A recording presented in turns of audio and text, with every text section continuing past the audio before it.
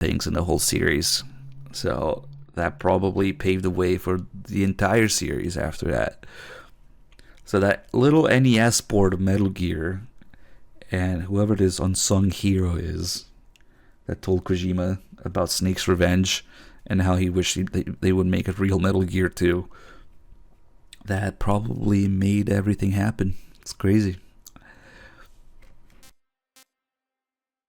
And like some games at the time, um, Metal Gear 2 included a sound chip in its cartridge to go past the capabilities of the MSX2 in terms of sound. So yeah, all of that is reflected. Let's do it.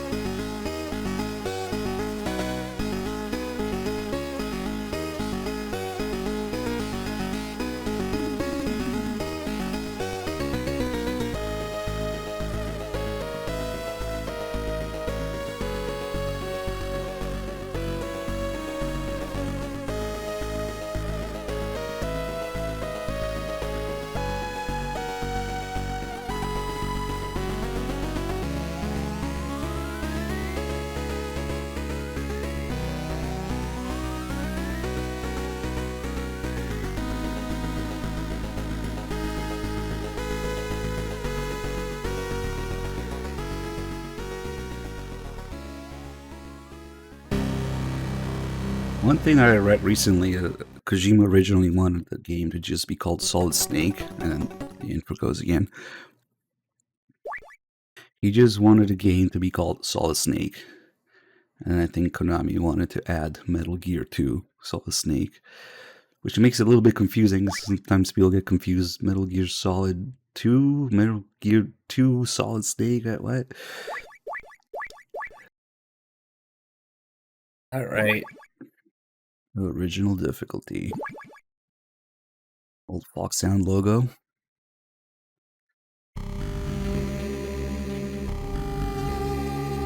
Start off by climbing on from a cliff here, just looking Ground Zeroes. This is Snake. I've reached the infiltration point.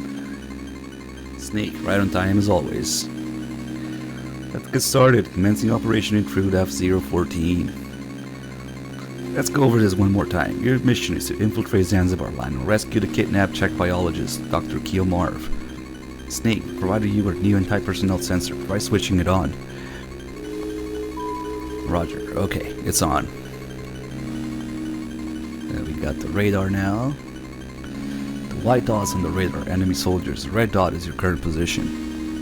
The radar is equipped with several other types of sensors as well. They should warn you of any unseen dangers. What's the radar's effective range? Take a look at your radar display. It shows a 9-screen area centered on your position. However, it may not work in small enclosed spaces.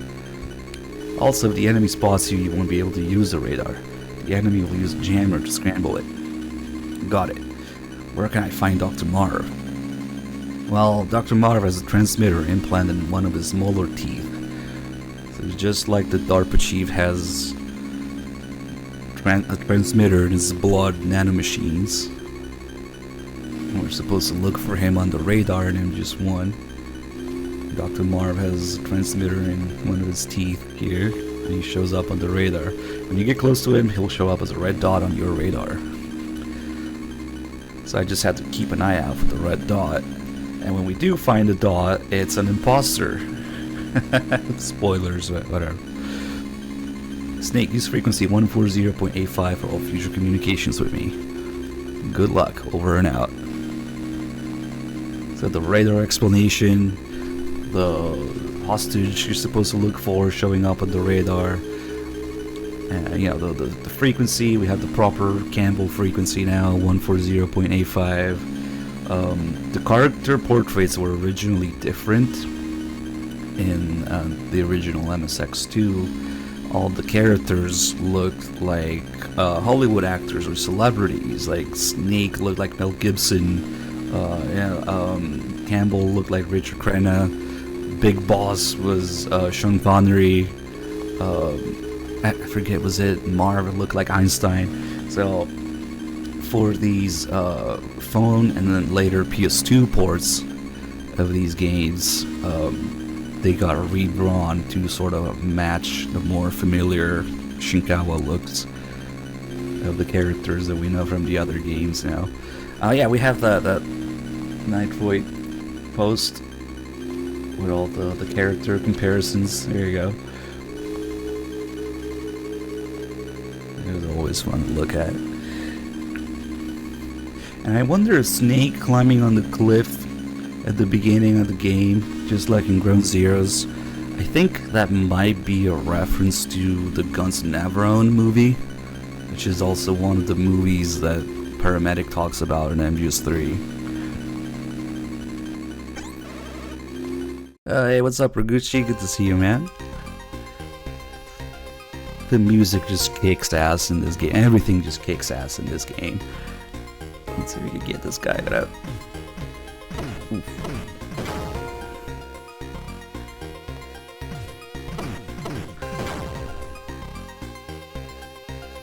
So now the enemies stop and look to the side. They turn their heads a little bit. You can kind of tell with just a few pixels. It's actually impressive. We got rations, which do not respawn in this game like they do in Metal Gear 1. And we got 3 types of rations. in this game. It tells you exactly what's in it. It contains beef, pork, ham and eggs, tuna fish, chocolate, and crackers. So each of the items in the 3 kind of rations serve a purpose in the story and the gameplay, depending on what's in it. At some point you'll need one of each ration. And of course we have cigarettes. Surgeon General's warning. Cigarette smoking may be hazardous to your health. And when we start on the tanker in MGS2, Otacon references this. You haven't read the Surgeon General's warning, have you? Yeah, that's where it is. I forget if it says that in Metal Gear 1 as well. And then we can crawl, of course. Use crawling to sneak through gaps in the fence, over and out. And this game also has a lot more just generic calls. In Metal Gear 1, a lot of times you try to call people, unless there's something going on specifically they won't answer. But in this game, you can always call, and they'll have their rotation of generic calls, or whatever you're nearby. Like in this case, the truck. You can enter trucks that are facing north.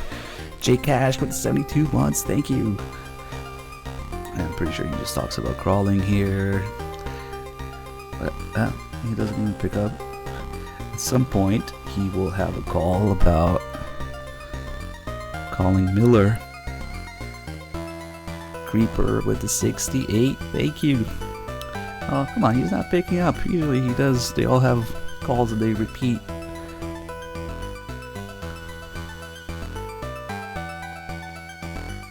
Okay, he's still not picking up.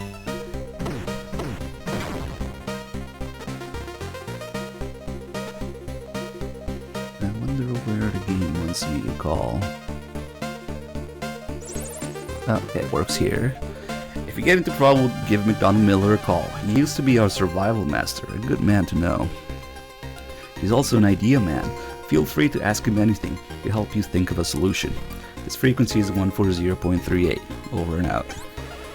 I don't think it works right away. It's still kind of dependent on where you are. But just in general, there's a lot more calls, a lot more dialogue. Snake has a lot more lines. I didn't even realize until somebody asked earlier during Metal Gear 1. Could drop ammo for a gun that I don't have, can't carry right now. Snake doesn't actually have many lines at all in Metal Gear 1 until like the end, where he reports that the mission's complete. In Metal Gear 2, there's proper cutscenes and dialogue all the time. Oof.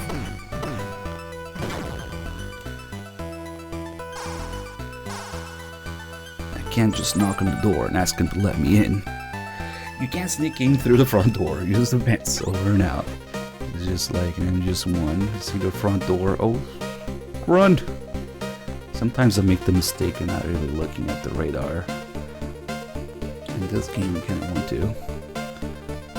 So yeah, there's a front door, there's a truck with a gun, and there's the vents to get in, which leads into the tank hangar. Alright, this guy gets out of the way, we can get it. Huge M9.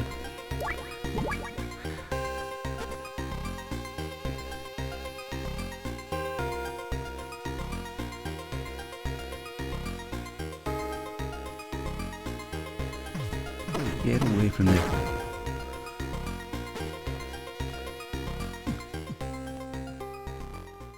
And then the music dies down when you get inside. You get kind of more softer music. And I would almost say that the layout of these vents resembles the one on the B1 floor in MGS1, where if you keep going to the left, there's ammo. And then there's a dead end. Kind of like where you see Johnny for the first time. Because we can get out here, but it's just gonna be a dead end. But we are now inside the tank hangar. Let's see, we should be able to call Miller here. Oh, also tells us about Castler. If you need to know anything about mercenaries or enemy weapons, ask our mercenary expert, George Castler. He knows everything. He used to work for us as a military advisor. You can quest him. His frequency is 140.93. So Castler only picks up during boss fights, because that's what he talks about. But pick up the tab for the info. Just don't ask him about whale cuisine. Over and out. I don't know what the deal is with that. So Miller's frequency was what, 38?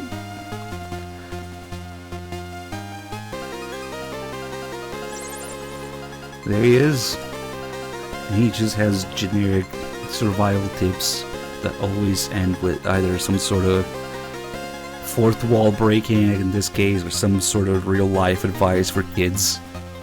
The more you sweat, the less you'll bleed. The more tears you shed, the fewer game overs you'll get. Game over and out. He just has a bunch of silly calls. You should wait 30 minutes after eating before playing games. The blood flow shifts to your stomach, and your brain doesn't function as quickly. That's when your attention level is at its lowest. So you should wait 30 minutes after eating before you start playing. Over and out. What? Imagine that. Okay. Adversity only makes the human will stronger. Just motivational calls here. Your ability to survive depends on the limits of your mental strength. In the end, it all comes down to your will to live. See if we can get this spit call. Oh, this one. When making decisions on the battlefield, there's no single right answer. Just trust your own judgment. Over and out. This is the call that actually comes back in Ground Zero's Deja Vu mission. You know, like looking for all the game logos, and it's pretty cool because you have Kaz actually voicing his own line, Miller's line in Metal Gear 2. That's the call that made it there. Whatever happens, don't give up. Do whatever it takes to survive.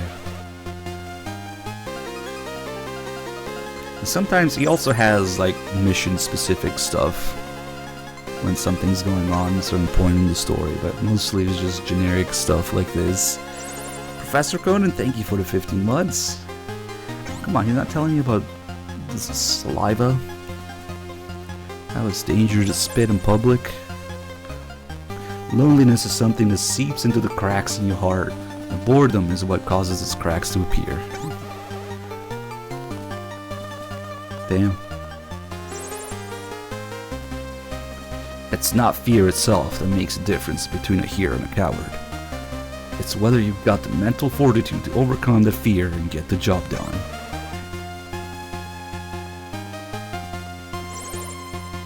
Snake, don't drink the yellow snow. What? That's later. And it shows that Liquid really must have done his research in MGS1, because a lot of the stuff he talks about is very similar to this. When replenishing your fluids, you shouldn't drink more than 100 cc's at a time. When it absorbs fluids, your body burns an amount of energy equal to the temperature difference between your body and the fluid. That's because it has to raise the fluid's temperature to match your body temperature. It also makes your blood thinner, slowing your brain functions. So don't drink too much soda while you're playing. Over and out. You should wait 30 minutes before playing after eating. You shouldn't drink too much soda. That's some real life advice for kids to follow if they're playing. Yeah. There's the one about the saliva that he always repeats usually. He's not saying it right now. Okay, maybe if I go the other way. We can't do anything here.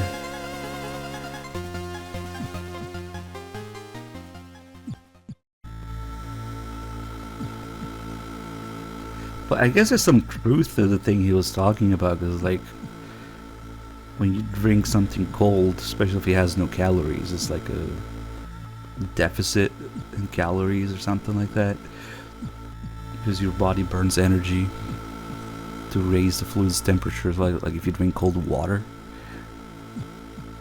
it's negative calories.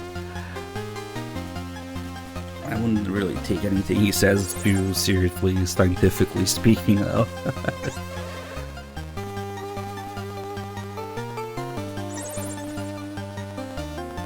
There you go. You can drink your own saliva, but never spit it out. The enemy can tell how tired you are by looking at saliva on the ground or in plants. They can even estimate how long ago you were there. So don't spit in public. It's a dangerous habit. Over and out.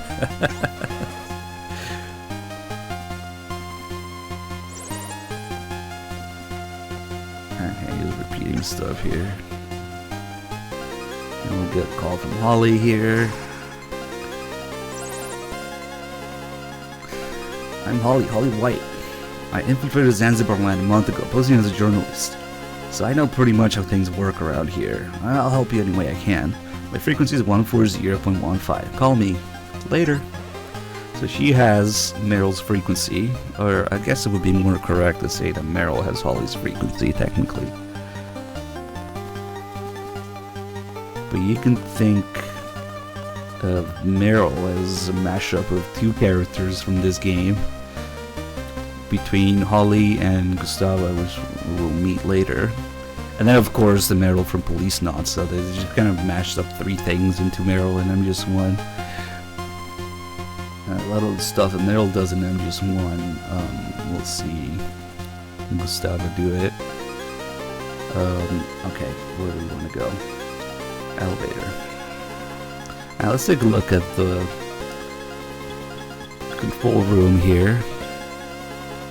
So this is pretty interesting. If you stay in here a few seconds, the national anthem starts playing.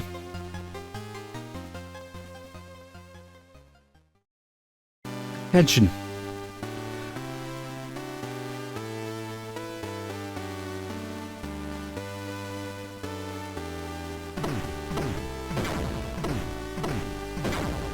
Zanzibar Land National Anthem, which totally doesn't sound like a Christmas song or anything. So when that plays, the soldiers are just on the attention, not paying any attention to their surroundings. They can just punch them. Later in the game, there's a tape. This is actually the first game where you could play music on the tape. There's a tape that you can use to play it, and it makes everybody on the screen stand still. So this is kind of like a safe area you can run into if you get an alert. And also it shows the layout of the entire game. It's the cliff we just went past at the beginning. And then right now we're in the first building here.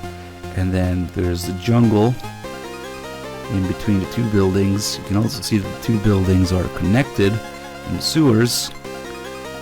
And then the second building, a bunch of stuff happens. More cliffs, then the bridge later gets destroyed, and then the barracks / prison at the end. So almost the entirety of the game's layout is here. So everything just takes place between these two buildings mostly. You just gotta keep going back and forth a million times. Oh shoot, Amanda's here. What's up?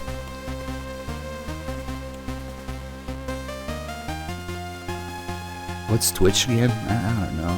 Some scam website. Oh wait, that guy's coming up here.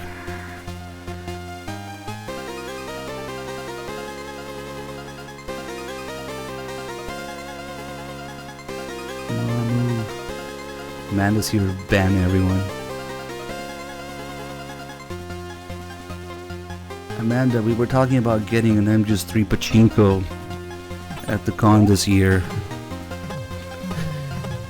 We need some logistical assistance for that. I'm kidding, but it would be pretty dope. AJ, thank you. Wait, what's going on with that alert? 3 months gift courtesy of Traxo has entered month 2. Okay. Oh, okay. It actually says on the feed it's 111 months resub. Thank you.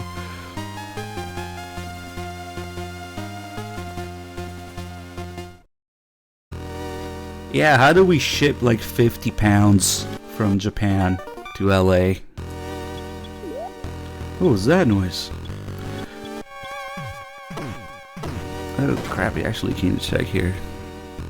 Alright, and we get card 1 in here. And we should have a few calls about the noise-making floor. Just hosted in Japan. Ambiathon Japan edition. With all the Japanese voice actors. When faced with a difficult task, like shipping a pachinko machine from Japan to LA, just tell yourself, I can do it. And do it. Imagine how happy you'll be when you succeed.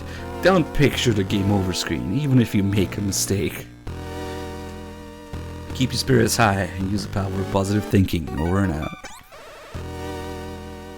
Damn. Maybe we'll do a donation goal for it. I don't know if Dim's still here, but I mean, that's usually the case, right? Just throw money at the problem. If he's serious, and if Amanda's okay with it, it's not completely out of the question that we might do a fundraiser for that. Can you donate a Kill or Save Meryl yet? I guess you could. Well, it's just a little weird, but okay. We'll keep track of it. I've had people do it like the day before, so it's not even the worst. Is he not talking about the... Oh, I think it's Campbell that talks about the floor here. Why are you not picking up?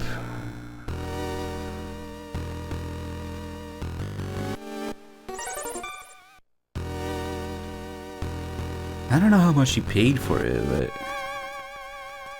It fluctuated quite a bit. At one point it was like $700. I think it went up. Oh shit, it's $2,000 now. Damn. Safi just linked an eBay page with it. Oh, it's in Connecticut. It's in the US already. 2 available, 9 sold. What the fuck is this guy up to? 9 sold? He has 11 pachinkos. What the hell?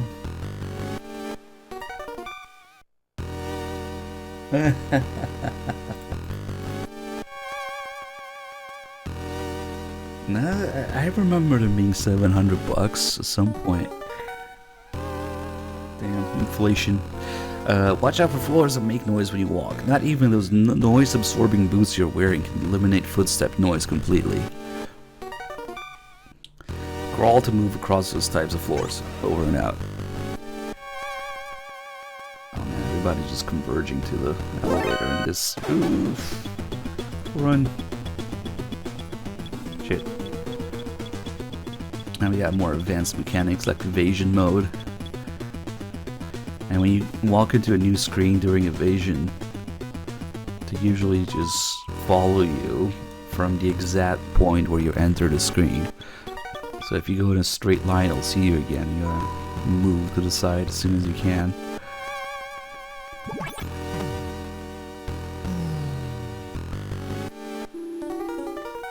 Make a pachinko line from GSCon.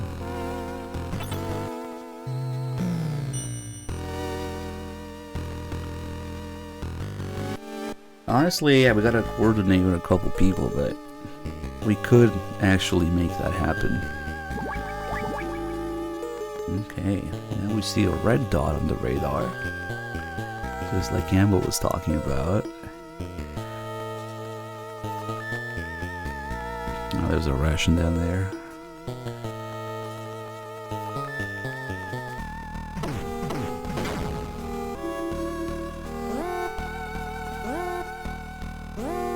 Another new mechanic, the O2 gauge.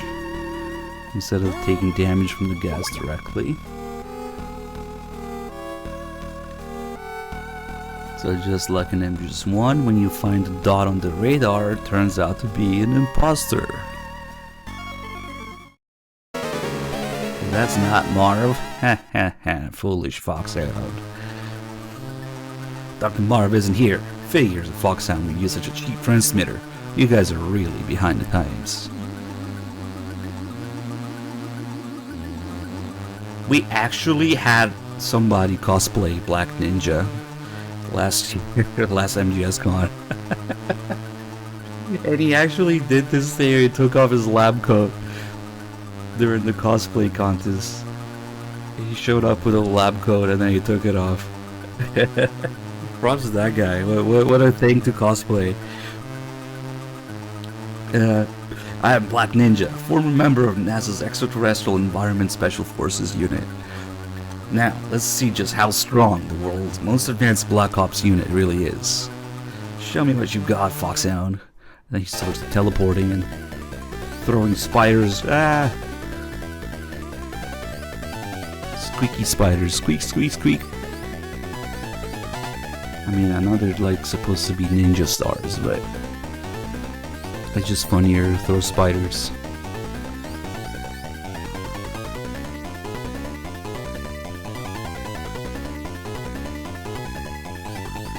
Somebody cosplaying Running Man, sprinting at her. He has to do with a gas mask, though.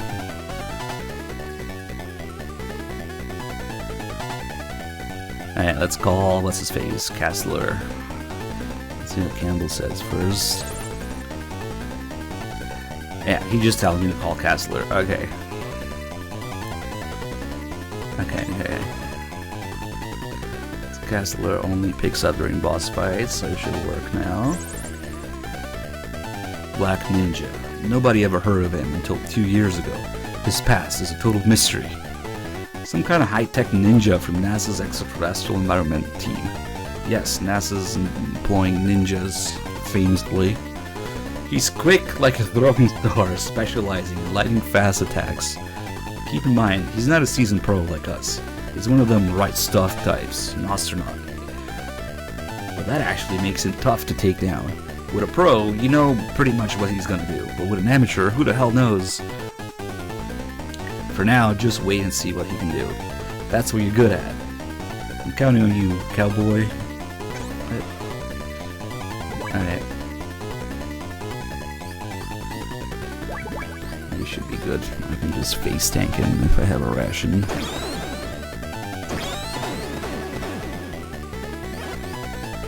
Oh, how did that miss? Come on.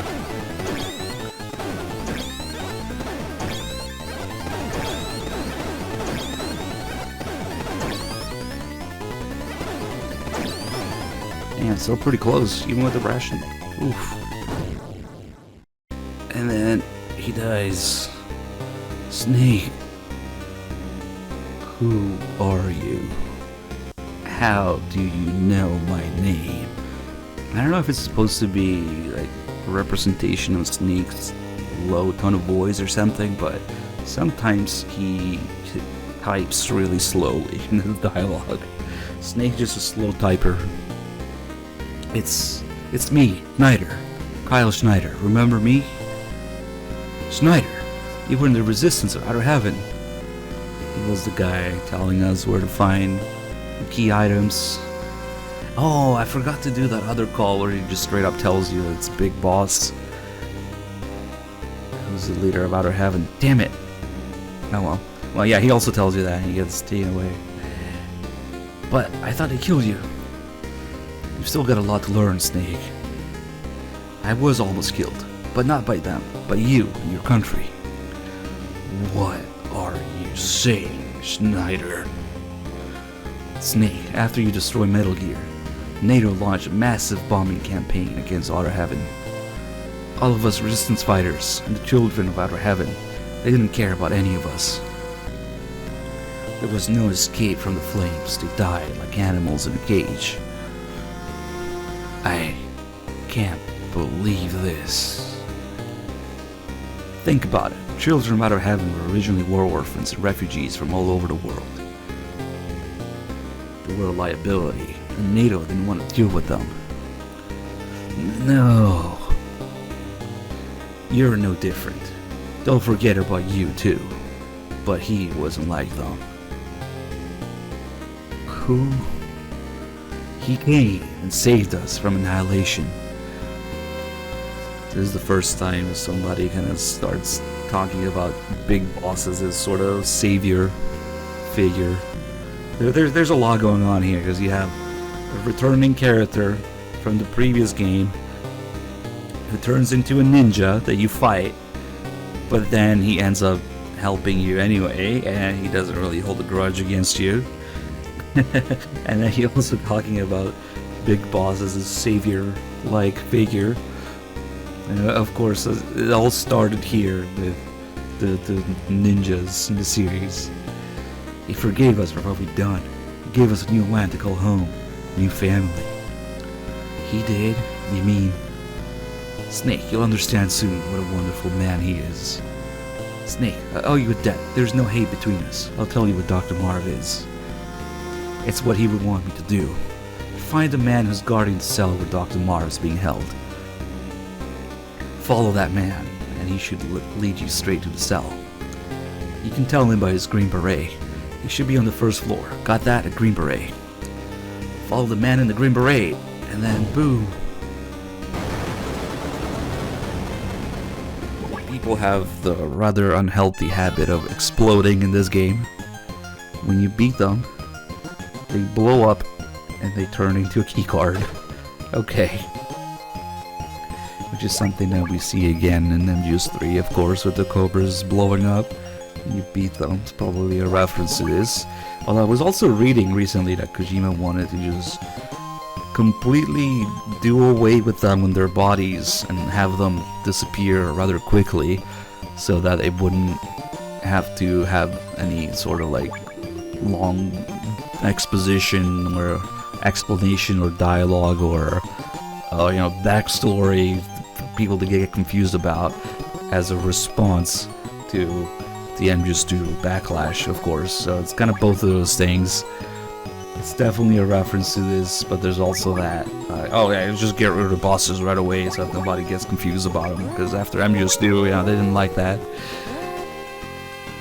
Just make sure they're dead. Which is funny, because later they go and fucking pick up the End's body anyway. Scoop him up with a spoon, I don't know, and his parasites. More on that later when we get to it. Now we have card 2. Actually, I could have gone the other way, I guess, but that's okay. I think there were lasers that don't move if you go up from there. But we would have ended up here.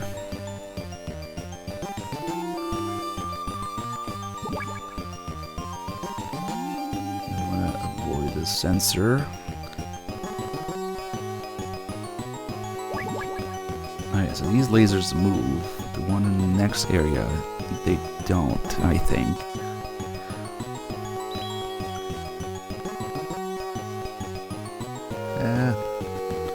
So yeah, we would have ended up there. Had to go through these lasers that don't move. Yeah, more lasers here. I wonder how the item calls work. This game might not have item calls. Your mission is to avoid contact with the enemy, not to eliminate them. Forget everything you've ever seen in action movies. Over and out. AI's Falls with 86 mods. Thank you so much.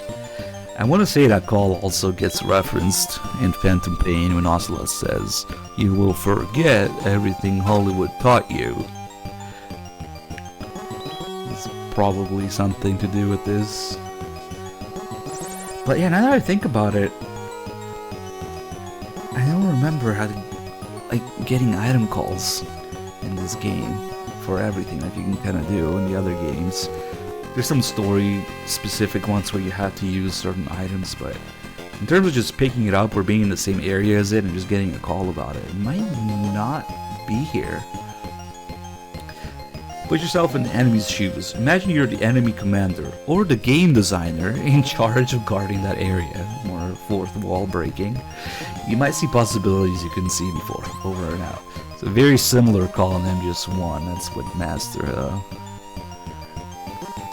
If you put yourself in the enemy's commander's shoes, you'll see new possibilities or something like that open up. It doesn't say game designer in MGS1 though. It's also like a Campbell call here. That's close enough. I think Miller is repeating nonsense right now. Oh, okay, he's talking about the lasers, because we're near lasers. Cigarette smoke allows you to see infrared beams, so we're out. Okay, cool.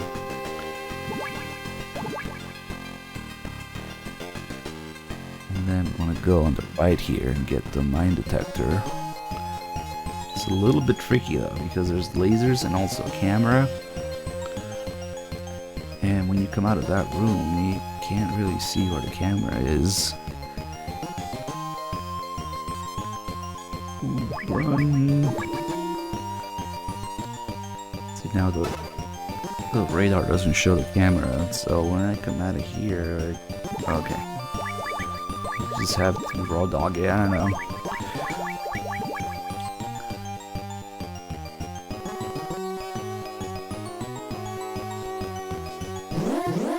Oh, what the hell? Okay.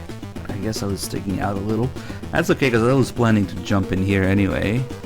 The dust chute here.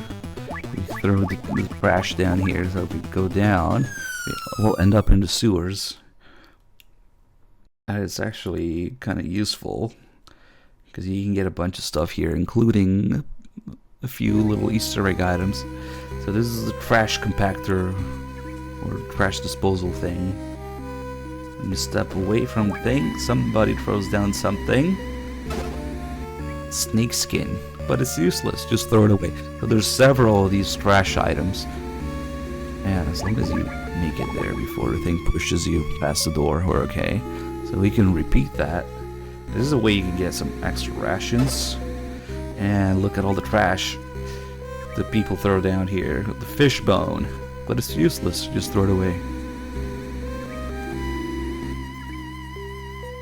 Actually, I remember something. Let's see.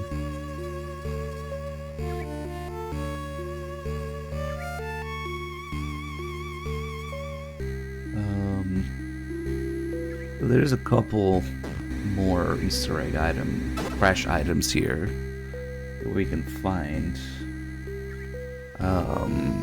This is just a ration.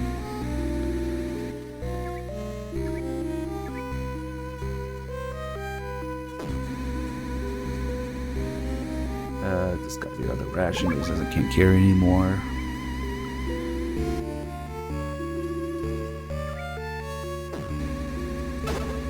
A cigarette butt, but it's useless. Just throw it away. Okay.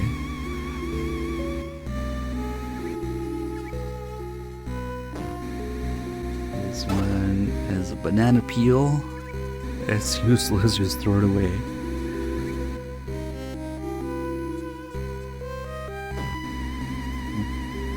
Ration. It's being a little stubborn right now. Yeah, the order is simply release order, so we're doing Metal Gear 1 to Phantom Pain, everything in between. Picked up Mannequin's right arm.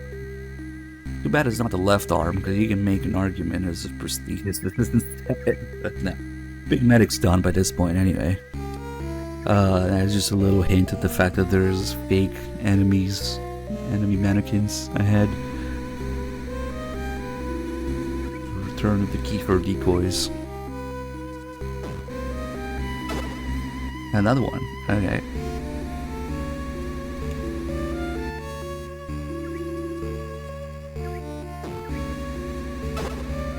Another ration.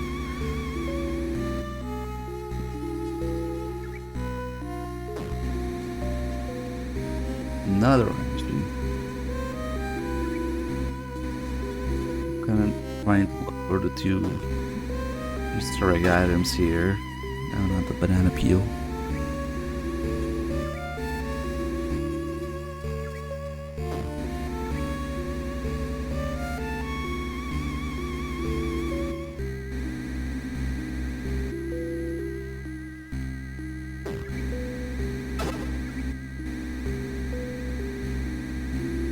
I wish Bad Humans were here, because I think he told me about this thing that I'm looking for now, exactly what it was.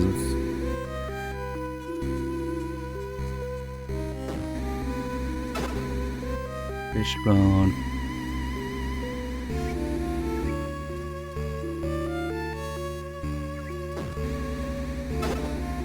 Another cigarette butt.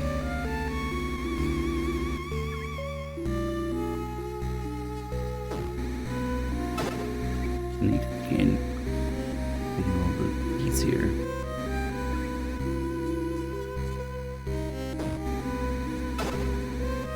Come on.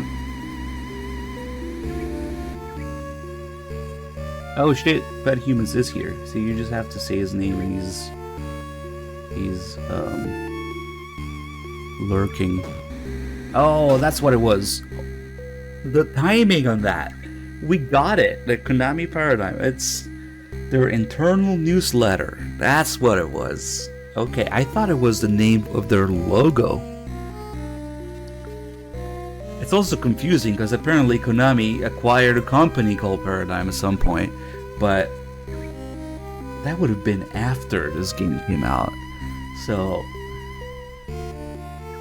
somebody threw away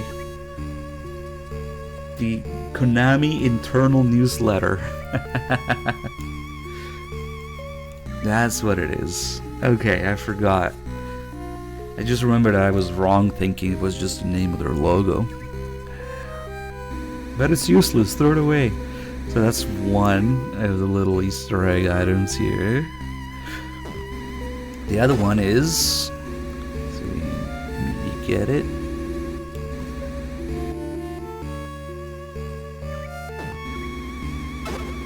No, not the empty bottle. This bottle. Not the cigarette butt. Crumpled up pieces of paper, Konami newsletter, and damn it, it's not showing up.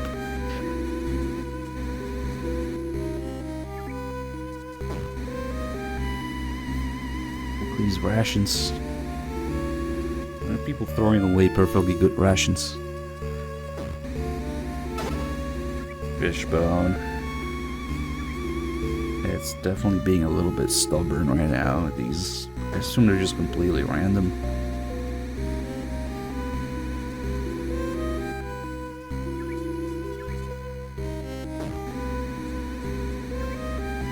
So many regions.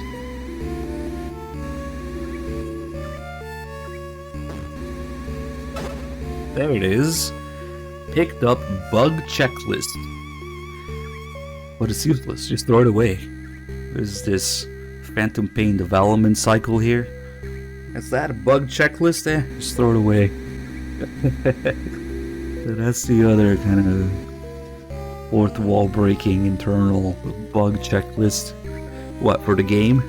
And they threw it away? Okay. Some Craven's work into the trash. Yeah. Alright, we got both of those that I wanted to show. Those are really the two unique items there. And now we're all the way down to sewers. We want to go back up to the second floor.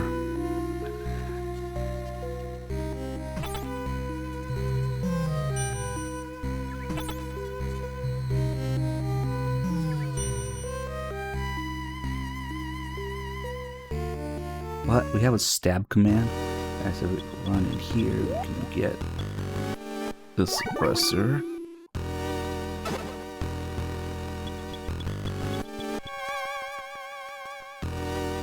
That's really all we need on this floor right now. Then we come back down to the first floor. So we got the gas mask, we got the mine detector, we got the suppressor, we got the card. Yeah, sometimes I gotta stop for a second and think if I have all the items I need. Because the game won't let you continue for a little bit until you realize you missed some key item. And we should be good now.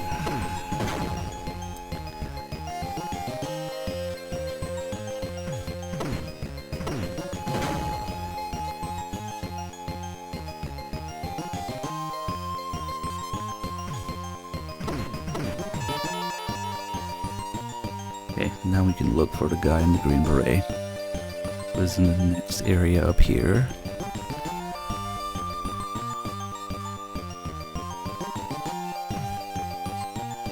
Okay.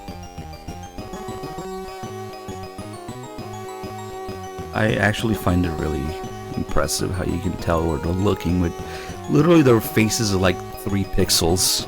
You can tell which way they're looking. It's amazing. Hey, this guy's facing this way now. Okay. There he is. So just wait for him to get out here.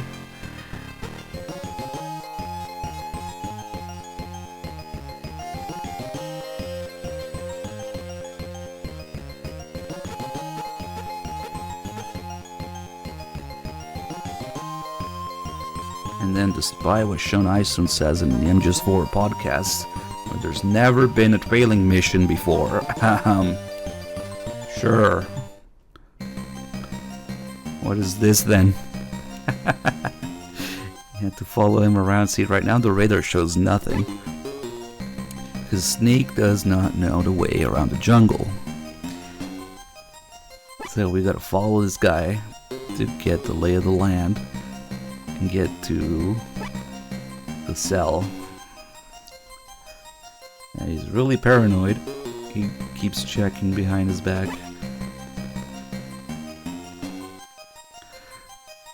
The Metal Gear Solid 4 Integral Podcast.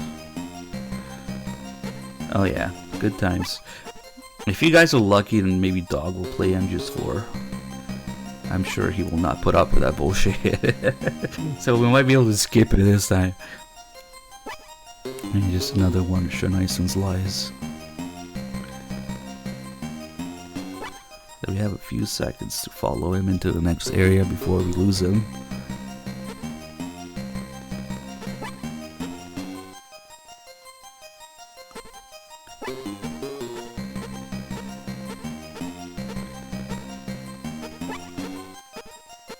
Everything's so squeaky in this game.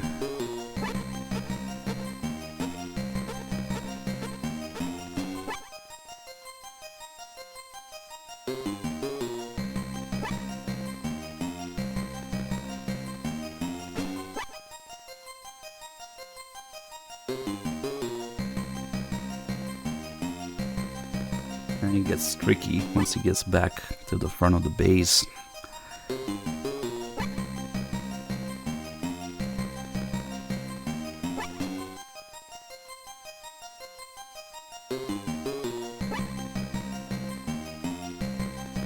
And he starts running around and stopping to trick the player. Here, you don't want to move.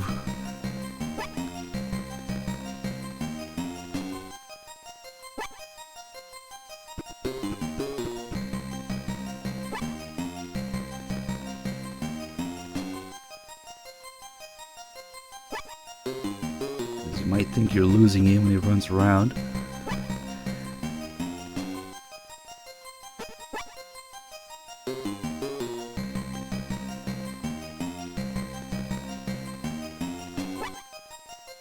I wonder what the calls are during this. Something is creating a jamming signal. Your radar won't work. Okay. That's it? Yeah, I thought it was because we just don't know. And Dave, holy crap. 120 months. 10 years. 10 years of support. Thank you so much.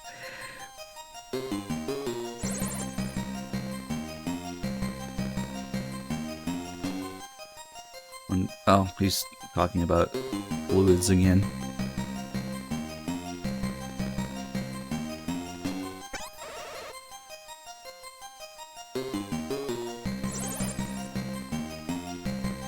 Okay, he's not talking about it at all. Maybe Holly?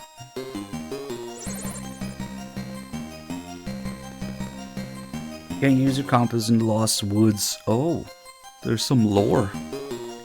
I didn't know that's what it's called. The Lost Woods. We just call it the jungle. Alright.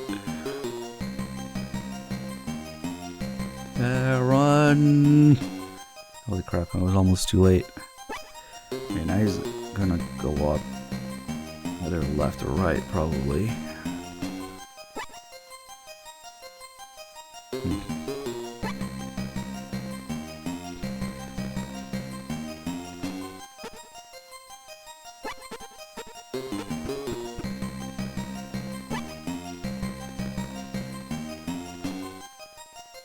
Alright, now we can get rid of them. Now we know how to get around.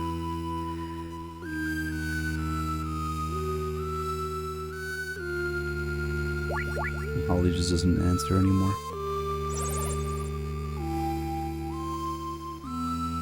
What? Campbell with the spoilers. Wait, we're not supposed to know about this yet. Okay, we're supposed to hear the tap code in the next room, but it's a tap code. They were used to communicate in North Vietnamese POW camps.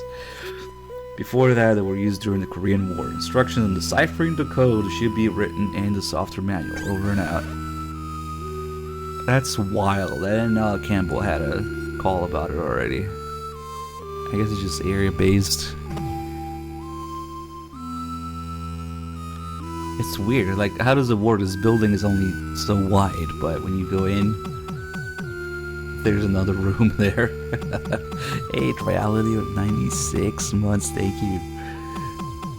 So that's what he was talking about.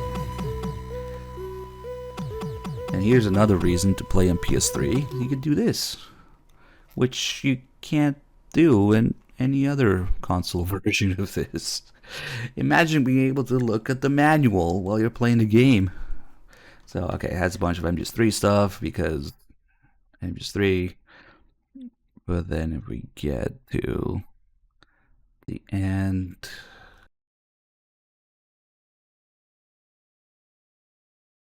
blah, blah, blah, blah, blah, blah, blah. Okay. Metal Gear 1. And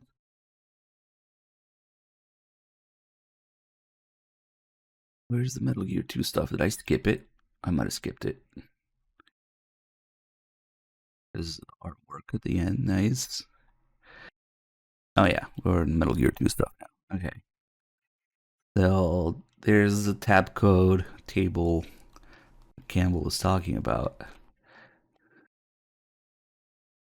Tab code communication method that was used in prison North Vietnam. The prison referred to as the Hanoi Hilton. The Hilton! MGS-Con confirmed. It is said that it was also used during the Korean War. Communication method involves tapping, using some form of sound to encode messages. The sender would tap out a signal against a wall or floor or pipe based on the charge to the right. The receiver then decoded the tap signal using the same chart. Thus, prisoners were able to exchange information without speaking to each other. First, tap out the row, then tap out one tap for first row, the 2 taps for second row. When the row has been tapped out, pause briefly, then similarly tap out the column. Hey, little boy, thank you so much for the 33 months. I'm glad you enjoyed the stream. I always appreciate the kind words. What did you do, viewer? What? Reading? Ugh. So, yeah, we're not gonna do all that because I already know the frequency, but it's cool that they included that. I wonder if it's actually based, because it says the sender would tap out a signal against the wall based on the chart to the right. So they got the actual like real life chart that was used for this. That's kind of cool if they did. But yeah, and I'm not trying to be like a smart ass about this, but I legitimately could not figure out playing on PS4 or PS5, the Master Collection, if there is a way to look at the manual for the games while you're in the game. I don't know. I legitimately could not figure out. I sat there for like half an hour fiddling with all the menus on PS4 and I couldn't find it. So if somebody knows how to do this on something that's not a PS3, that would be interesting to hear. Okay, so what was it? 82? The technology just isn't there yet. Ah, I see you figure out my code. Matnar. Where's Dr. Marv? It's been a while, eh, Solid Snake? Dr. Drago Petrovich Matnar, how did you... Marv and I knew each other from the Prague Academy. We didn't speak each other's language, but we were scientific comrades after a fashion. Hey, Mazara, thank you for the 9 months. You brought the brute force to frequency, damn. I was captured along with Marv while we were in America. Where is Dr. Marv? Snake doesn't give a shit about Madnar's nonsense here. He was moved from here to the tower building a few days ago. It's a tall building a few kilometers north of here. Damn it, I'm late again. So Marv's in the tower building. Snake, can you guess why they've left me alive? They must need you for something. And that means... Yes, Metal Gear, Snake. It is here in Zanzibar land. I've already completed a new Metal Gear. The one you destroyed 3 years ago was only a prototype. The new improved Metal Gear is many, many times more powerful. They're also working on a light version for mass production. Then it was Metal Gear that attacked the nuke disposal sites, making Metal Gear the most successful Metal Gear in the entire Metal Gear universe. The only time it got actually used extensively. Big Boss nuked half the world using Metal Gear D, destroying every other nation's nuke sites. So it's probably the only one that actually saw some use. Probably killed a bunch of people in the process too. Precisely, Metal Gear is a nuclear-equipped walking tank. Its true power is unleashed only when it is armed with nuclear weapons. Zanzibar land now has the only nukes in the world, and now they have their sights set on Oilix, a miracle energy source. Snake, now that you know all this, perhaps you can guess who's behind it? Peace Walker. Yeah, Zeke. I guess Zeke gets deployed in outer ops. It doesn't nuke things up. Big Boss. Very sane. Metal Gear and Oilix. He plots to rule the world. We cannot let the secret of Oilix fall into his hands. Science is not meant to be used only for killing. Marv's will is strong, but his heart is weak. We must hurry. Was it Marv or Matnar that looked like Einstein in the original? We were just looking at it earlier. But yeah, one of them was actually supposed to look like Einstein. I guess he still kind of does. I don't know how he would withstand their torture. If they used drugs on him, he wouldn't last long. Marv and I were both carrying microtransmitters inside our bodies that were given to us by a female agent from STD.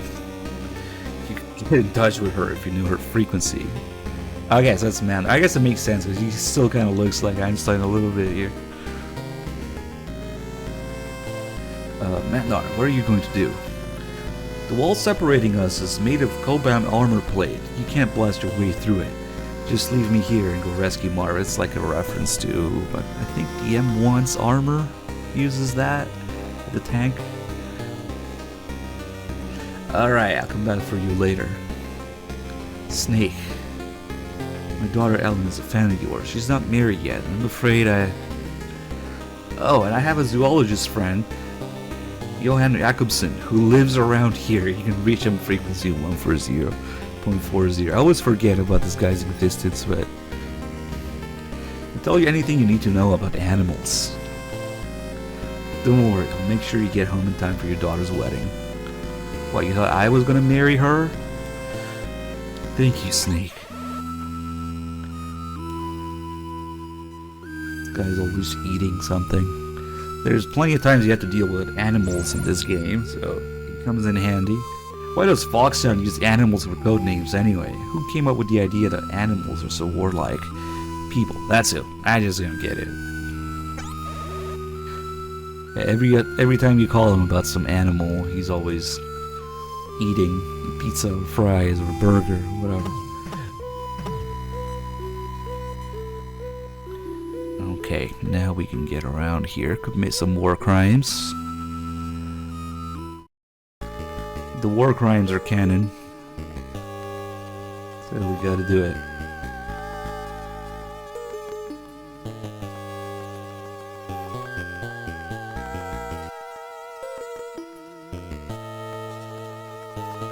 First, we'll step onto the minefield here.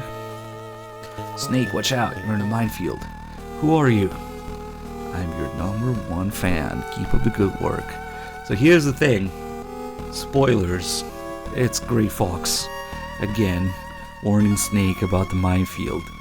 The thing is, this version of the game got translated after MGS1 came out, because it's still the phone re-release, right? But the original line, obviously the game came out before MGS1, so it's actually a little mistranslation from the Japanese. I think we had this double checked. He's not supposed to say I'm your #1 fan, but rather I'm one of your fans, which I guess with the sentence structure in Japanese gets a little confusing. But the thing is, if you look at it in MGS1 or here, on the original Japanese for this, it's supposed to be the same line. Just another one of those many, many lines that got retranslated, reworded again in English and got kind of lost the reference there. Lost in translation, but it's supposed to be the exact same thing he says in MGS1. Or rather, well, what he says in MGS1 is supposed to be the exact same thing he originally said here. So yeah, not your #1 fan, but rather one of your fans. Keep up the good work. One of your fans. So now we'll pick up some mines.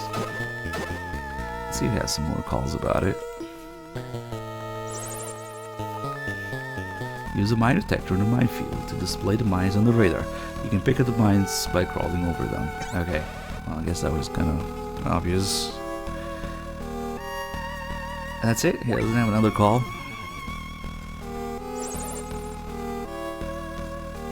Stop talking about spit, Miller. Okay. Maybe Holly will have something to say. I know she has a call about the sand later, not here though. Okay. Here's what we're gonna do. First, we're gonna pick up some mines.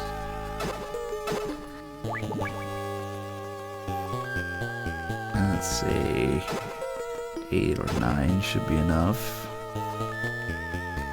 And then we're gonna go back. And looky here, there's a kid.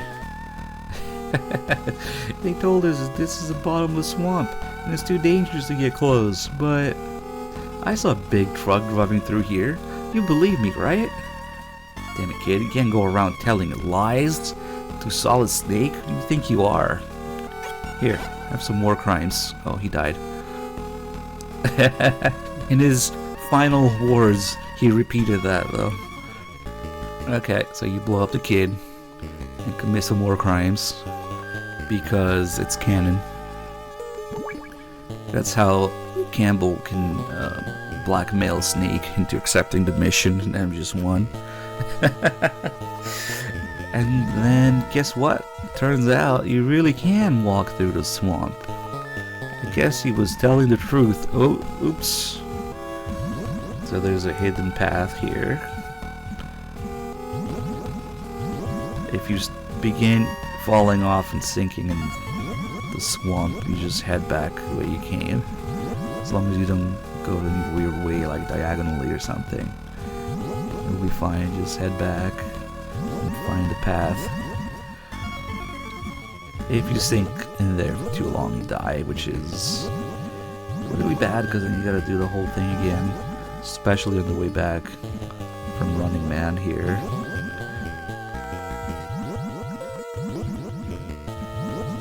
And I should go to the right. Somewhere here it goes up. There we go. Another kid. Trucks coming out of here all the time. Now, to be fair, the game does punish you for killing kids in 2 ways. One is, even if you're nowhere near the explosion, Snake still takes damage every time you kill a kid. And then number 2 is they censored, as far as I can tell, they modified the explosion visual effect. If you throw a grenade or you place a mine for a kid, the explosion just doesn't play, which is really curious. Earlier it played because I was right there on top of it too. But this one we can put all the way here, And let's see. Oh, what the hell? It's still played. Is it? Maybe it's only for the grenades. The grenades explosion definitely doesn't show up. Then maybe it's not intended. Maybe it's just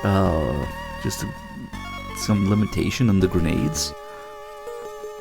We'll have to double check. And I'm pretty sure the grenades it doesn't play.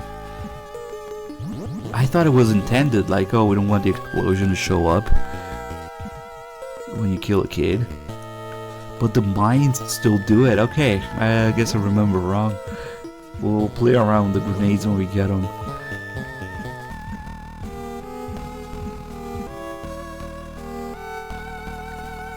I think 7 mines is enough for this. But yeah, it just hurts you when you kill a kid. Oh well. It's still telling you, look, this is bad, don't do this.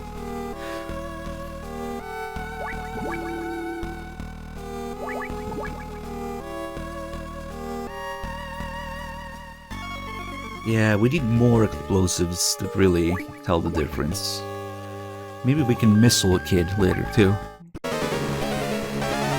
Here we go, the greatest of all time.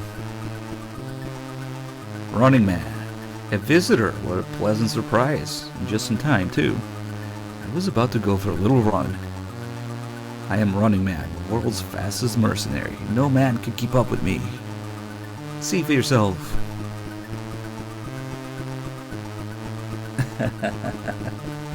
Yeah, we need we need like a tiebreaker explosion thing for the kids. We'll really make sure now. What do you think? Pretty fast, eh? But I'm just getting warmed up. He already lost his breath, but I guess he's running in a gas mask. There's that. Hear that sound? That's nerve gas. Defeat me before the gas gets to you, and you might survive. The clock is ticking. Let the race begin. Okay. So we can't get close to him because he's too fast. But conveniently, there's a really narrow path there that he has to go through. So we can just place mines there. Let's call Castler here. It escalates quickly. Running Man's background. Running Man. He was a sprinter at the Barcelona Olympics. He ran the 100-meter dash in 9.69 seconds. Nice. Then he got busted for doping and joined with a terrorist outfit. Okay. It escalates quickly. Damn. There's no way you're gonna keep up with him. It's like a snake trying to catch a cheetah. You're gonna have to set a trap and catch him. Plant the trap in his path and you might have a chance. Of course, that's if you can do it before the gas gets there. The trick here is to use the speed against him over and out.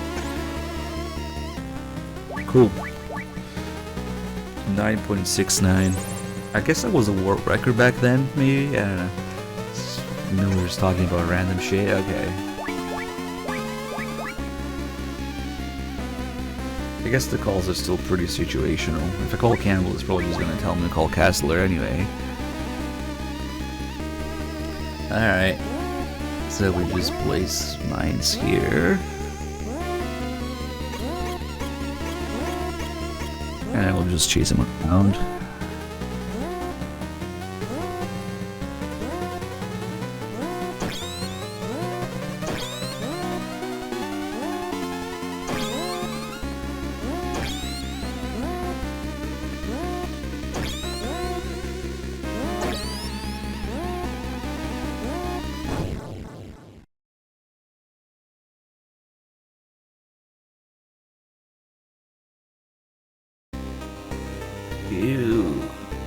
You use my speed against me. What's your name? Bond. James Bond. I ain't Snake. Solid Snake. Snake. The cheater has lost to a snake. How could this happen? Guess you weren't fast enough.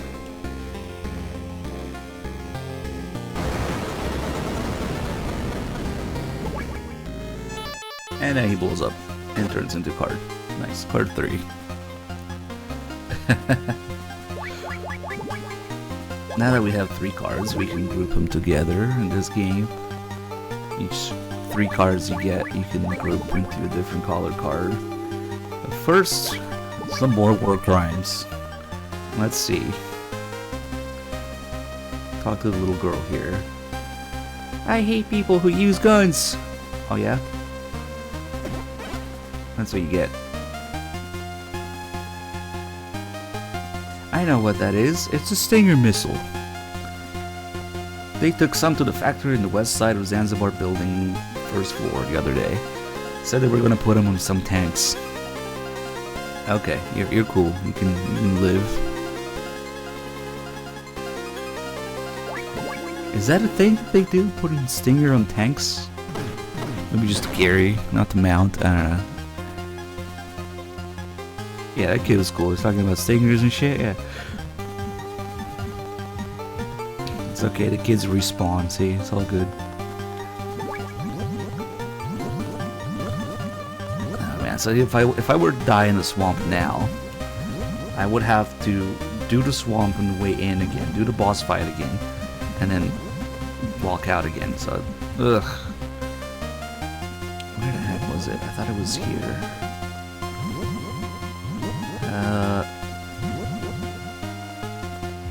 There we go.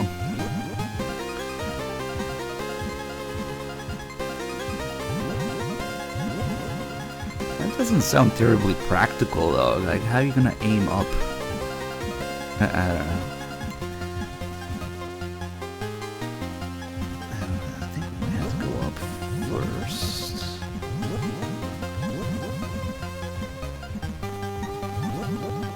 Shit. Oof.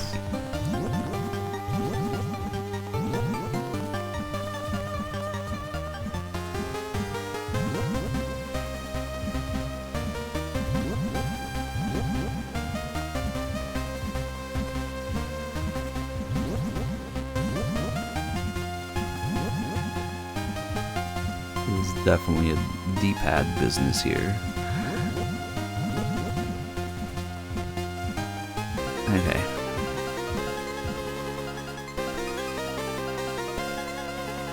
Pretty much every time you get 3 cards, you'll have some sort of reason or excuse to go back to the first building. So even when you get card 9, even when you're that late into the game, that just shows you how much backtracking there is. You'll be back here again. Although for that particular one there is a way to avoid it, if you know what's gonna happen in advance.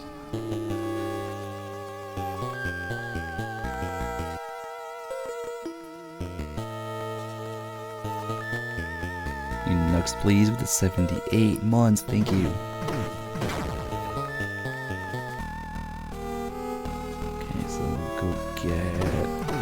That's the red card in here.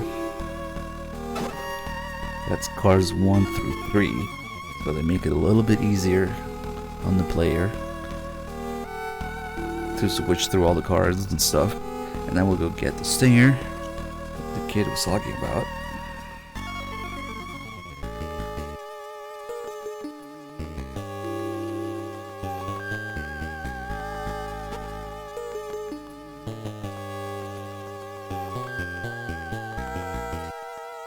Yeah, it just got progressively better and better, the cards in each game. Yeah, like in Metal Gear 1, you didn't have anything. Just all the cards and all the doors without numbers. And in Metal Gear 2, you get these combined cards every 3. And then in MGS1, you only get 1 card at the highest level. And then in MGS2, you don't even have to equip the card to get through, to go through a door. It's really interesting how it just kept evolving. And of course there's no more key cards after MGS2. It's kind of sad actually. Although there is a punch card in MGS3.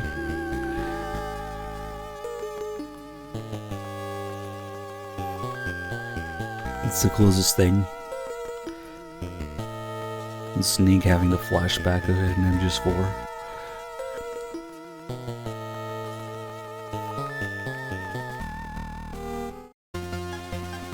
Yeah, kind of like how the series evolution stopped.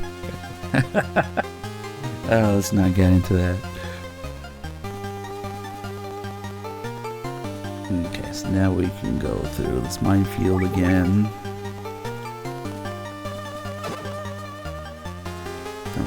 these mines much now.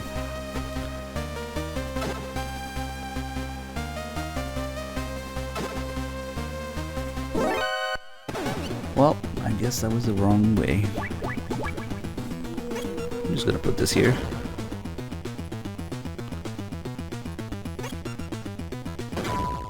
And I guess they're nice to have for this.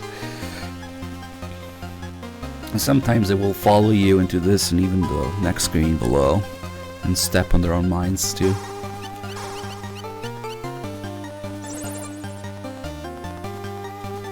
That's singing sand, imported all the way from Okinawa, Japan. It squeaks when you walk on it. The sound will give your position away, so be careful. See ya. Apparently that's a real thing. I don't know if it's like the air between the sand or something. Or maybe it sounds more like farts. If it's air coming out. Farting sand.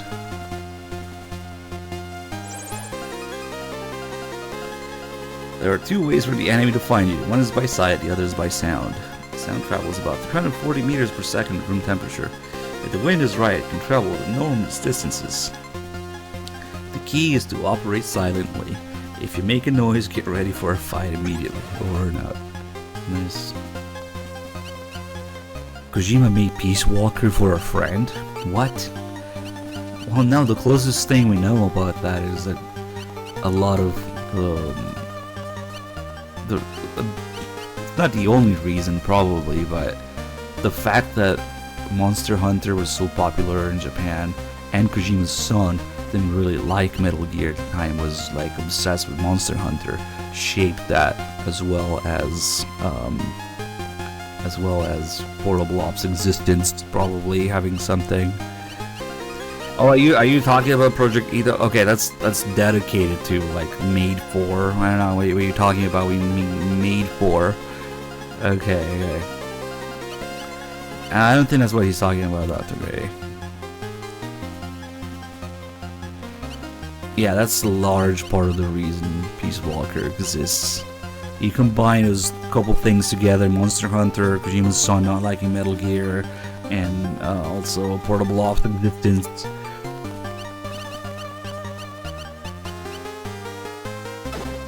I'm sure there's more to it.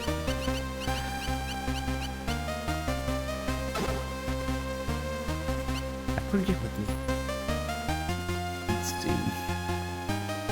Because it has a slightly different name.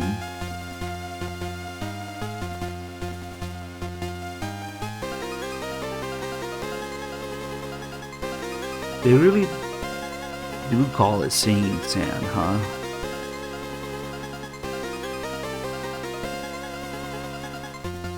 The sand sings not by friction but by vibration.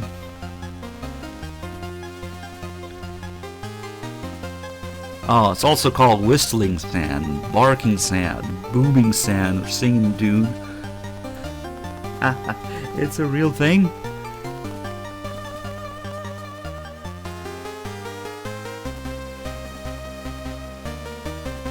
That's cool.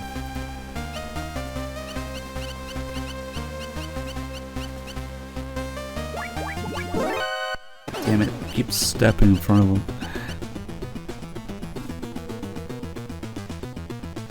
Because to be able to tell which way they're facing, you're gonna have to wait for them to move.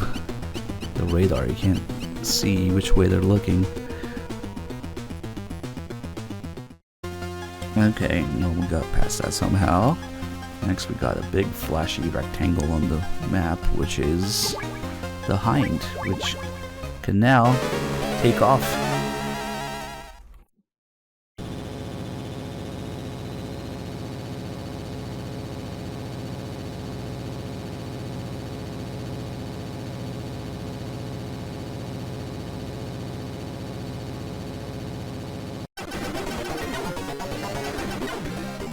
So many times. Kessler. Hindy. Just hearing that name makes my knees go wobbly. Weight capacity 12,000 kilograms. Top speed 250 kilometers per hour. Top altitude 4,500 meters. Those are not freedom units, Kessler. Those are strong units. It's armed with missiles and a Vulcan cannon, and protected by titanium armor. A real beast of a chopper. And why would a Russian helicopter have a Vulcan? I'm pretty sure it's just the Russian 12.7, right? Whatever. Maybe they modified it. You don't stand a snowball's chance in hell if it starts strafing you from above. They used to say that if you saw a Hindy coming at you, you might as well say your prayers. The Stinger missiles even the odds a little bit. With Stingers, you can knock a buzzer out of the sky, over and out. I know, I'm just fucking around.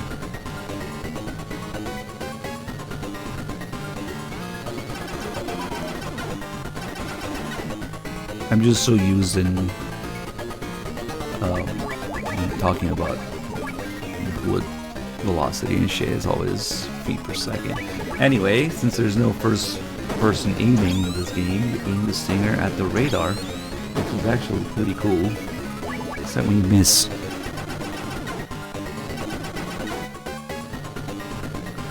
Ottoquin's call and I'm just new about the P90 and the 5.7 ballistics. The same thing. Okay, there we go. Let's get a bunch of scraps for that.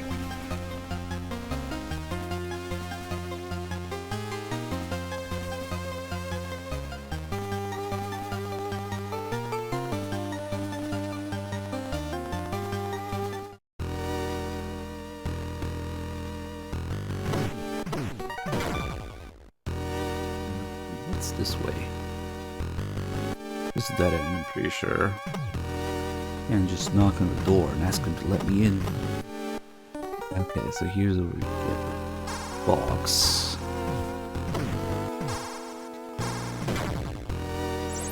It actually plays a vital role in this.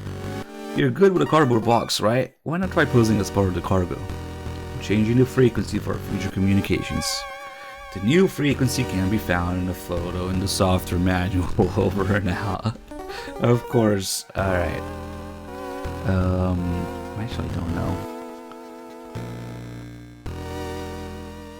Where could it be?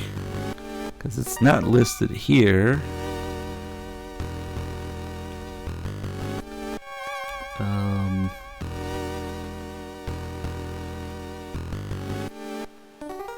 It's Holly. Where would... Oh, there it is. 140.66. And I keep trying to use the analog to move around, but... Wait, how does this thing work? I did it earlier. There we go. That's where they put it. Not quite on the back of the CD case. Also, it wasn't a CD, but it's there.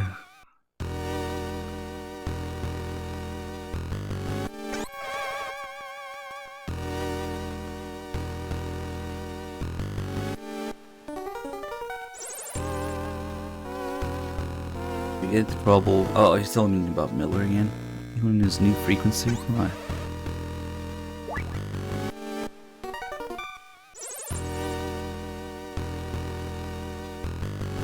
Liquid shooting down the jets with the Hind is a Dragon Ball character reference? What?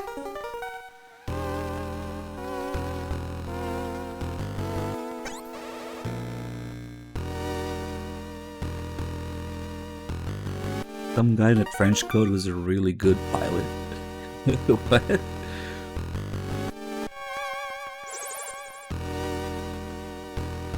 He was talking about fit and fluids and liquids.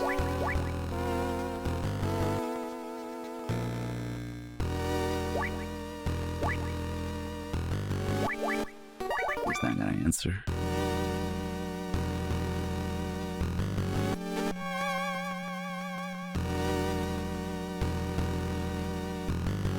That guy's right there.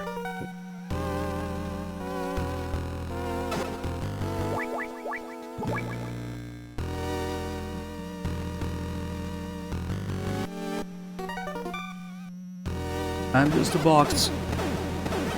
Bleeding. As long as you don't panic, they leave you alone. Even if they shoot the box a little bit. Which is actually something that comes back in MGS 3. With some of the snipers AI, like the Ocelot snipers. They do the exact same thing. They see the box, they don't come check, they just shoot it. And if you just don't move, you just take some damage, but they don't alert. Snake, I'm in trouble. They discovered my identity and now I'm a prisoner. Help me. Just when I finally managed to contact Dr. Marv. Where are you? Give me your location. I don't know. I was blindfolded. I think it's somewhere in the tower building. Oh yeah. Snake, I hear noises. Out to the left, I hear an elevator. To the right, I hear noise like a pump. There's water flowing in front of and behind me. Lethal Blue, thank you for the 18 months. Water in front and behind. A pump to the right. And an elevator to the left. I think I've got a pretty good picture now. Why you type so slow, Snake? Snake, I don't think they know about my cardio. My cardio. What? My radio yet. I don't know why I said cardio. But come quick, I'll be waiting. Yeah, that's what I was thinking too, Heaven's Doors. Definitely a lot more of those, like, human vehicles in the original Dragon Ball. Like Kid Goku destroying their shit, yeah. There's probably a specific scene where he destroys planes I can't think of. Or cardio.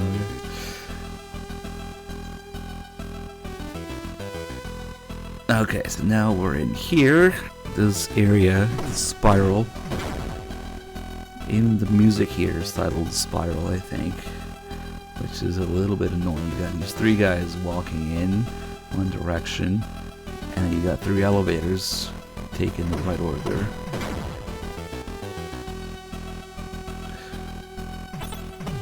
Yeah, I guess I was just glancing back and forth between the game and the chat, and my brain registered radio as cardio for some reason. Okay, so we want to take the middle elevator first. I can still remember this. And go down.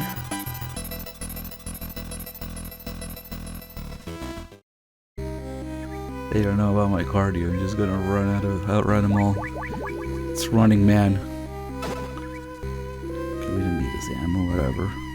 It's Kid here. Are you friends with the blunt lady, mister? Get the fuck out of the way, kid.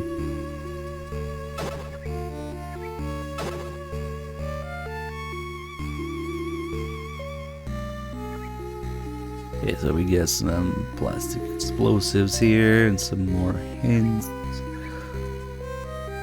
The one-eyed man told us to tell him if we saw a man wearing green clothes. The blunt lady says he isn't here. There's also that line that like confirms the big boss is like a man-child, and he doesn't like grown-ups. He's like us. This way.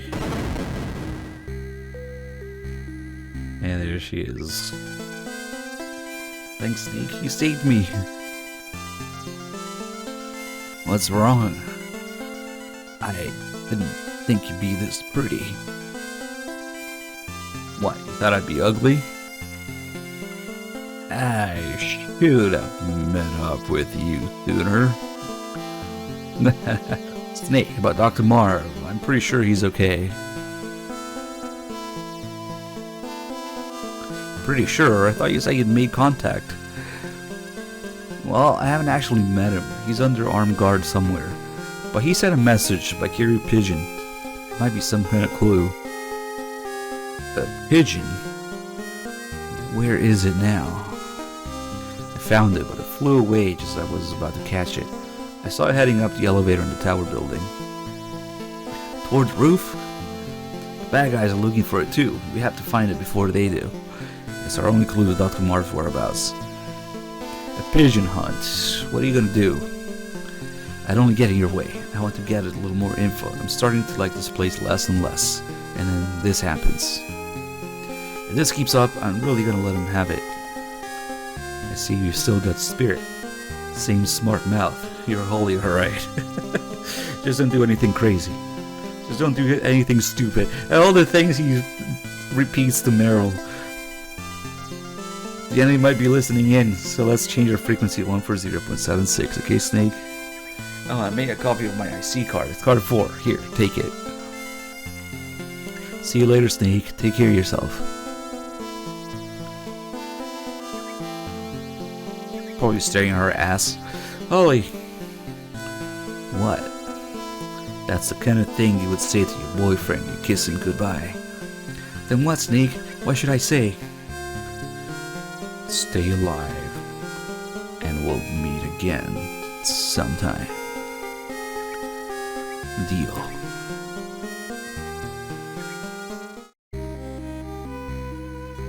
Now this might be looking too much into things, but remember I was saying that Holly and Gustava, they kind of got mixed into Meryl, right?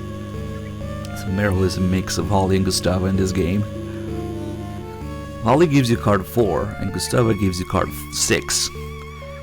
If you average that, it's card 5 that Meryl gives. Maybe there's something to that. I don't know if it's a coincidence, but if you combine the two, you end up with card 5 from Meryl. I don't know.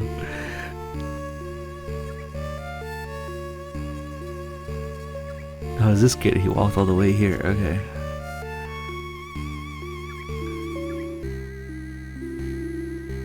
The greatest unexplained Metal Gear mysteries. Can't punch the elevator with the explosives equipped.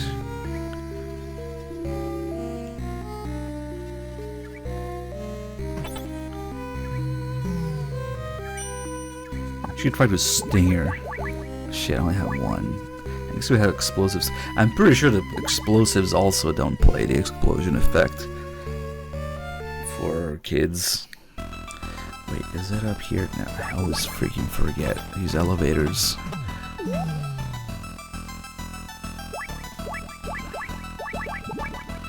Now we have card 4. And the whole pigeon hunt thing. It's one of the few mechanics that didn't make it into just one. But it could have easily done that with like a raven or something. That would have been perfect. Imagine if a raven stole the PAL key or something. You had to climb all the way up to the communications towers to get it.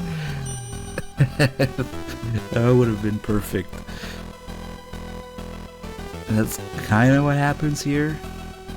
No, what the heck am I doing? That's not it, it's the other elevator.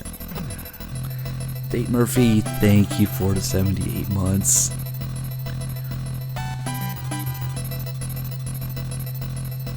I think we want to go to the external one.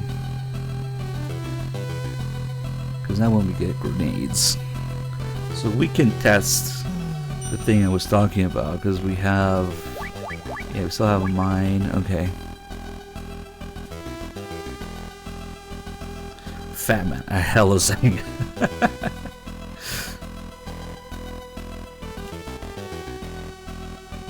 Checks out. Because now all these 3 guys are walking towards me, so we just wait.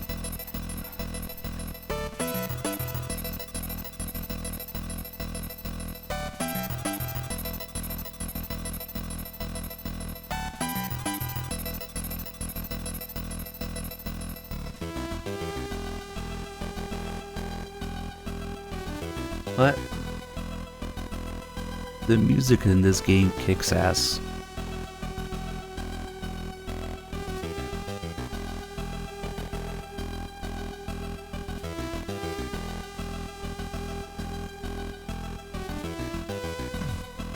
Oh, this particular track could get annoying if you get lost in here.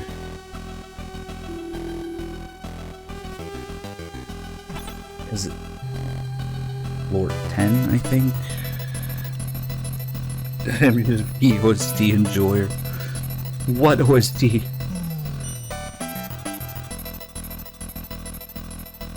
You air enjoyer. There used to be a veranda south of here, but Bastard is buried now. Okay.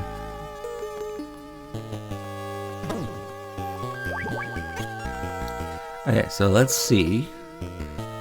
Hey kid, you might not want to go there. Yep.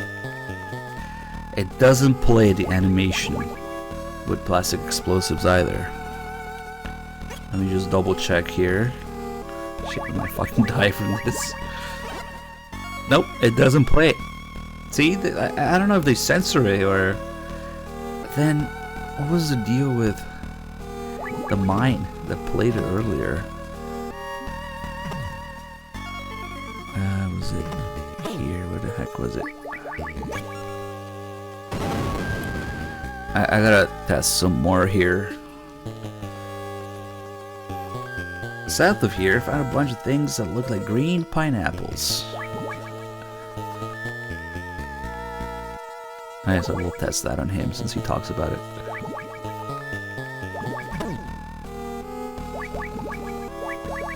He's dangerously close there. Move. Hey. The one-eyed man is like our daddy. He doesn't like grown-up. Okay. Big man-child boss. Okay. So the mine... It's the mine that's different. The mine plays the explosion. The C4 doesn't. And neither do the grenades. I'm pretty sure. Here, we can test it here.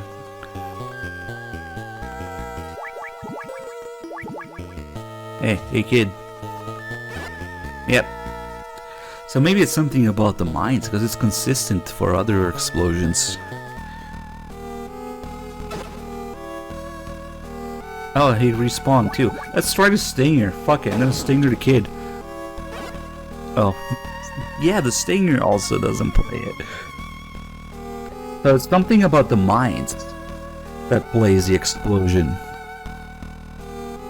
Maybe the mines are bugged and everything else is intended to hide it for some reason. Like it somehow makes it better. Slight censorship on the explosions if you hit a kid. I don't know.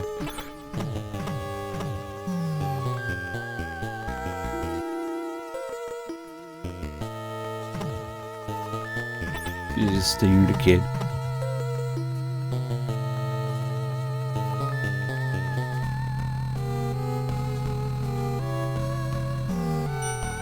Wait, now that we have grenades, we go all the way in to the third elevator, I think.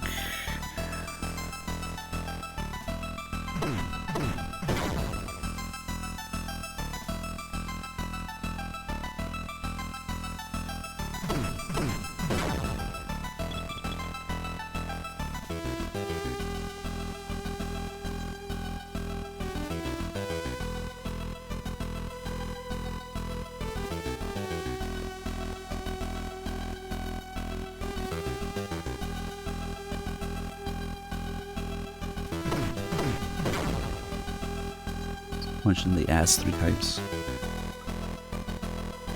And then we have Ashen hidden here.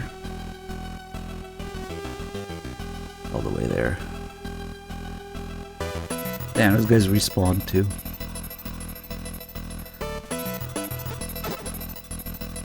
Alright, so this is a B3. Okay, that's a yellow ration. Because you can't really see what color it is until you pick it up.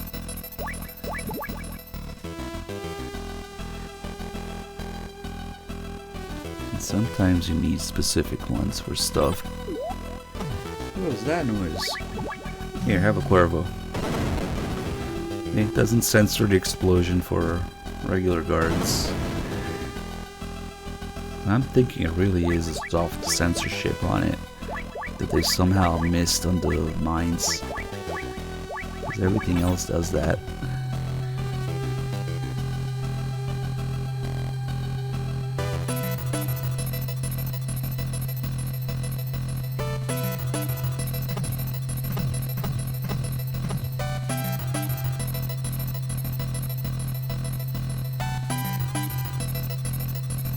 elite assassin who likes to blow shit up.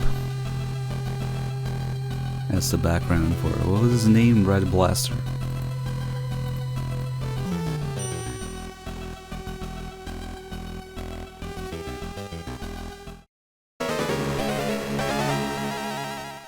What is this? A boob eat frap? That's right. Frap clever enough to catch a fox. Or should I say, a foxhound. He's somewhere in the ceiling, but not really because there's no ceilings. I don't know. I am Red Blaster. You're not going anywhere. My grenades will see to it that your death is slow and painful. What? I always thought it was a funny line. Like, maybe if the shrapnel gets you just right, it can be slow, yeah. But otherwise, it sounds pretty quick. Red Blaster is an elite assassin who likes to blow things up. Set booby traps all around to pin his target. To pin his target down, and uses grenades he always carries to finish the job. Snake, give him a taste of his own medicine. He's bound to be hiding behind a wall or something. But you can flush him out with a grenade of your own. Over and out. And he's got those German stick grenades. More evidence. They're slow as fuck, dude. So yeah, he doesn't really have a chance to get you.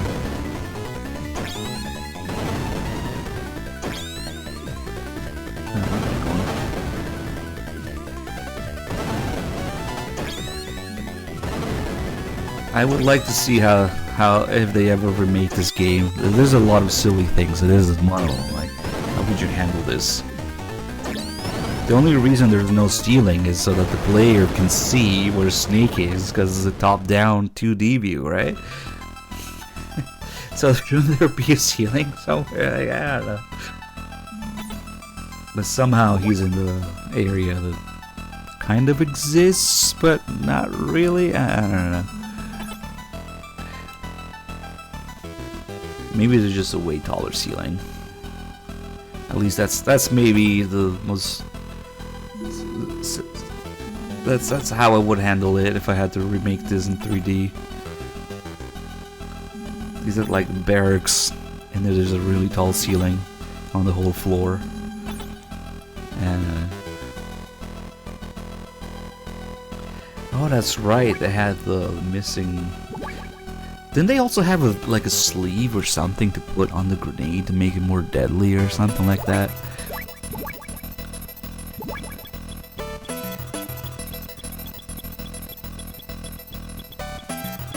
And now we can get to the roof.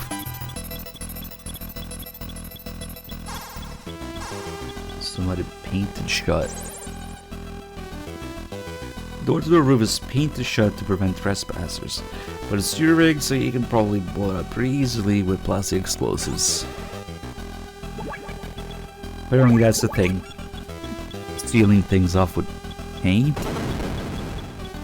With enough layers of paint, maybe? I don't know.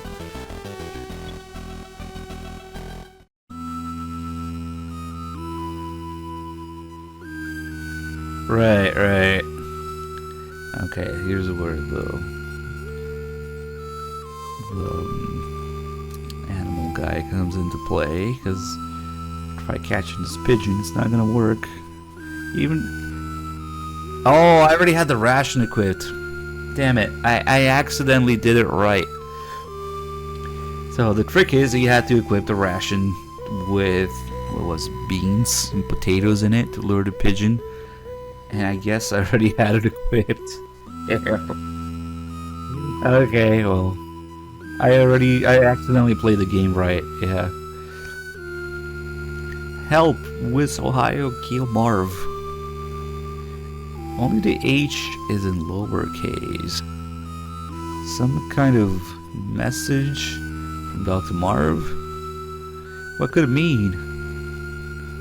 Maybe we can still get the call about it. Damn. Hold on, let me save. See where it puts me. I went there with the ration already equipped.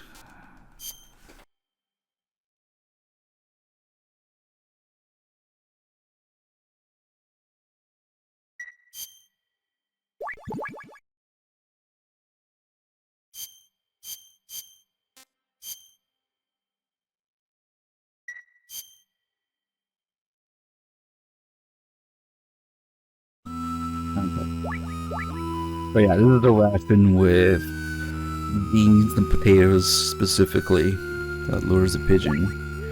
Because sometimes the pigeon kind of lands and comes down anyway, but you can't catch him. I thought that was happening. Yeah, see, he was on the ground there.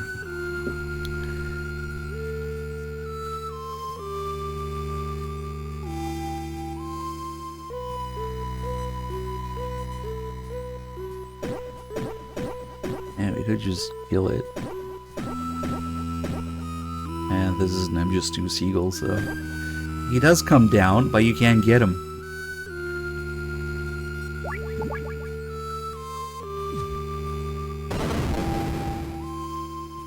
Don't think there's anything you can do to hurt him.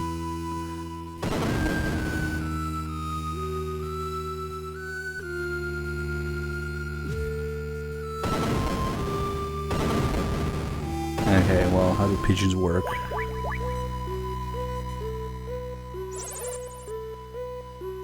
That's a wood pigeon, specially trained to act as a carrier pigeon. Did you know there are over 260 species of pigeon in the world? They're 40 centimeters long and found from Europe all the way to South Asia. Dr. Marv probably brought that one with him. Pigeons are timid and very sensitive to noise. A good thing I was throwing grenades at it. If you get too close, they'll sense you and fly away. Yet for that, they're notorious gluttons.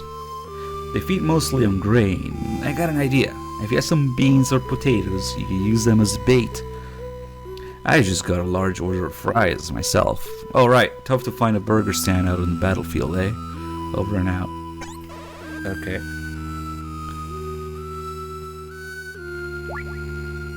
I think Miller has something to say about it too. You can find beans, grains, and the like inside rations. Take a look inside your B2 unit. It's got beans and meatballs and tomato sauce, beans and franks and tomato sauce, and beef and potato stew. That ought to be enough to attract a pigeon. I wonder if he has a different call if you don't have a B2 ration at this point. It's kind of a pain in the ass though, because you have to go back and get one. Doggone, with 105, thank you.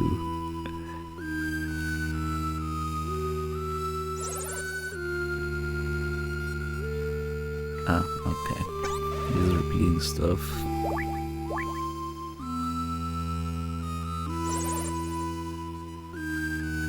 That we're building is a military base. It was built so you can see all of Zanzibar land from the top. See ya.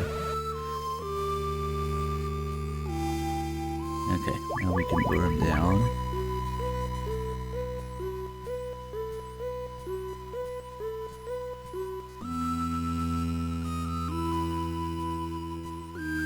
Yeah, he came down like instantly earlier.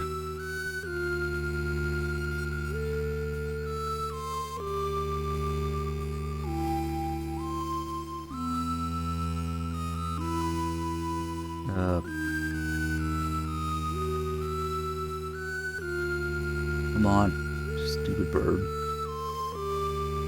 I don't want to grenade him. Oh, he only stays down for like a second. I don't think you can damage it anyway.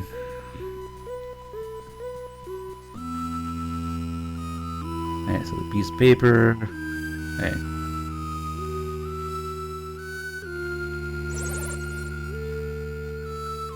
Wis, Ohio. Maybe Wis is short for Wisconsin, and Ohio is Ohio. Names of U.S. states. But I thought Dr. Marv had never been to the U.S. Campbell, you're like way off track here. McDonald Miller might know something about it. Over and out. Yeah, he just confuses you even more.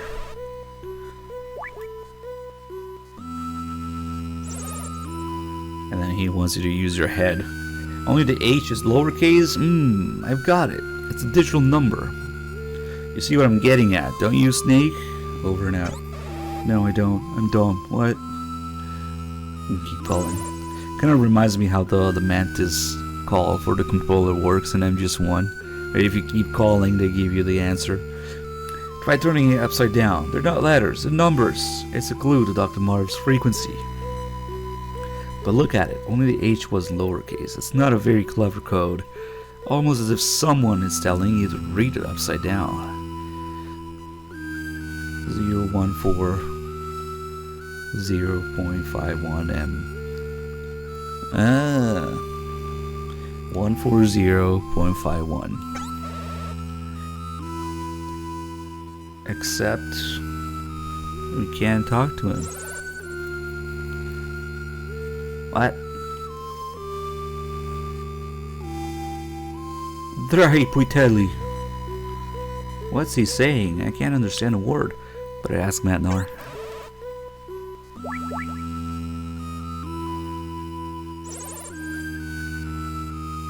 Marv could only speak Czech and Slovakian. He's only the weary type, especially so in his current predicament. What about you, Matnar? I can only speak Russian and English. Wait, I've got it. Gustava can speak to him. Gustava, is that the STD woman who was protecting you? She'll be able to understand him, and Marv trusts her as well. Hey, Diorgo with the 58 months, thank you. Is this Gustava still alive? Not to worry, Gustava is no ordinary woman. She's a seasoned professional. When we were captured, she alone managed to steal an enemy uniform and escape. No doubt she's hiding somewhere inside Zanzibar land, waiting for her chance. Does she have a radio? No, it was taken away right after we were captured. The only thing I know is that she's wearing an enemy uniform. There must be some kind of clue I can use. Here's a clue. She's a woman. Don't be fooled by her enemy disguise. There are no women soldiers in this fortress. That's all you need to know. I guess Big Boss has a different policy than Big Medic. By this point, at least. Changed his mind from Peace Walker too. Gustava is a woman. Why not set up an ambush someplace that only a woman would go? Like the ladies' restroom. Over and out. Maybe after all the shit that happened with Paz and Strangelove and Amanda, he was like, fuck it, that's it. No more women's on base. No more women soldiers on base. Oh, fuck.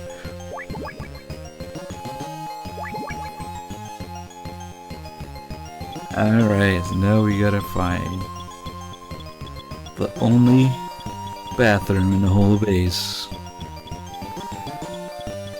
Oh, maybe they pre-built the base. I don't know.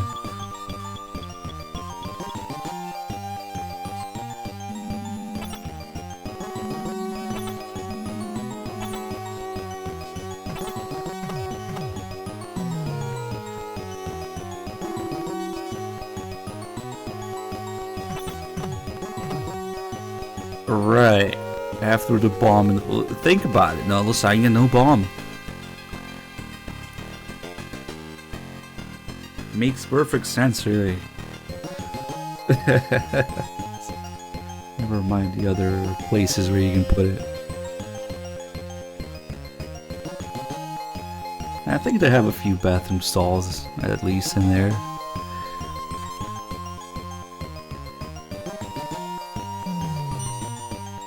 Okay, so now we gotta go all the way back to the first building. Let's see. Maybe Holly knows something about the toilets. I guess she poses as a journalist, but she still needs a restroom. I don't know. Zanzibar building and Tower building is the same source of water. Maybe that means they're connected through the drainage ditch. See ya. Okay, yeah.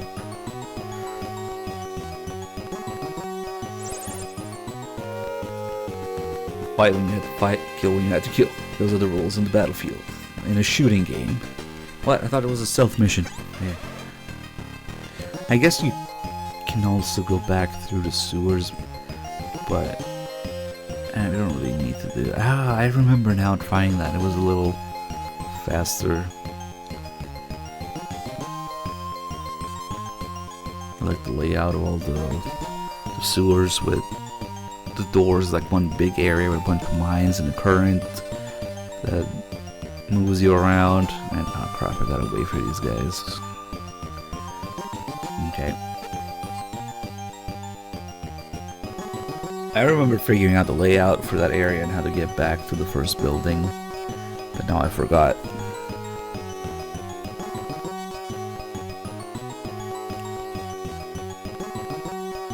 I don't see his arms sticking out there.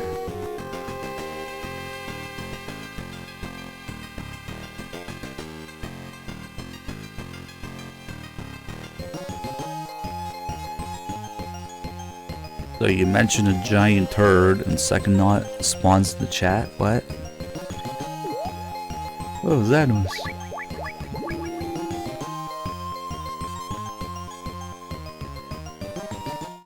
Everything in a turd's path turned into shit. Well, that was an unfortunate time to show up.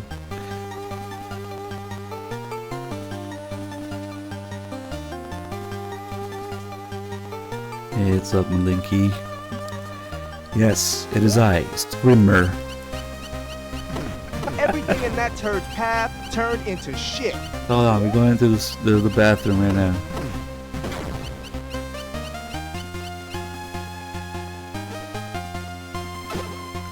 Imagine start telling people that. What do you do? I'm a streamer.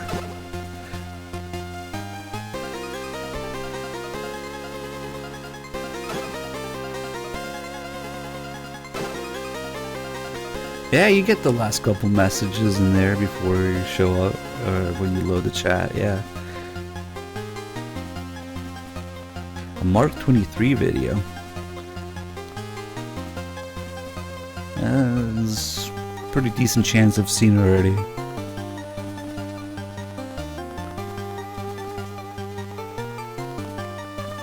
It looked like a brick. You mean the one where they actually had the prototype lamb? Yeah, I've seen a video like that before.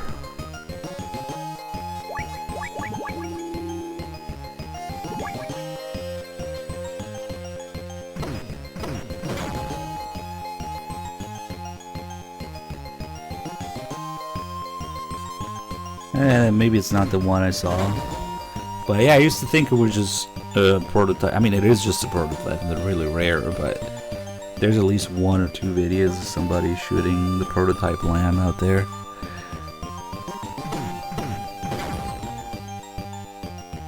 Let me think. Where are we going? Okay, so to go to the bathroom, not only there's only one bathroom, but to go there, you need night vision goggles.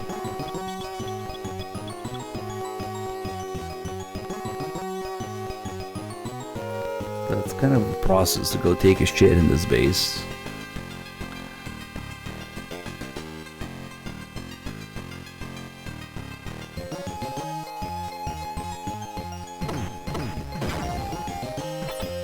Oh, nice. So you kind of know a little bit what's going on before you enter chat.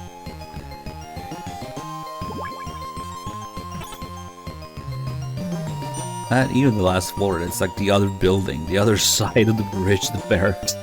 I'm pretty sure those guys just shit in the jungle because it's not worth it. Okay, first we go to, what, the 4th floor. To get the MVGs. Speaking of Twitch updates, didn't they recently change the terms of service again?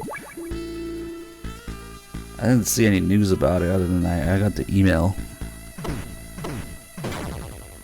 But I guess since nobody was too outraged about it this time, maybe it wasn't anything too crazy that they changed. Does anybody know?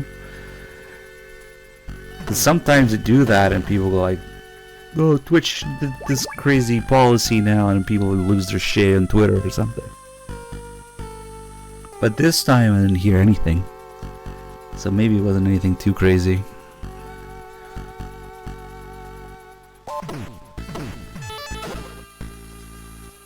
Wait a second. I messed up. The MVGs are on the 3rd floor. And then the bathroom's on the 4th floor. I tried reading through it, but it's so fucking long. I wish they would just tell you which part changed, instead it just links you to the whole TOS thing. Oh man. Just waited there.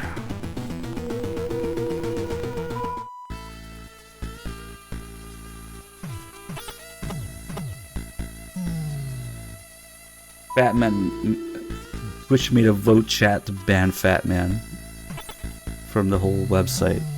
That's the TOS update.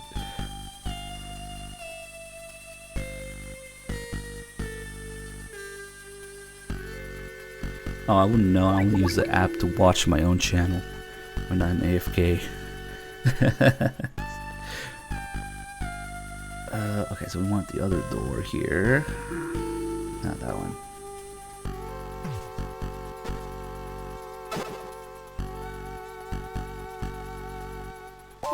Change lock. That's not too crazy.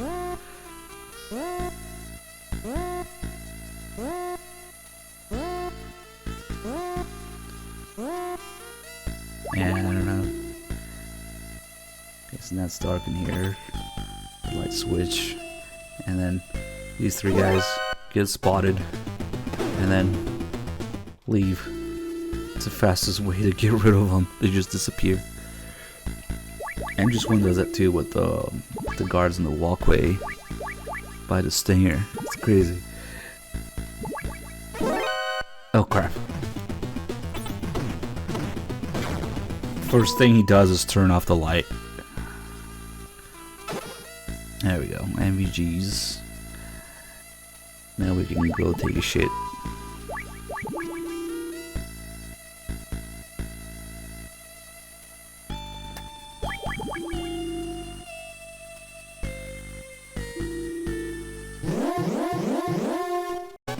This damn camera. Well, I wasn't looking.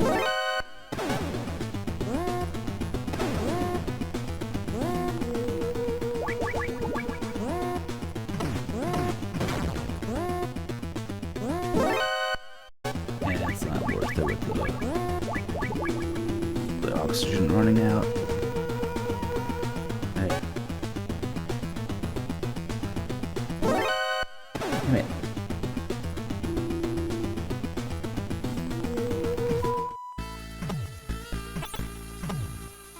The way this game changes alerts sometimes, because they just immediately follow you in the next area from wherever you came from. You gotta move out of the way.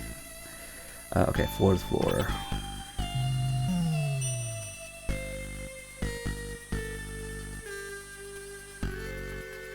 This is why I only use Twitter to announce streams, pretty much. And sometimes to argue with people about how shit Phantom Pain is, but it's been a while since that.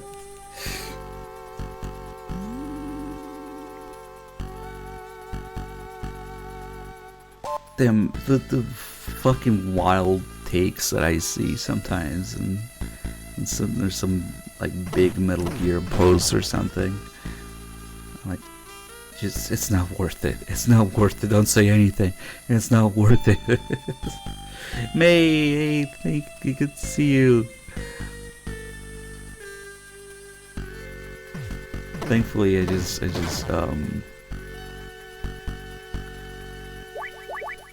thankfully most of that stuff gets literally lost on Twitter because the structure of the threads and the replies is so shit sometimes that you can't follow conversation unless you open like 3 tabs for it.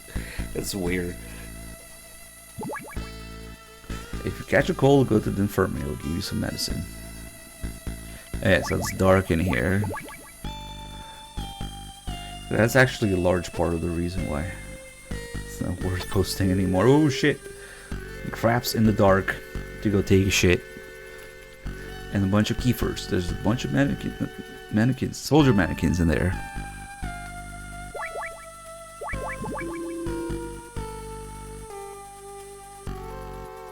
May, are you still alive? How are your studies going? Actually, let me ask you a real question. When will you be back streaming? Damn it. So, there's one guy in there who has a random position. God damn it.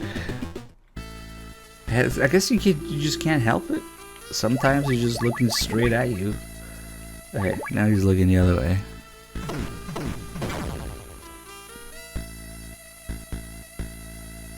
No, man, every once in a while there'll be a post on Twitter that's like, greatest game ever made. It still looks amazing. Best gameplay in the series. Or like fucking clockwork. Every post that praises the looks is always somebody with fucking mods and reshade the weapons modded out and reshaded everything, and they posted it like, look how good this game looks. The fucking irony of that, man. Okay, now they're not looking this way. Holy shit. Wait, this is I've been keyford. I am shocked that I get Metal Gear content on my Twitter. Shocking. My algorithm. How could that happen?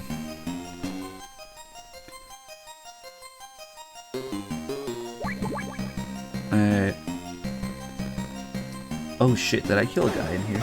No, I killed a guy in the previous area, right? You don't want to kill anybody here because it could be Gustava. There's no way to tell. Her ass doesn't wiggle like Meryl's.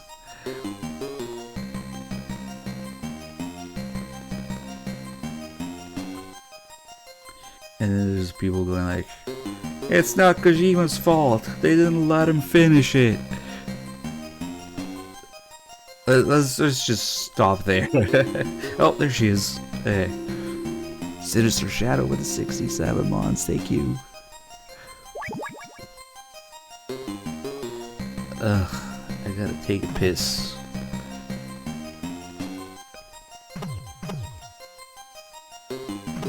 There's no urinals in here. Piss in the sink. You have no choice. You're trapped in there. You can't leave until you talk to her. Yeah. Sorry guys, I didn't mean to spark the whole Phantom Pain nonsense in there. There's only so many hours you can last before it inevitably comes up. Yes, that's me. I'm Gustavo Hafner of the STD. But and you must be Solid Snake. We're after the same thing. Why don't we work together to save Dr. Marv? Did we make it 5 hours without Phantom Pain talk? That's a new record. It's gotta be. It's 10 years. Kazan, thank you. Holy shit, 100 months. Thank you so much. Typical Western man. Always complaining about Phantom Pain. Now remember, you're Gustavo Hafner, the Ice Princess. You took the gold at the Calgary Olympics. You must be mistaken. I don't think so. I know I've... Enough of this. What about Dr. Marv? I made contact with him over radio, but he doesn't speak English. And he's safe. Good. I'm glad he had that surgery to implant a micro transmitter. Snake, lend me your radio. Frequency is 140.51. Deep S6 with the 57 months. Thank you. Pachinko is just kind of harmless. Yeah, it's more of a joke at this point. I'm genuinely not even mad about it because it's MGS3. Daddy J. Gustavo Marv. Pane Doctor Jacques Ségricité DQG. Okay, I don't know what the fuck. Maybe I should learn a little bit. just to read these parts. Snake doesn't want to be safe for now. He says there's a large crevice to the north of the tower building. The prison is on the other side. Dr. Marvel's expressed concern about Dr. Matnar. Don't worry, man, they're safe. Right now, we have to get Marv out of there. Got it? Did he? I don't know. Whoa, there's a bathroom in here? What do you know? I know a shortcut to the crevice. There's an old sewer running under here. We can take that elevator down. Let's go.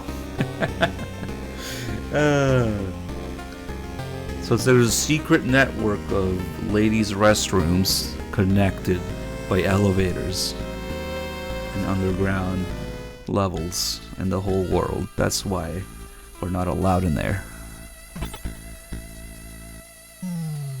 just so silly to put an elevator in the bathroom, and even Snake has to say something about it.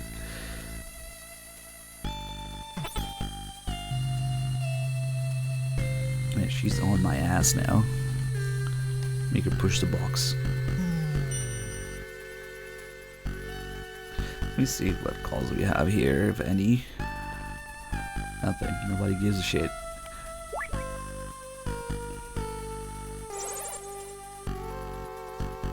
Still talking about Saliva Miller? Okay.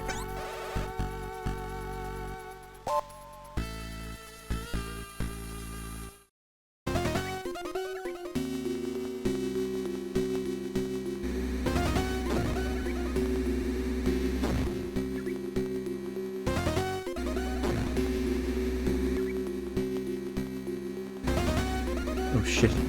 Oh. Oh, there's a freaking crap in there too.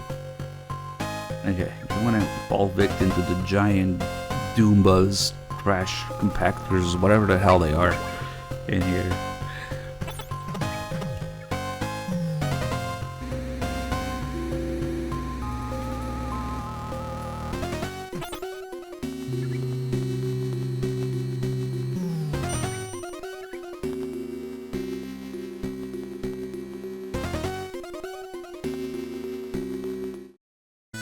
Oh, Gustava, Snake. Doctor, you're alright. You lost some weight, Manor. You haven't changed a bit, Snake. Snake, we must hurry. Dr. Marv is waiting. You mean Marv is still alive? I thought I could escape through this passageway, but the elevator wouldn't open from the inside. Gustava, you and the doctor get behind me. We're moving out. No, wait, Snake, I have something to give you. I swiped it from a card. It's card 5. Gustava has card 6 right now. She's not saying anything. Lead the way, Snake. I'll follow you. And then he joins the party here, but he's kind of sus. See how he's keeping his distance, hands in his pockets. A little bit suspicious.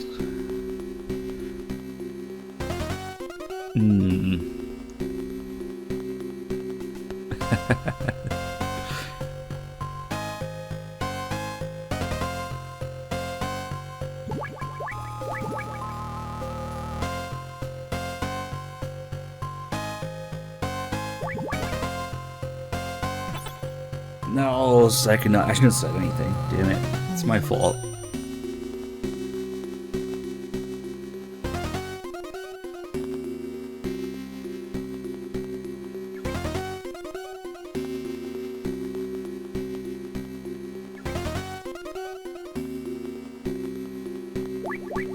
Yeah, I sure hope there is an article where they joke precisely about that.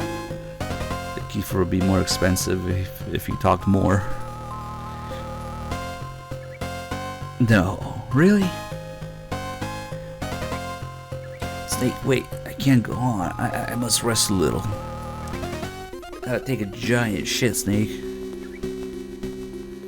Alright. We'll take a short break. Please excuse me, I have some business to take care of.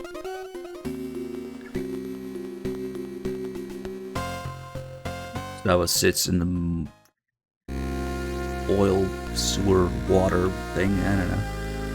How odd. Give the guy a break. He's an old man. He can't hold it like he used to.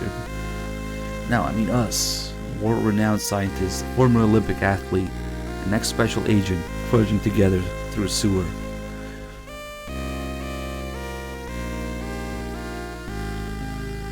Fate can be funny sometimes.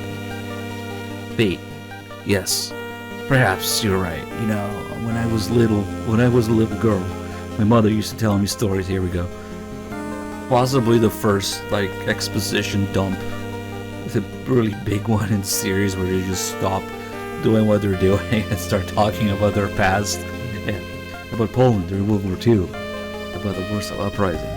My mother spent days in the sewers under the city, fleeing from the Nazis. Her skin and clothes were caked black with mud. You could not even see her face.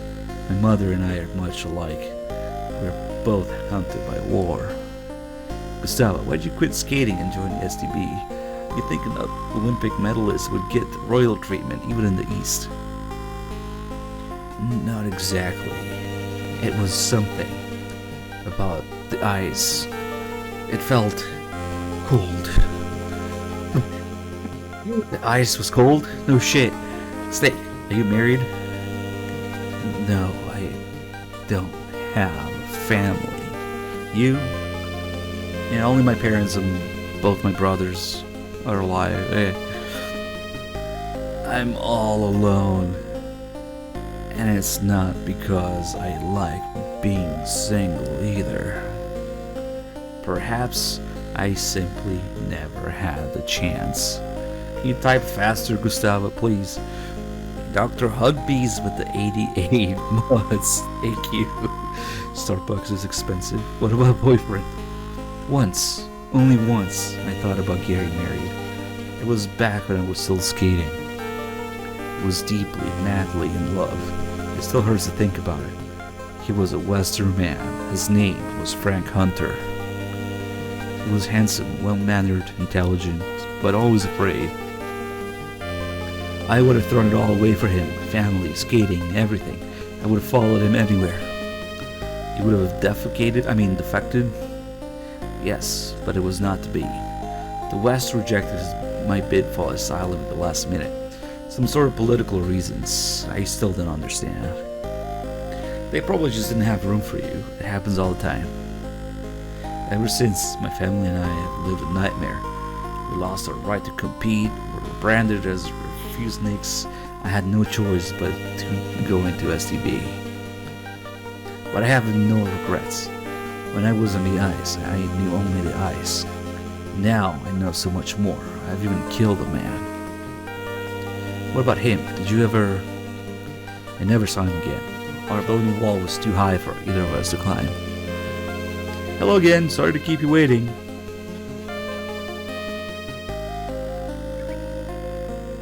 That was some bathroom break. Let's go, Snake.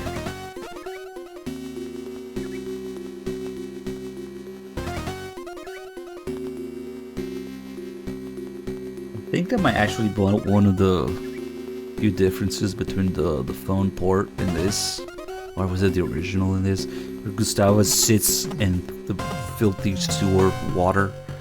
But she originally didn't do that. Maybe the terrain's different, or maybe she moved somewhere else.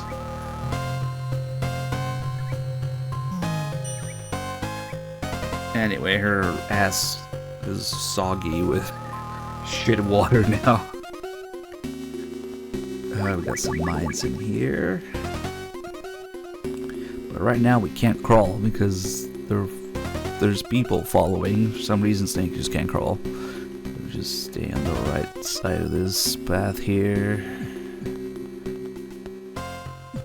Oh, it's a perfectly normal bridge. Nothing's gonna happen. A bridge. We could only cross it one at a time. Let me go first. I haven't got long to live anyway. No one will miss me if I fall. Snake's like, yeah, I agree with that. Can't argue with that. Go.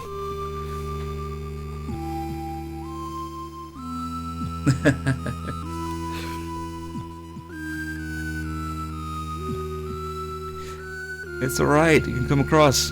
Okay, I'll go next. See you on the other side. What could go wrong? It's safe, Snake. Hurry and cross over. Okay. Shit. Bitch. Gustavo.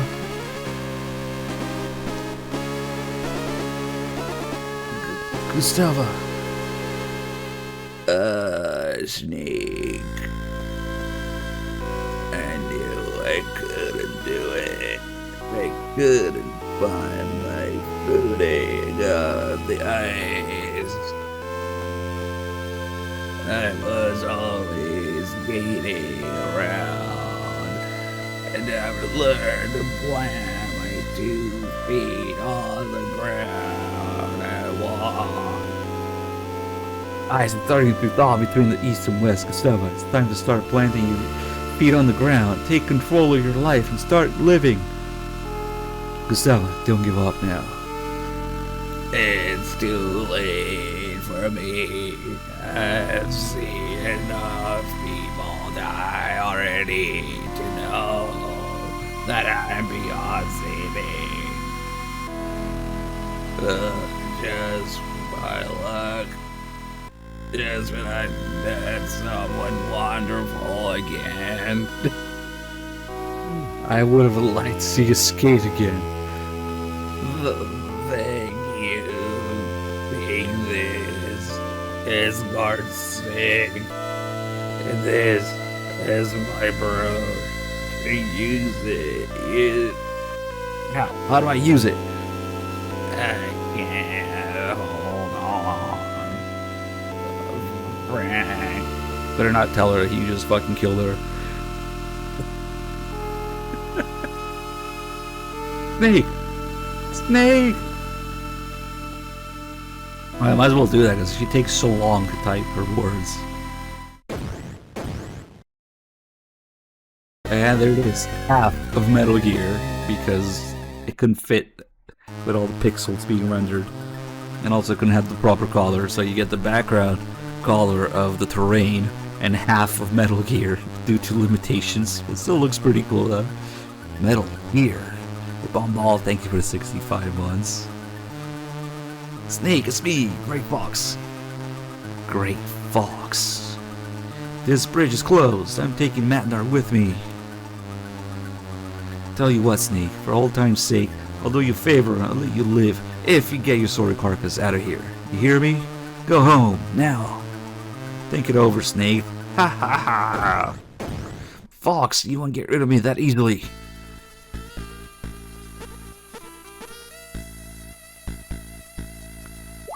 Teabag.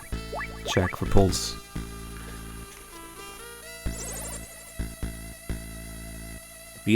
What? He's telling me about Miller again? Come on. We have some pretty heavy shit just happened, Colonel.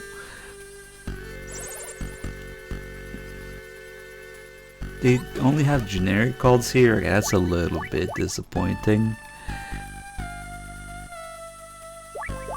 I guess we'll get a call from Holly soon. Castle doesn't pick up. Eckerson's probably eating fries. Alright. Yeah, I guess that's where the call is. Snake, you remember the veranda tower building they use for parachute jump training? If you have a hang glider, you can jump from there straight over the crevice. The less you maneuver a remote control missile, the faster it will fall. Oh my god, don't remind me of this shit. We still technically have to do it for this year. Ugh. There should be a hang glider on the east side of the first floor of the Zanzibar building. I saw it once Thanksgiving. See ya. There's a random piece of useless information there. And now we can get these mines. I guess it's nice to have for the 4 horsemen.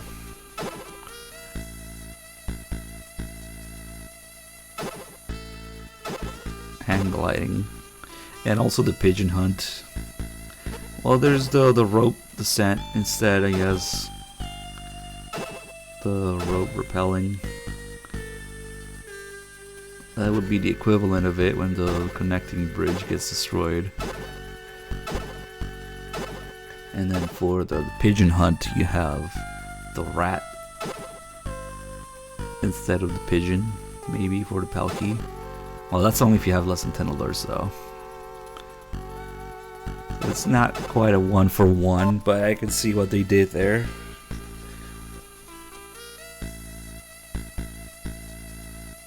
Okay, now we got card 6, which means every 3 cards we go back to the main building, more or less.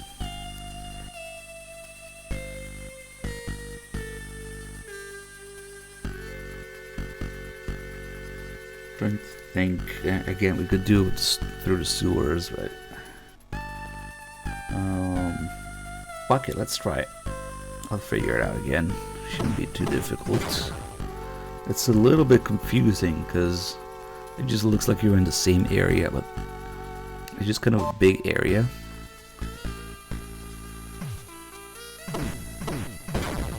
instead of going out through there, elevator in the middle goes to the sewers. I wonder if it's worth it. Let's see.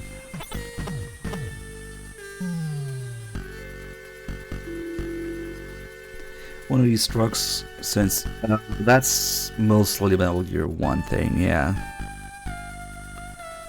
There is one truck that you use for backtracking here. But that's only if you don't change the shape of the key. Once you have card 9, then you'll have to backtrack through a conveyor belt with a box that goes into a truck. But it's mostly Metal Gear 1 that fools you, sending you all over the place if you step into the wrong one. Okay, so let's see if I can... Basically, we just need to go south, alright? So it would be... That's the second building there, and then you have all the stuff in between. So all of this would be like the desert and the jungle. There's so many screens. And now, at the bottom here, we have the first building again. Oh shoot! Wait a minute. Where? I'm not too convinced about this. Okay, I guess that does go in there. You just have to eat some mines in the face. And maybe not actually, okay. I thought there were more in the way. Crimson Light Wolf, thank you for the 48 months. Let me see where this puts me here. Oh, it's the actual elevator. Okay, so I'm gonna have to do some weird shit through the other sewers. Well, it's the second elevator, but still. Okay, that's probably better. Although we have to go up quite a few floors.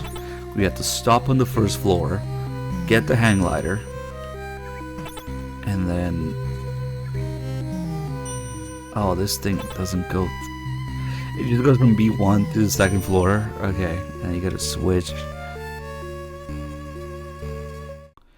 You got nothing to do on the second floor.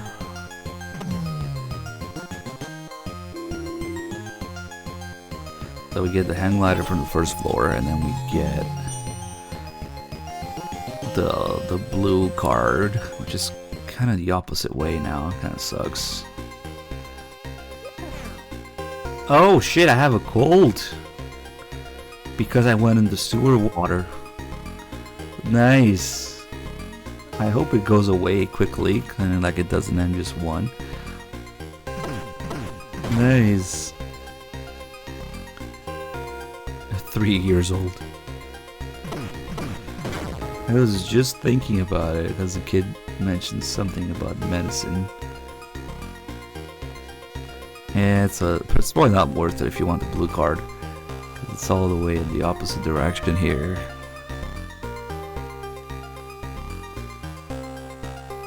Please don't sneeze.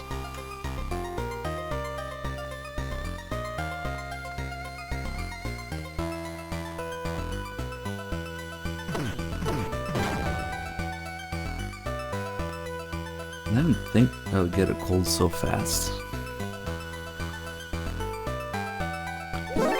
Shit. Yep. I sneezed.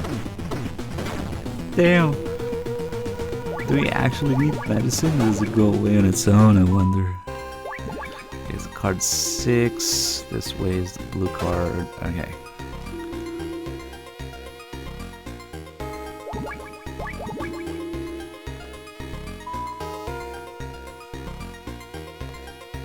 Probably not worth it. But we're here now. Get the hang glider. And then instead of going back through the sewers or through the desert, we'll go back through... Well, no, we do go back through the sewers, but not the... Wait a second, there's 2 levels of sewers then? Because there's the ones under the women's bathroom. And then the one with all the bombs and the currents and stuff. Huh. I never realized that. The sewer's all the way at the bottom. Wait, how does that make any sense? There's 3 ways back. Damn. The surface, the women's bathroom sewers, and the big sewers. I wonder how that works.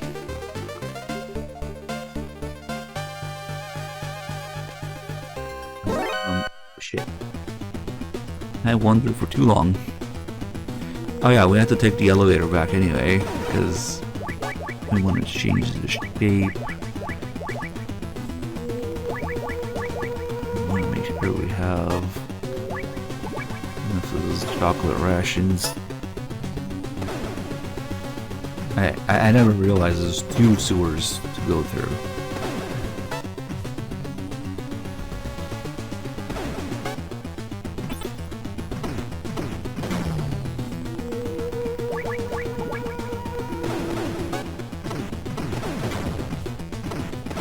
What? No, coming out of the elevator, come on.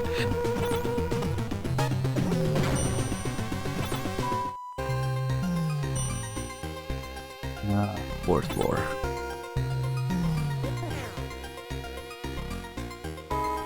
I think.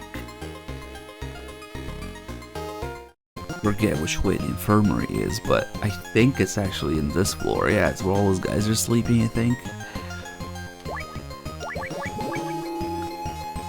I gotta see if the cold goes away. That's a little bit challenge.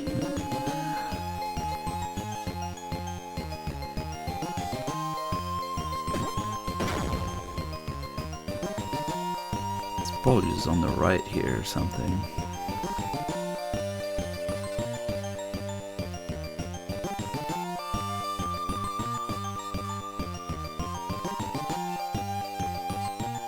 Oh shoot, that guy's coming down too.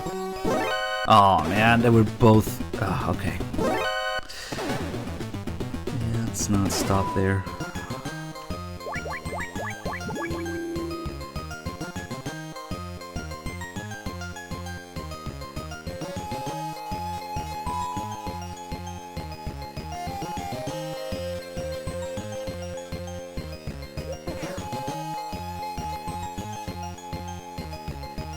Only Snake can freeze time when he sneezes.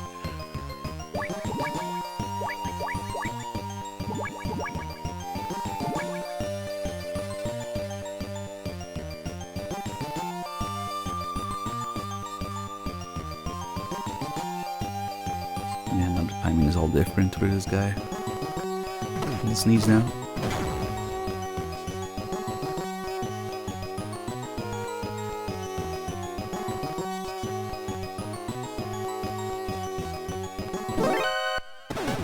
Why do I not look at the radar?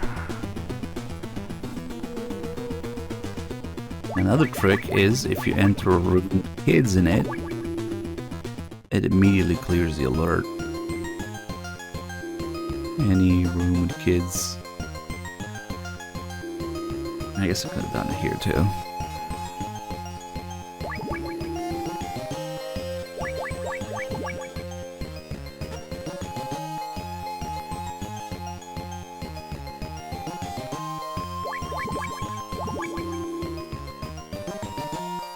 Let's see if we get a random enemy here. Oh, he's right here. Hold on. This is just RNG. Okay, he's here again. He has a pitch black room with a crawl space and a trap in the floor, a trap door. Yeah, these guys change. Sometimes you just can't do anything about it, just looking straight at you.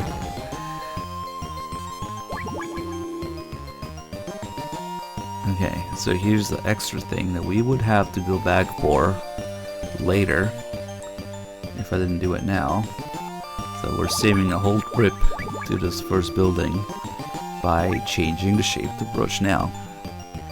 It's actually even more advanced than how it is in MGS1, because you can see a change in real time in the icon. It's got like a little animation for it. There we go. Turns into a key. Now all my rations are frozen, so that's gonna suck for a while. Great, get cautious as I say that. And now we can go back. Oh, stop sneezing. Oh, we didn't get a chance to pick up the bucket, because what's her face, Gustava, went to the bathroom so quickly. So in the men's room, you get the bucket, which is kind of an upgraded version of the box. It's now bulletproof, because it's a metal bucket. The downside is that it makes noise when you walk. It's gotta be a pretty big bucket for Snake to fit in it. Also makes teabagging more efficient.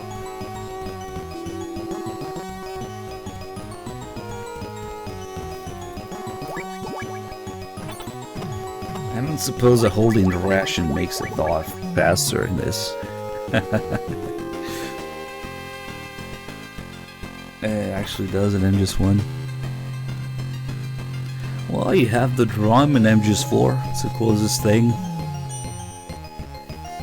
which does retain some bulletproof abilities. Just a little bit.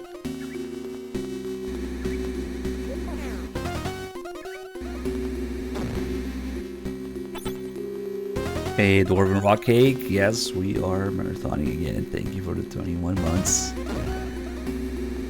Snake makes everything freeze in place when he sneezes. You gotta confirm the dialogue and skip it.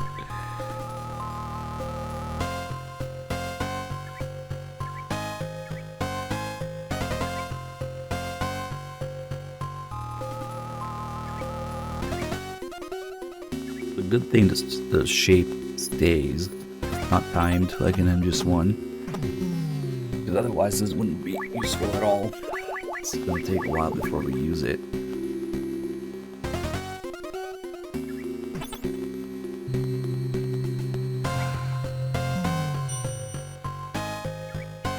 Hey Mango, thank you for gifting it stuff I cannot. So he can keep spamming amazing reviews. Now with links in it too. Now don't link them actually. Okay, now we're back in his second building. God damn it. How did he not see me? He just turned around, but wow. That is crazy.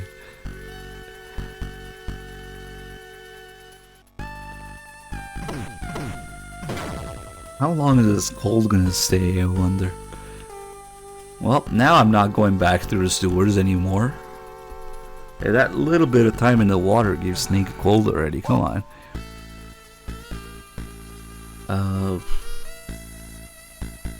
We wanna go to the 20th floor now.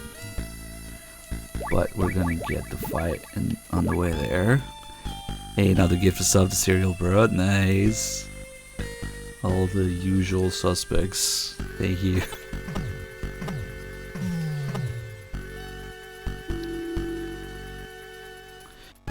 Just as long as you didn't gift a sub to Konami like somebody did earlier. Okay, so you're gonna prep for this fight here. Put some mines down.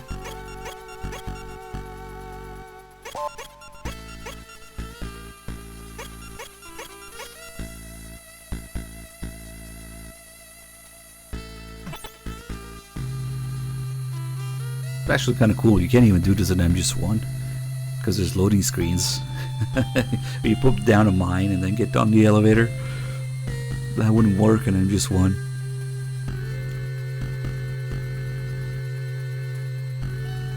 Because it just loads a new area for the fight. But here, it's the same area. Those mines actually help. Snake! Snake, it's me, Gray Fox. Fox! You should have listened to my warning, Snake. Now I'm afraid our friendship is at an end. That elevator is going to be your tomb. What? You hear that sound? That's an assassination team. They specialize in confined spaces. I'm sure you'll put up a good fight. The ceiling! It was nice talking to you one last time, Snake. Over and out. What? He said we were friends. We are the Four Horsemen, a top secret assassination squad. We get our orders directly from the president. Always thought it was interesting that they referred to Big Boss as the president.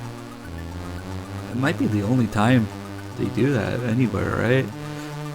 Somebody calls him the president. I guess he is the president of Zanzibar land. Okay. Consider it as an honor. We only fight a big fish. Okay, now jump on the mines and I put down.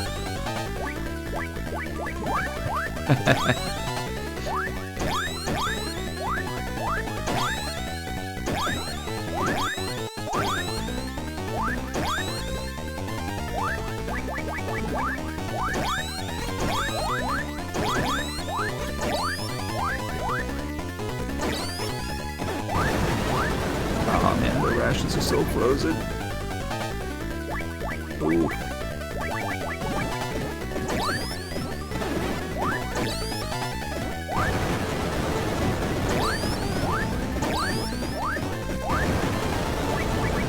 Go away. Here, jump on this. Good job. Pick up card 7, and then the elevator goes all the way back down, and we can't use it anymore. So now to get to the, what was it, 20th floor, we gotta go to the 10th floor, and then take the stairs. So that's on the outside, and yeah, I think so. Wait, why am I going in? And now the rations are thawed out, nice.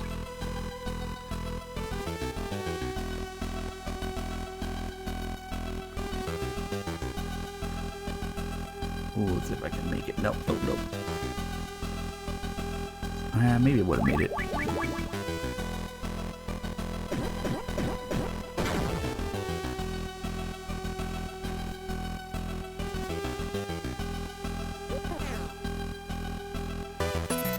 Oh, there's another guy. I just saw him. Oh, they're all here. I wonder if Snake sneezes in the bucket. All clear. They're just gonna walk on me. That's okay. And the first guy I killed respawned too.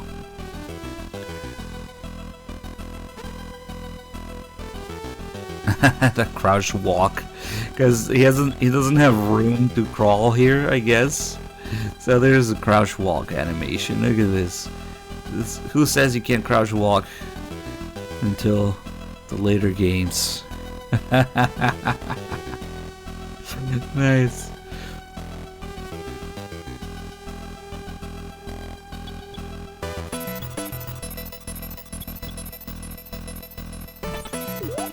Oh, that's a big bucket. MGS4 mechanic. Delta mechanics. Just like the bucket and the drum and MGS4 crouch walking too.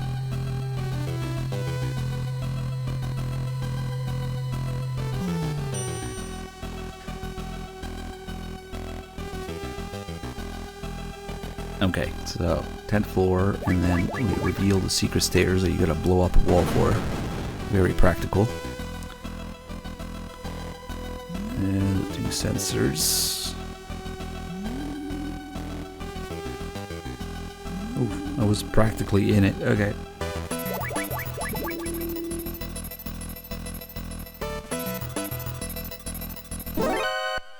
And then we have a bunch of stairs with a force alert, of course. Actually, we don't need to shoot anybody or whatever. You just never want to stop. They try to bait you with some items, some ammo and whatnot on the way, but there's traps if you go there. Hey, Letters Man, thank you for the 117 months. Good to see you. This alert has its own unique alert music.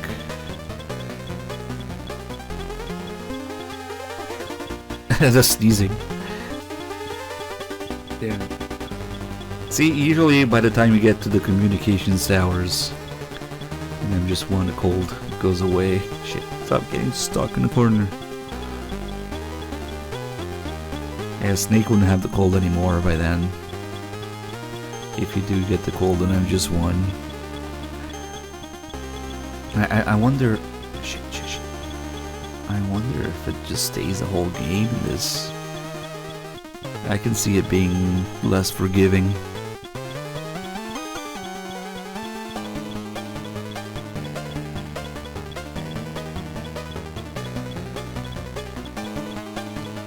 I just realized you said brothels.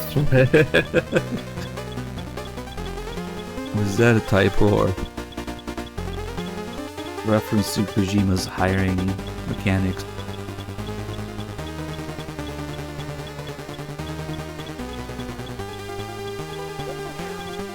Yep, still sneezing.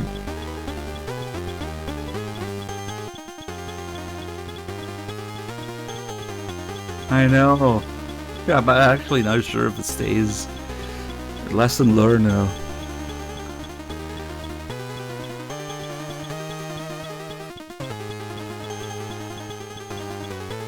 Fight Big Boss and sneeze on him.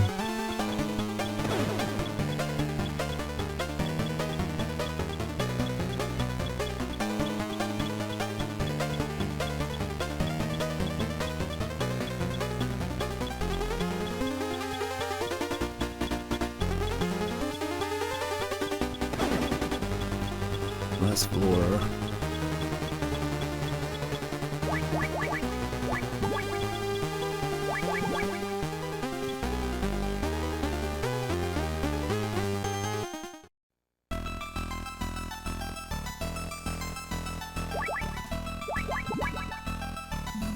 These wires make noise too. Get him. Oh, that was a sneeze. Heard it. This guy here is really annoying because the whole floor makes noise.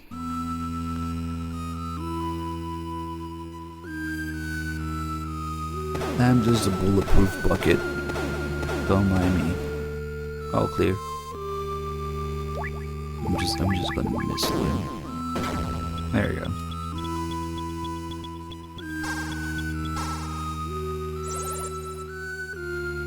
It's me, your #1 fan. You can only jump from there when the wind's blowing north. It usually blows south, but sometimes it changes, just for an instant. That's your chance. Don't miss it. Keep up the good work.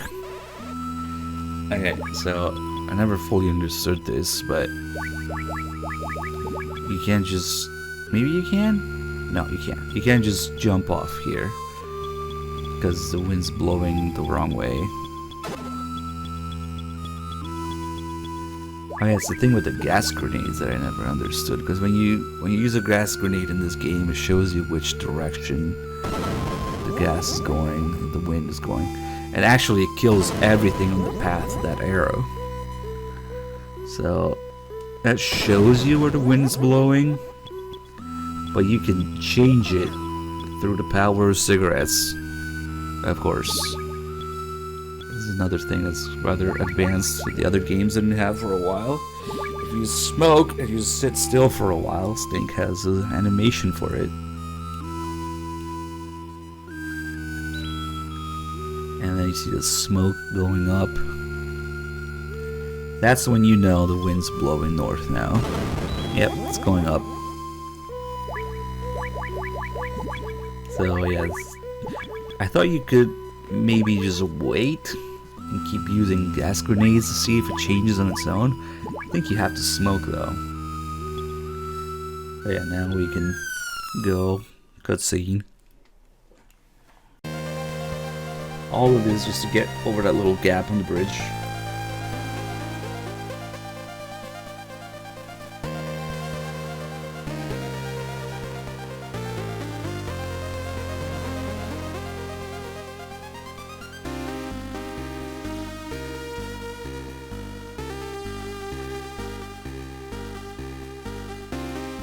I don't think there's a way to jump off without a glider, so...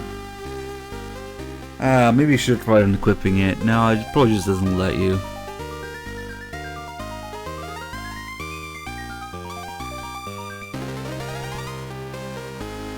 I don't know, make a platform, drive a truck into it, jump, use a rope.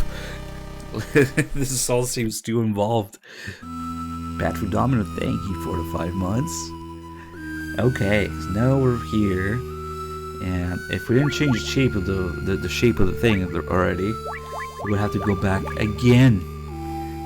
But since we already changed it, we're good. But that's what this truck is for here, to backtrack again. Because once you jump, somehow they have a way to get through. So once you jump, you can't just go back normally. Okay, now... I guess we'll grenade Jungle Evil. I forgot to do the Castler call during the 4 Horsemen. I was too focused on the grenades, the mines. I've been waiting for you, Snake. I am Jungle Evil, undisputed master of the jungle ambush. Let's see whether you're a real snake or not. He just hides. Punch him in the face.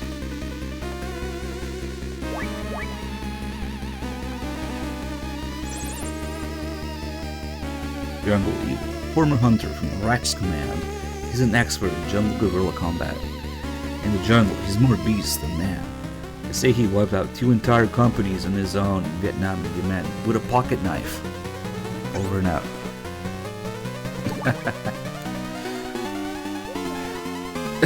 Achoo.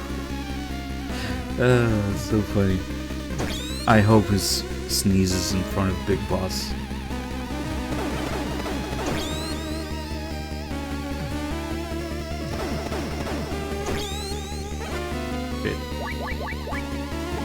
I want to keep those chocolate rations.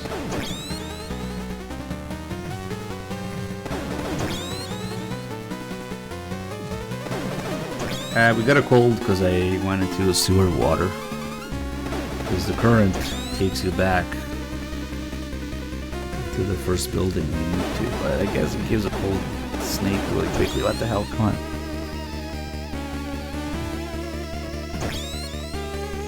It is the Kikongo strain. Star, thank you for the 6 months.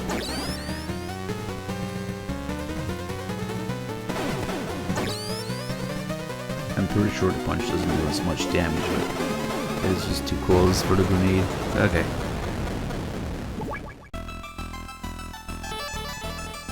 And he gives card 8 for now. Then we have possibly the silliest thing in the whole game.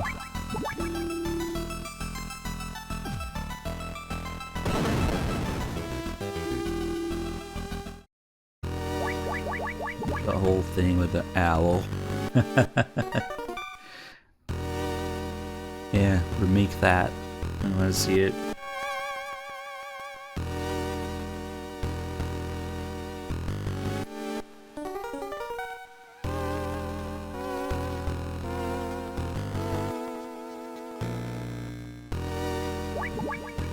Then we got 2 eggs on the left and the right. The right one is a snake egg. We don't want that. It's just there to waste your time. Honestly, it's kind of annoying. Because the snake hatches and it eats all your rations in your inventory pretty quickly. Which is a problem because right now you need 3 chocolate rations to even continue. So it's just a way to waste the player's time some more.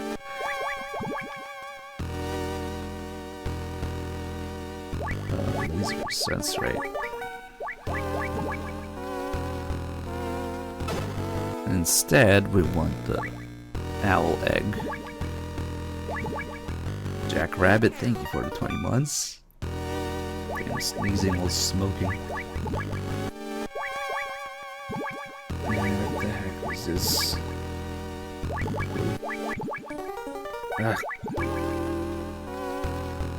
Nothing beats Snake's Revenge cards. That is the absolute worst. Fuck.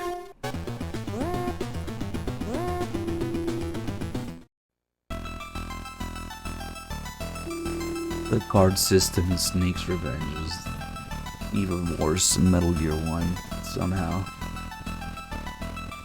Because I think the inventory is more of a pain in the ass to open. Okay, now we've got card 8, and we've got an owl that's about to hatch.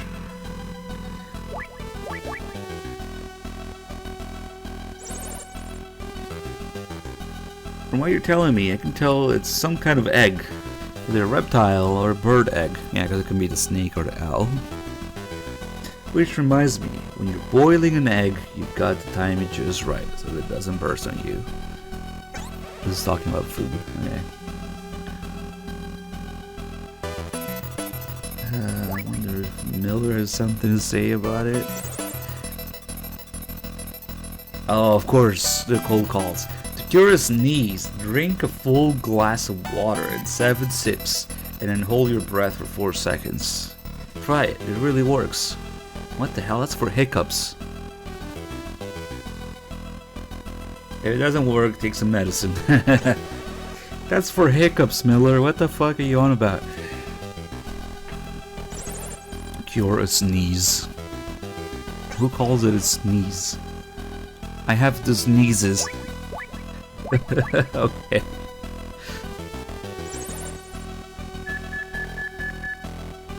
Oh crap.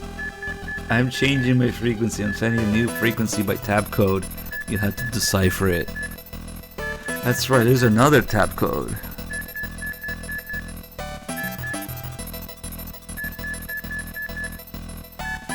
Now it's cool, we can look at the thing. Well, damn. It doesn't. Wait, this is some weird fucking mechanics here.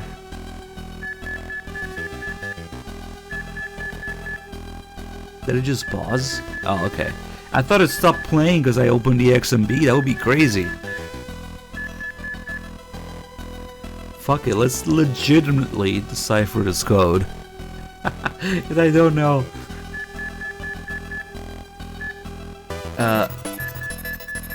So, fuck, now I have to start over. First the row,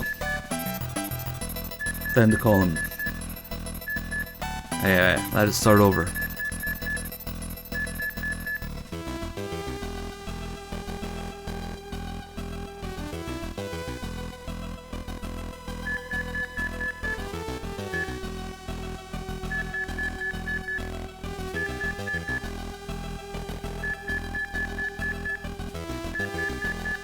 Wait, what?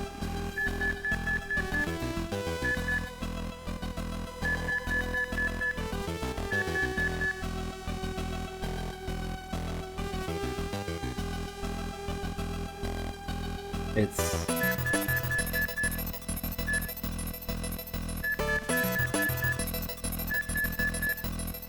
Oh, okay.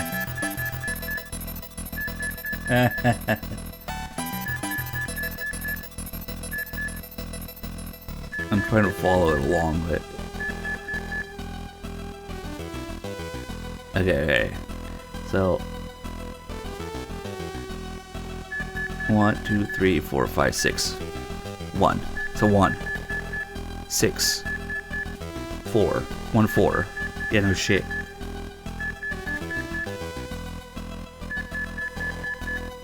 Zero.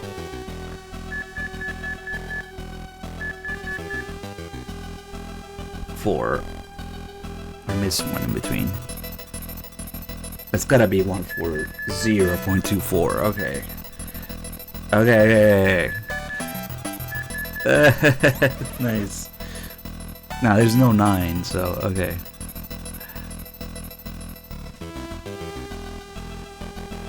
That's kind of nice. He's just repeating the same shit. It wasn't even worth it. He tells you to call Miller the whole game.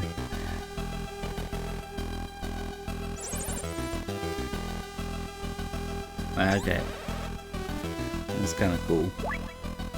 Obviously, it wouldn't have any use for all the letters, and it would always start with 1-4, or even 1-4-0. Does this game have 1-4-1? I don't think it does. Yeah, you only need the last two numbers.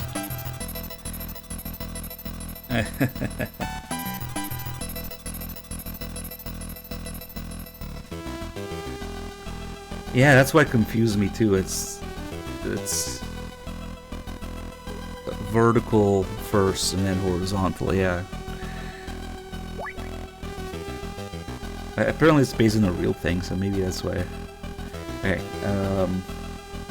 So much for Campbell's calls. They're kind of useless anyway.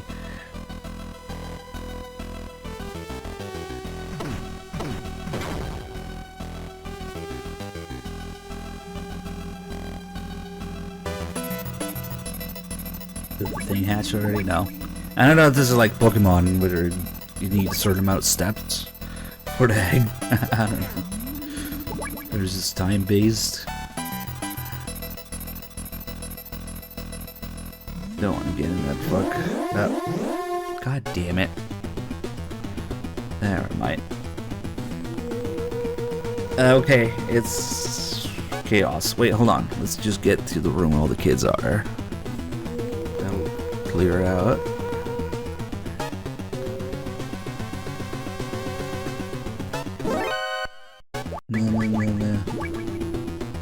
There you go. No more alert. So, in order to turn off the fence, the laser fence, man, it's crazy.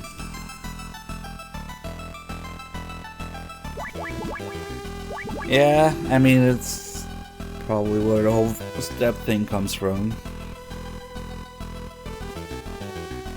You know what? At night, it turned off the power, so all the laser fences get turned off too. Then we get to play inside as long as the grown-ups don't catch us. I hear owls at night. It's so scary. I can't sleep. Owls, huh? They keep animals in a room northwest of here. So now you just put those three things together. You go find an owl. The owl is there at night.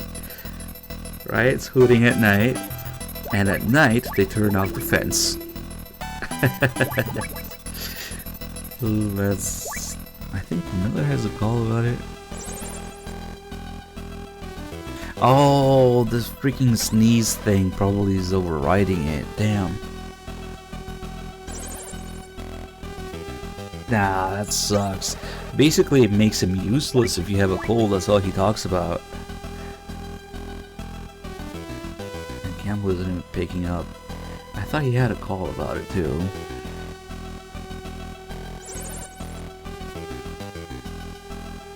What?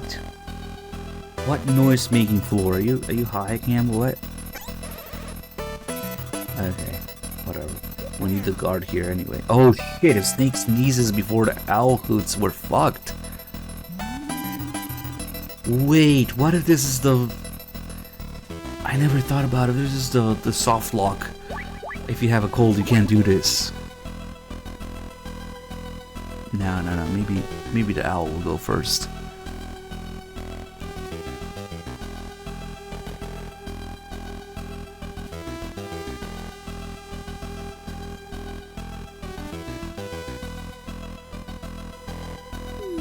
Okay.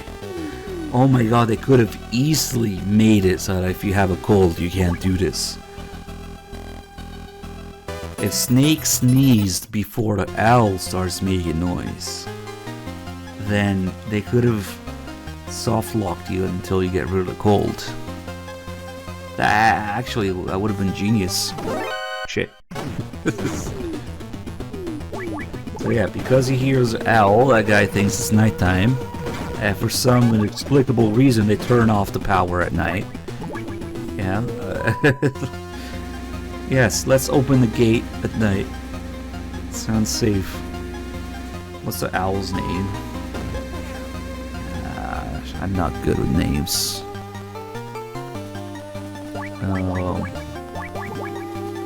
He doesn't have a name, because after a week no one has a name. A name means nothing on the battlefield.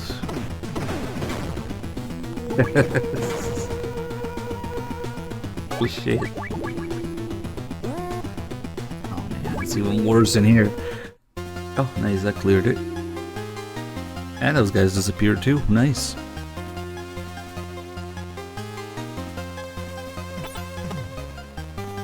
So, now Snake just keeps an owl in his pocket at all times.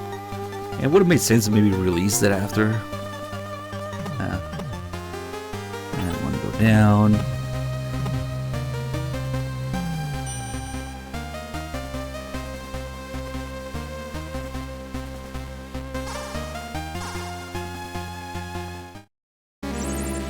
And this is the only boss fight they actually have to call you for. This is invisible. It's me, your number one fan. Snake, watch yourself. You've got company. Night Fright, the last surviving member of the Whispers. You know, the legendary guerrilla unit. Night Fright. He's wearing a state-of-the-art camouflage suit that makes him practically invisible. It's the first occurrence of like a stealth camo. Not only that, he'll attack you with a gun that's completely silent. No one has ever seen his face. You know what you have to do, right? Lucky me, I've got a fan club. Use your ears, Snake. What? Mono TV? Also called Castler. Night Fright. Snake, did you just say Night Fright? You have no idea how much trouble you're in. He's the last surviving member of the Whispers, a legendary guerrilla unit. In the jungle fight, he even puts the Green Berets to shame.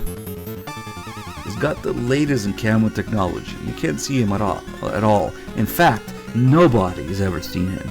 Not even his own mother. This guy was just born invisible, with a camo on. And that includes me. That's why they call him the Phantom Assassin. No! Snake, I think your luck might have just run out. Over and out. Well, Snake, you're fucked. Bye. What a call. Okay. I'll just use the owl as a shield.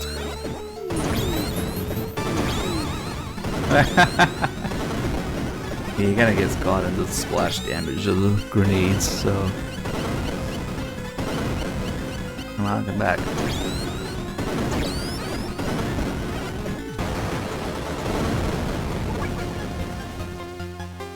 Owl with one hand, grenades in the other. I want to see that. And sneezing, too. Too bad we can't smoke and hold the owl at the same time. Maybe give a cigarette to the owl, I don't know.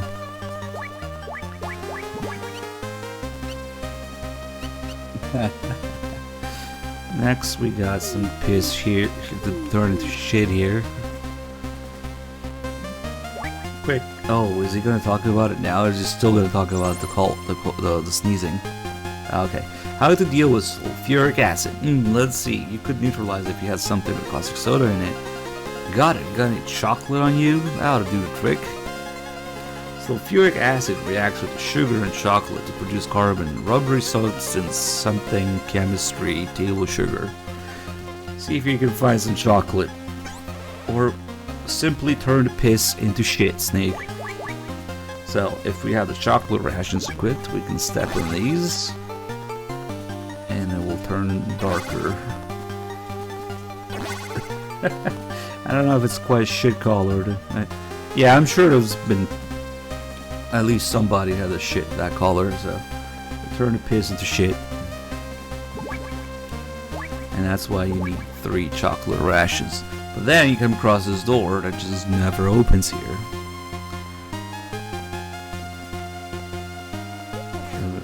And as you... Eventually, I guess they figure people get frustrated and get back in there. And finally, you get the call about it. It's kinda evil that they wait for you to walk back in there first. You should be able to get card 9 from Jungle Evil. Did you mean card 8? He only had card 8. No, he was charged with cards 8 and 9. He must have dropped it somewhere. Check the area he was in. The card should be there. Keep up the good work. So you have to do this first. I think you have to enter that area for card 9 to appear in the world, because if you just go... I tried going ahead of time, it's just not there. It would be nice if you could pick it up before, but now the game just has to make you backtrack some more. At least it's not as bad as backtracking to the first building. Because now that we have card 9, we could go get the last card, the green one. Well, we almost have card 9, I should say.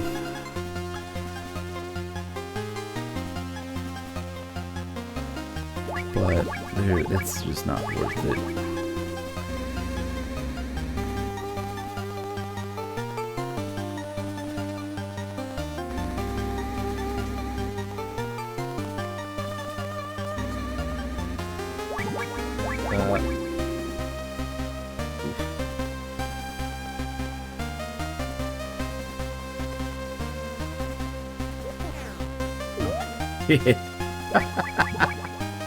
And this sneezing. It's staying. It doesn't seem like it's going away. We'll sneeze in Big Boss's face, hopefully.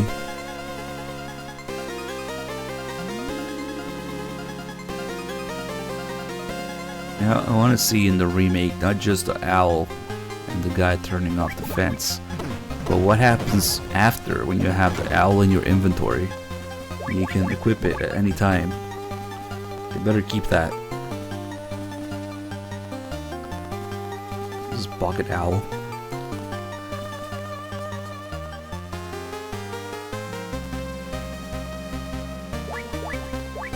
You could probably use it to make sound and noise elsewhere too, maybe to distract guards. I never thought about that. Hey NPC UND, thank you for the 24 months, and yeah, I was actually thinking about getting a drink soon. Always lots of talking during Metal Gear 1 and 2 and reading things out loud.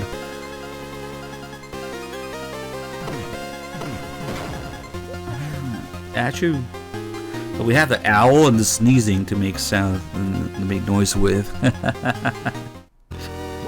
Wait, why the hell did I come back here? Just wasn't thinking. Card 9 is in this corner.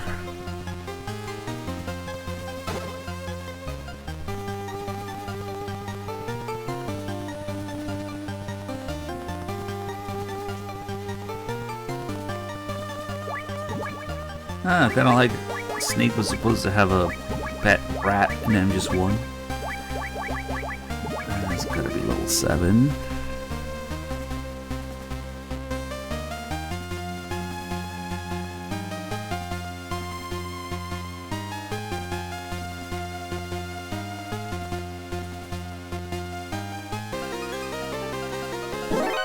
Damn it. I forgot I should have gone to the frog first.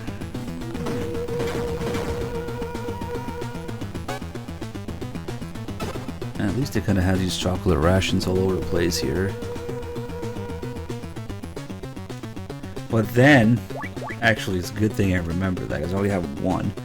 Then they try to make you go all the way back or waste your time some more with a cheese ration if you don't have one. So yeah, let's keep this one. Definitely keep that one.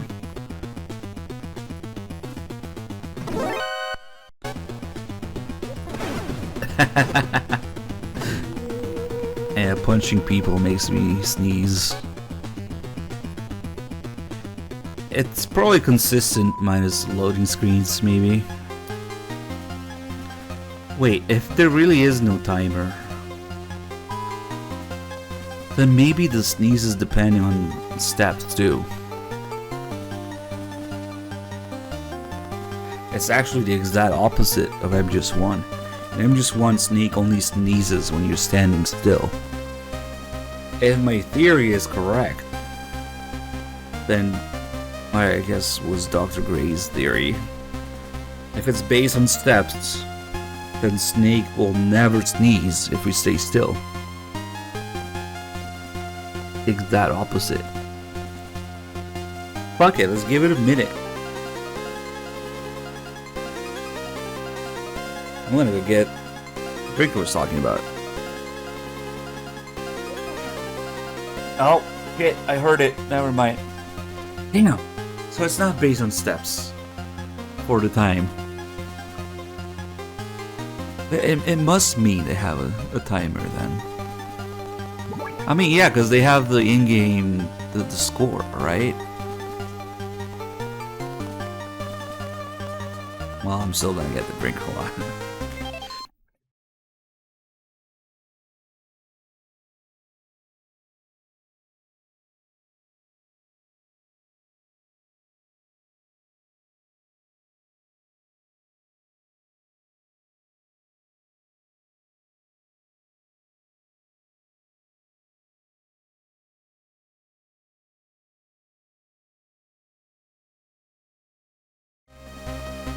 Okay, so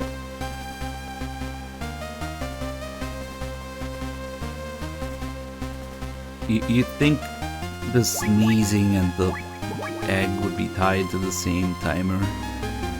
It's probably not steps at this point.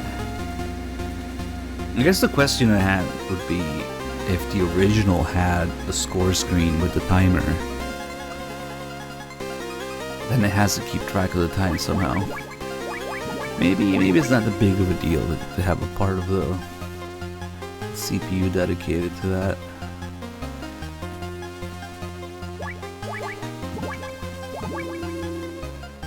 What does the score screen look like in the original? Because, oh, I guess we do get this. It's probably the same actually. Because I was thinking, just 3 menus we get here, but those are for saving.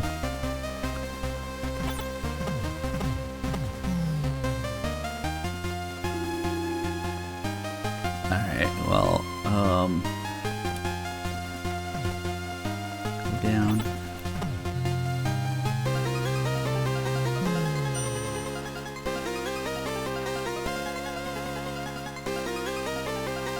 They're just outright evil to make people go back all the way. First for the push and then for the cheese.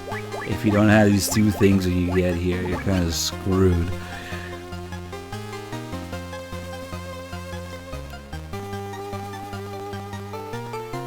That's how these games lasted days and weeks back then. Just getting lost forever. No internet. No chat backseating. Ah, Snake, you're too late. He's already passed away. His heart couldn't take it anymore when I beat the shit out of him. Also, why is he not wearing pants? Wait, what's that bruise on his neck? Not to worry, Snake. Marv may be dead, but the plans for Oilix are safe. Marv was a very careful man. He left behind a copy of the plans in case of emergency. I freaked your mom, 90. Thank you so much. He had a reputation as a video game enthusiast. He even used them. He even used to have them shipped to him from the West every month. A few days ago, we hid some microfilm in the circuit board of one of his game cartridges. It was an MSX cartridge made by a Japanese company called Konami. No. MSX. That's the world's best-selling branded computer, isn't it? Sure is. If they remade this game, would they keep the cartridge and the MSX, or would they change it to? What would they even change it to? He hid the game in a PS Plus subscription. In the PSN store. Then he hid the cartridge inside the locker. Where's the key? I don't know. I couldn't get it out of him. I mean, he never told me. Yeah, I'm pretty sure. I mean, you can see it in the game. It's an MSX cartridge.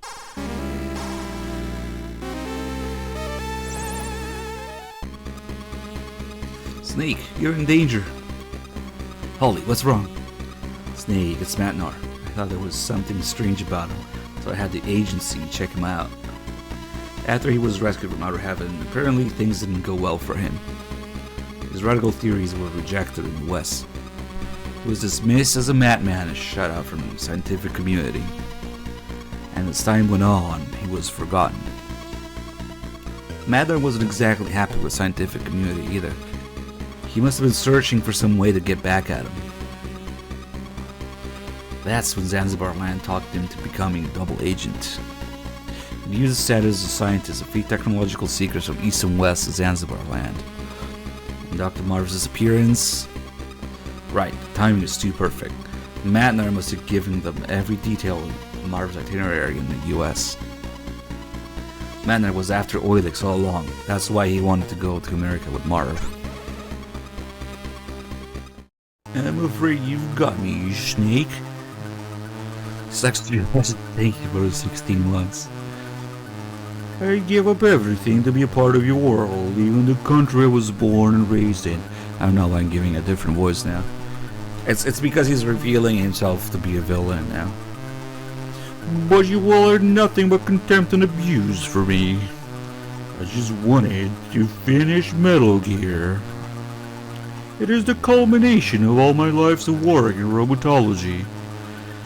But you politicians were only interested in Nazis like SDI, nudes, and brain bombs. I passed the scientific secrets of East and West to Zanzibar Land. And in return, they aided me in my efforts to improve Metal Gear. Matnar, did you kill Marv? Yes, he would not share the secrets of Voilix with me. And it was I who caused Gustavo's death on the bridge by contacting Fox from the sewer. The bathroom break. Snake, I know Marv, no, Gustavo gave you the key to the locker. Give it to me. I can't breathe. I have a cold too. I'm smoking a cigarette. Oh, you can't smoke cigarettes during this. Nice touch. Okay, old man just choking Snake in his balloon here. Okay. What do? Damn it. How do we remake this? Somehow. Dude, Campbell, they're choking the shit out of me. Any advice? No. Put yourself in the enemy's shoes. Imagine you're the enemy commander or the game designer in charge of guarding that area. Okay, they don't even know we're in boss fight right now. It's okay, I'll just plant mines and then turn around.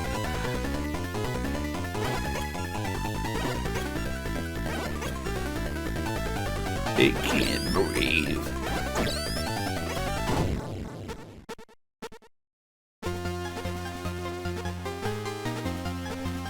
Apply a ball sack to the forehead or the mouth. Was that a sneeze escaped? I think it is. I wonder if Snake sneezes while just being choked. Probably not. Oh, fuck. Okay, well now, good thing we already changed the shape of the thing, because now we would have to go all the way back, otherwise... I always figured that Marv isn't wearing any pants here. He only has his lab coat on. And there we go. And then, well, it's the highly poisonous Zanzibar hamster.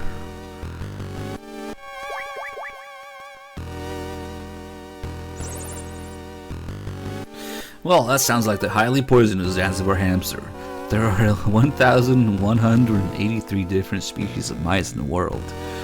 Hamsters are rodents belonging to the mouse family. They grow to be about 25 to 28 centimeters long and are found across northern Eurasia and in Iraq. That variety is probably bred to be a house pet. House mice are very cautious creatures. They won't come out of their nests with humans around. Now, the whole poisonous and venomous thing, I think, is the same word in Japanese. Whoops. Their favorite food is cheese. That's it, cheese. You can use cheese as bait. Do you have any on you? Too bad you're not here. I just ordered a pizza myself. Over and out. Fuck, man, he's always eating. Speaking of cheese...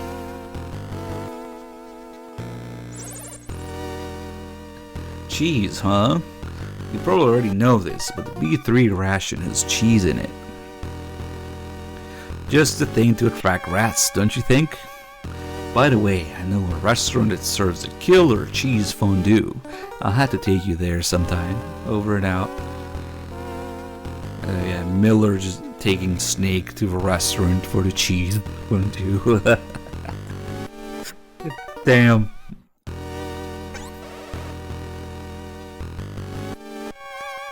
Maybe I should get a pizza. Okay, so we equip the cheese ration. And they'll start coming out. Shit.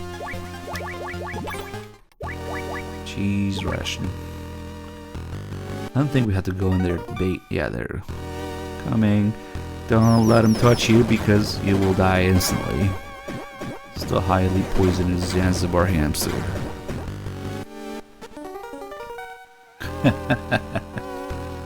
And there it is, the old Konami logo. The MSX cartridge.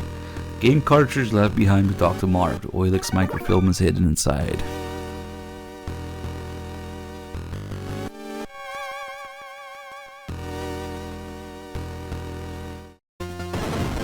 Oh, what the fuck? There was still a mine there. I didn't even know you could do that. It didn't do damage though. Snake.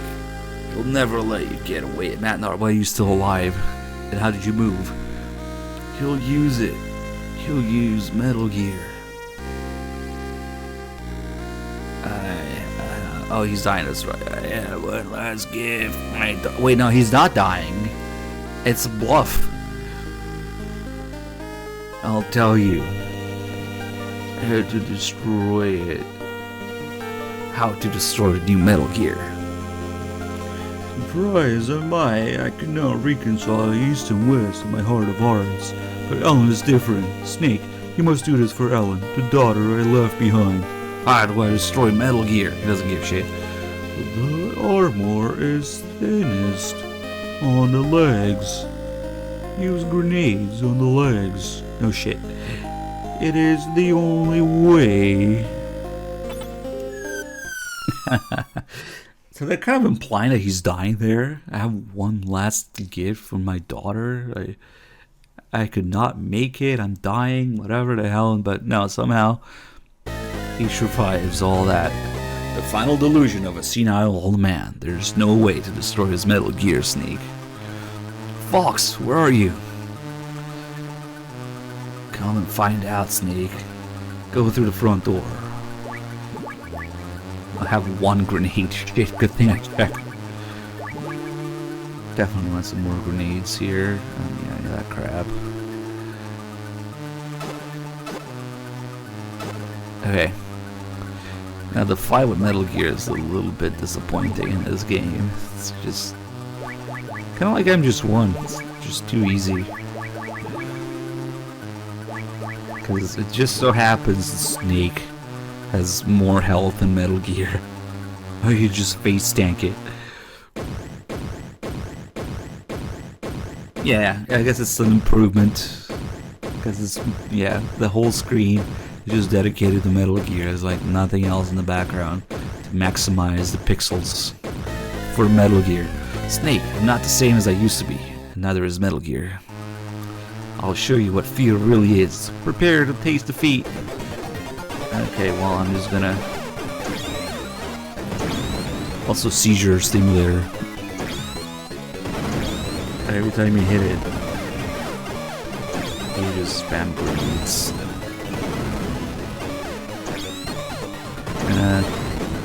It would have been interesting if the order mattered in this too. So you would have to move a little bit at least. That's it. Mind you, this is the most successful Metal Gear ever in this whole series. Yep, still sneezing. So we'll sneeze in front of Big Boss too. The cartridge is mine, Snake. Burn in hell.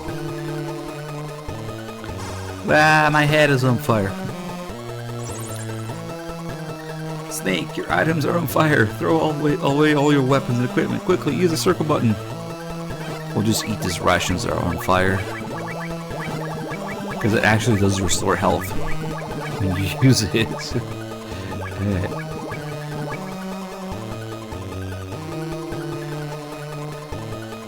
Epic fight between Snake and Grey Fox, barehanded in a minefield. Achoo! Where am I? The owl gets... I guess that's how the owl ends up. Yeah, it gets fucking burned. Grey Fox kills not only Gustavo, but the owl too. Yeah, it still hurts you when you have rations in your inventory, even though it's not showing the little fire icon. So, I guess they have to be on fire anyway, which means Snake's eating the rations on fire. I don't know. The perfect rain for our final battle. It's been a while, Snake. Here we are, back in the minefield. What say we go at it, hand to hand? At chicken fight? The two greatest rivals in Foxhound. I've been waiting for this moment for a long time. Fox, I'll beat some sense back into you. Snake, it's time for you to learn why they call me Fox. Punch him in the face. Grey Fox. Real name, Frank Yeager. Former member of Foxhound. He was the last man to hold the title of Fox in the Big Boss era. Decorated 5 times. Yeah, I know all about how good he is. Better than anyone else. I fought with him. He's a cold-blooded hunter. He never lets his prey escape. Everybody in the unit respected him and looked up to him. That may be Snake, but do you know about his past? It might help you out. 10 years ago, we in the mercenary trade knew him as Hunter. That's what Jaeger means in German. Back then, he was involved with some woman from the Eastern Bloc. He tried to get her to come over the fence, but it all fell through. Apparently the West wasn't interested in taking her. That's when Frank started to hate the Politicos. What was that woman's name? She was an Olympic skater. Her name was Gustava Hefner. Real fine woman. Movie star type. Gustava Hefner? I wonder why he fucking kills her. Maybe he didn't know it was her. I don't know. Snake, if you manage to beat Fox, I'll tell everyone that Solid Snake is the greatest mercenary in the world. See, when you go into him just one, Snake kinda has his legend status that everybody is like shocked by and impressed, yeah. Like Nastasha, Mei Ling, I guess it's all the girls. Mostly. Meryl. Yeah, oh my god, you're Solid Snake. Legendary. I like to think that Castler had some part in that, in spreading the legend of Snake after it is over and out. Okay, well.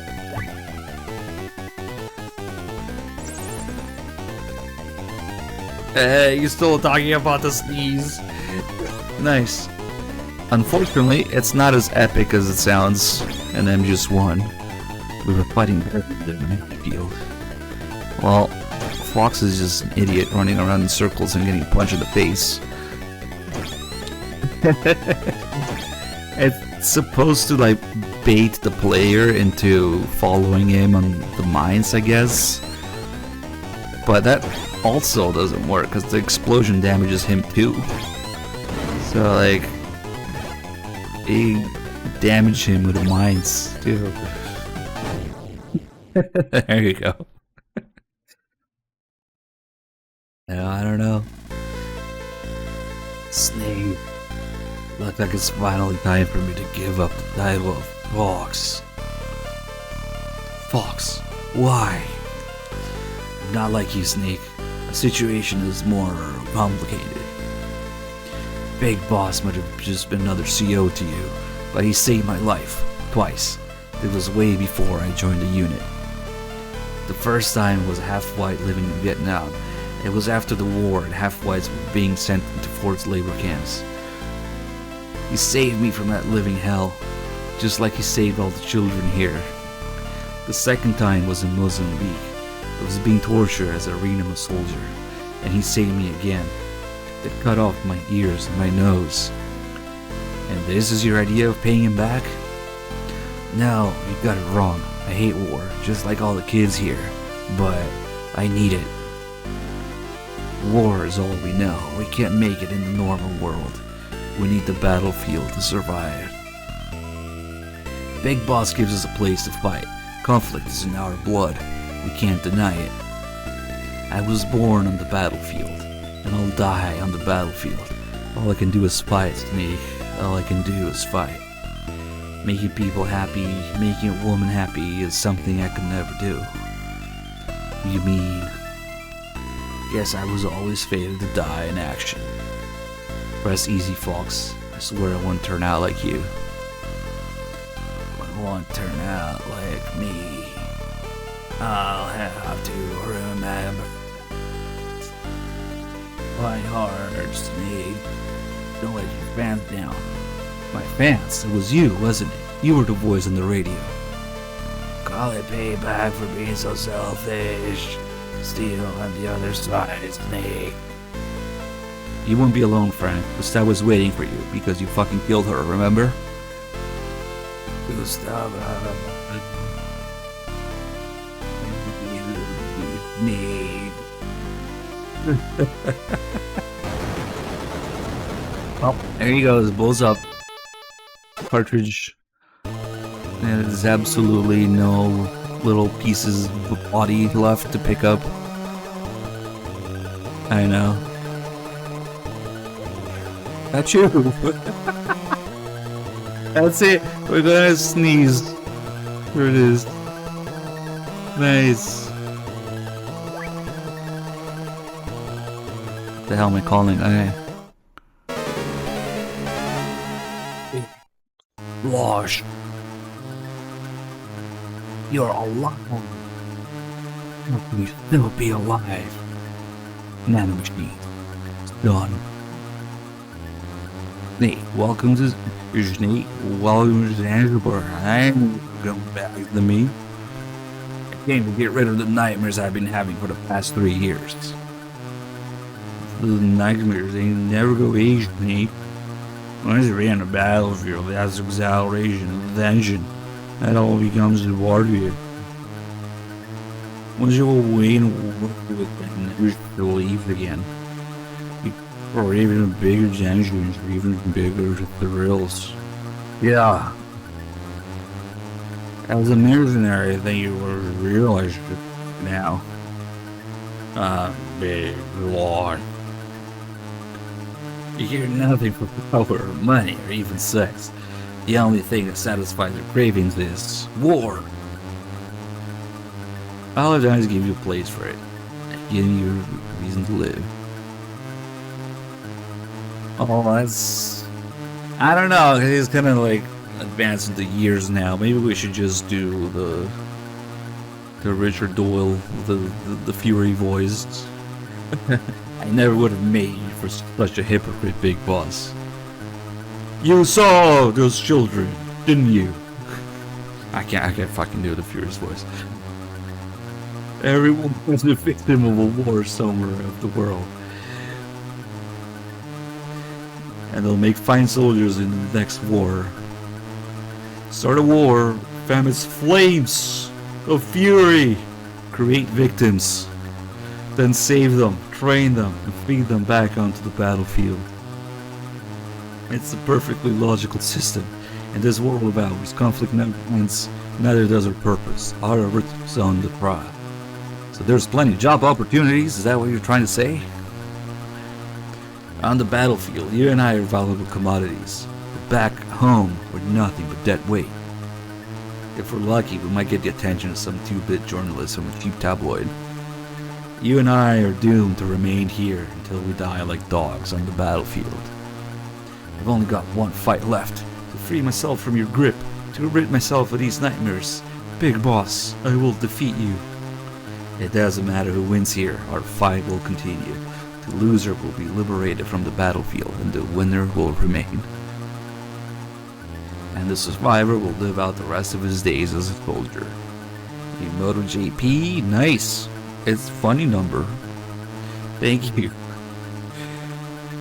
So I like how they kind of took Big Boss's original speech here to Snake and then pretty much gave the same words to the boss, at least in MGS3. Because now it's just completely ass backward, because Big Boss said it first in real life, in the games, and then the boss said it first in the game universe. So it's just completely backwards, but they kept it. Yeah. And Snake is just kind of naive at this point. Yeah, he thinks he can free himself from this role. It doesn't have to be that way. I'm not like you. I love life. Very well, Snake. I'll release you from your suffering. As your former commander, I'll do you one last favor and put you out of your misery. So this whole journey that Snake is told first by Fox and then Big Boss, and he doesn't really believe it yet, and then later Campbell also says in MGS1, being told that basically he only lives to be on the battlefield.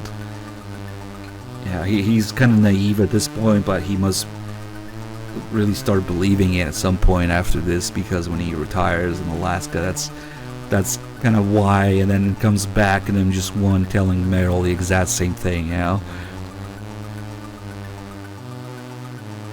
And then she sees it as basically the same thing. I only feel truly alive when I am staring death on the battlefield, and just a man who's good at what he does, killing. So this whole process really started here with Gray Fox and Big Boss telling Snake that they can only find meaning on the battlefield, and Snake kind of doesn't believe that for himself at first, but by the time MGS1 happens, he's just fully, deeply, completely committed to that. He goes into isolation. Campbell tells him the same thing, you know, during the briefing in MGS1. And then he goes around telling it to Meryl as well. And then it's that character development going from basically being tied to only have his life find meaning on the battlefield to kind of breaking free of that at the genetic level, even in MGS1, of course, with the whole cloning thing. That might be probably the biggest, the most interesting bit of character development, I think, for me in the series. And then turning into, of course, his MGS2 self, where he goes from kind of breaking free of this in MGS1 to, you know, trying to pass it on to the player. So it's unfortunate what ended up happening with that, but I think it's a lot more interesting than what they did with Big Boss. I don't need any more favors from you. Really? And just how do you expect to beat me your condition? No weapon? Never give up. Fight until the end. Always believe you will succeed, even when the odds are against you. Those are your words. Even I make mistakes from time to time. It's like the best line that Big Boss has in this game. Even I make mistakes from time to time. Snake, this will be our final battle. Let's end this once and for all. I sneeze in his face and kill him.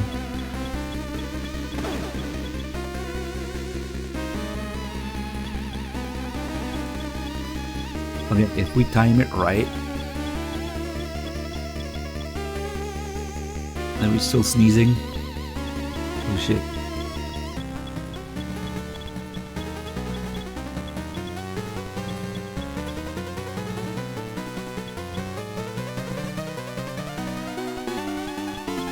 Maybe, come on, the cold has to go away for this, right?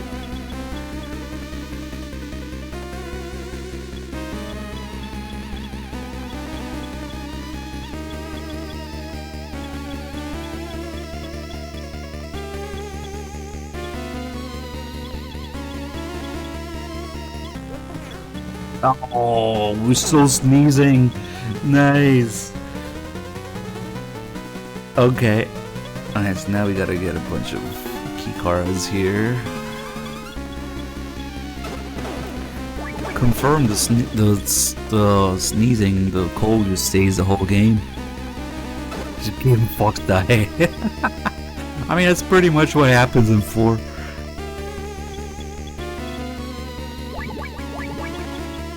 The meet up, sneeze, dead. Except he takes 45 minutes to die. Oh, this one's useless. Card 6. I'm gonna have to get rid of this piss puddle. Start getting in here. Card 1. They just put card 6 there as a troll. It doesn't do anything. One day I will learn the order of these doors. But today is not that day. Achoo!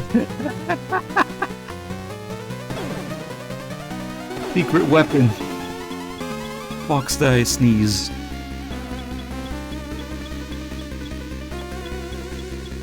Also need to remember to do Miller call and the Castler call. The Miller call is pretty simple, but you could, if you want to read too much into it, you can. Snake, that guy is a monster. You can't beat him with just your fists. Use your head. Isn't there something you use as a weapon? So clearly he's just referring to the fact that he's really strong and we can't beat him like this. But if you want to go conspiracy theory, retcon time machine, Miller would know a thing or two about Big Boss being a monster, right? Is that what he's referring to? Only if you have a time machine. But yes, why not? Whatever. Okay. Use your headbutts. And then the Castler call, that's interesting because this is 3 things in one. Big Boss. There's not a mercenary in the world that hasn't heard of him. He's like God, a living legend. I already know all that. I need new information. Okay, but this is only for understand. 3 years ago, when Outer Heaven fell, Big Boss was severely wounded. He almost died. He lost both hands, both feet, his right eye. That's how he lost his right eye, not an MG3, and his right ear. But somehow, he survived. Then an Eastern Bloc despot took an interest in him. Probably couldn't resist getting his hands on a soldier of Big Boss's caliber. They decided to use Big Boss as a guinea pig in Madnar's Snatcher project. So we have 3 things going on here. Let me just get to the 3rd one here. I don't know the details, but apparently it involved turning him into a cyborg. Now he's half man, half machine. Hard to believe, I know. So, this ball has 3 things going on at once. One thing is to explain how Big Boss survived. The second thing is to establish that Metal Gear and Snatcher are in the same universe, and Madnar is also behind Snatcher. And the third thing is to poke fun at Snake's Revenge, where Big Boss actually is a cyborg in Snake's Revenge. So you see how, they explain it, but there's a lot more going on in this call than just how Big Boss survived. There's some real life commentary about the development and the game's universe. Snatcher and Snake's Revenge both referenced. Unfortunately, this is the whole thing with Snatcher being the same universe. It didn't really go through with that too much, but that was the original idea. Yes, that's also the thing in Snatcher, where they refer to the Metal Gear incident of the late 90s, early 2000s, I forget what it says exactly. but it's mostly a thing about Snake's revenge. Remember how I was saying that this game only exists because one of Kojima's co-workers on the way to work in the train, they were talking about how he was working on Snake's Revenge and he wished that Kojima would make a real sequel to Metal Gear 1 instead. That's how this game came to be. So, of course, they're gonna reference Snake's Revenge. The big boss really is a cyborg in that. A huge one at that, but whatever. And if it's true, Snake, you're way out of your league. None of your techniques is going to so much as put a scratch on him. And in just establishing how Big Boss survived and how he lost his eye, even though it's weird the whole thing because I think there's one of the many sort of paragraphs about the lore of Big Boss's previous experiences and stuff. One states that he lost his eye in the 80s. Here it states that he lost his eye after Metal Gear 1. Of course, MGS3 also explains how he lost his eye yet again. And it gets even more confusing if you look at the manual of Metal Gear 1. He's missing the wrong eye. So, but I think maybe that's just a case of the image being mirrored. Who knows? So, he lost his eye 3 times somehow. He has 2 eyes, but he lost it 3 times. Only Big Boss could do that. I forget where it was that it said that he lost his eye in the 80s, and he lost his eye in between Metal Gear 1 and 2, and he lost his eye in the 60s in MGS3, and he's missing the wrong eye in the manual of Metal Gear 1. So what the hell? I don't know. Nate, give it up. There's no way you can win this time. Over and out. Okay. Just tell him the boss never loved you. Santa isn't real. That'll hurt him.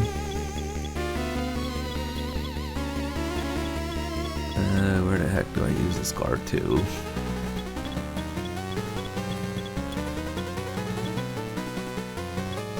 It was the boss was saying presents, not Santa Claus.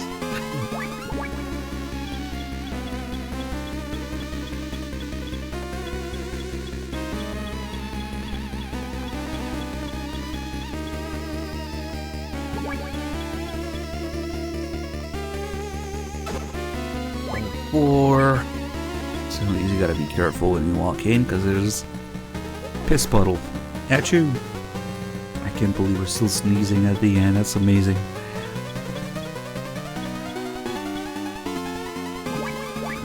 I'm pretty sure card 6 doesn't do anything.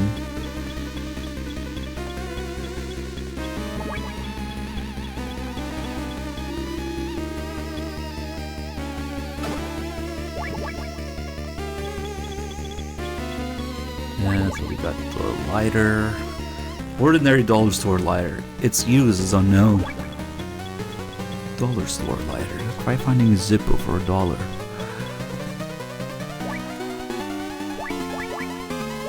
Does he talk about it yet? Maybe we need both items. Snake, that guy's a monster. Okay.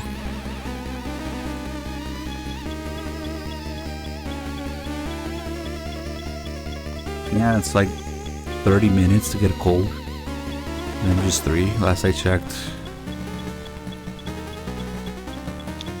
Okay, so we get the hairspray in here, and the lighter, and we have a flamethrower.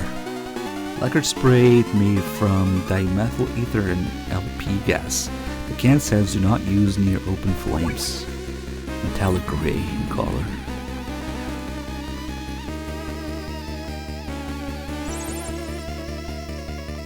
If you have a lighter and spray can, you can make a pretty good flamethrower. Okay.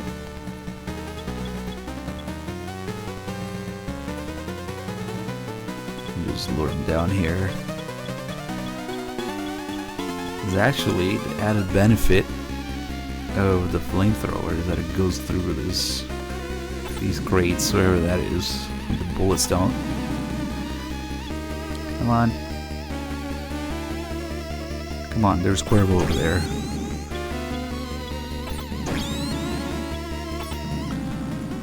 There should have been another item here, right? Either to make fire with the Cuervo or to lure him. That's it. Now we need to remake this game with a tequila bottle to lure Big Boss.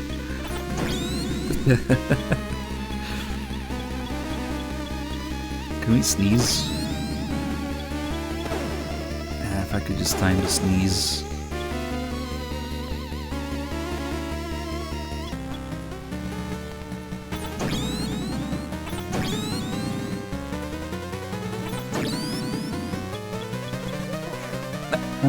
Damn it. It's covering both of them. Achoo! That's too bad. Oh well. Here, burn the germs. It's not over yet. No, hey, stay away from the ration. It's not over yet. Snake. This is. No windows to jump out of. Can use his exo-half training.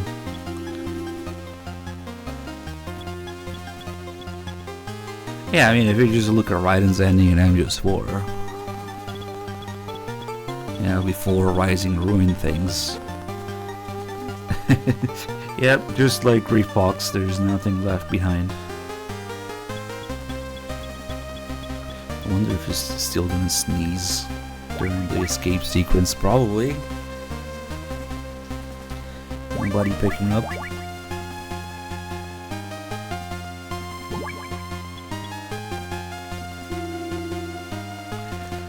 Let's make not one but two sexist remarks in one conversation. I mean, don't get me wrong, I don't give a shit, it's just funny. It's okay, it's okay, it's me, Snake. Holly. Did I scare you? Phew, that was a close one. So, what's going on? What are you doing here? It's more like Kojima reminding us that she has tits. She's a woman. Every 2 seconds. You said it yourself. Stay alive. And we'll meet again sometime. So I did. Ugh, that uniform is too tight in the chest. I feel much better now. Here, I stole this gun from the enemy. You can have it. Yeah, I see how it'd be hard for a woman to use. Thanks.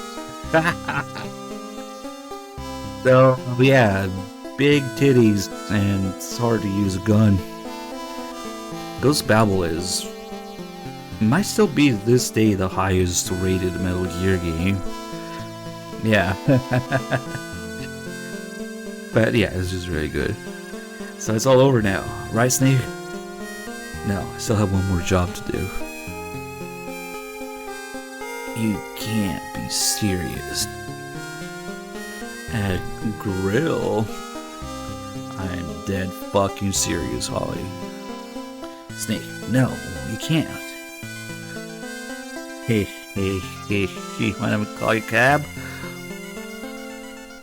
Oh my god, that wasn't funny, Snake. This is Snake. Come in, Charlie. This is Charlie. Go ahead, Snake. I've got the cartridge. I'm ready to return to base. Making my way to the rendezvous point now. Roger that. I'll meet you there. Any passengers? Just one with a cute face. Sounds like a dream. Over and out. Holly, we've got to run as fast as we can to the rendezvous point. Think you can keep up? Is that a proposition, Snake? I'll take that as a yes. Run. Wonder if we're still gonna sneeze. Fuck it.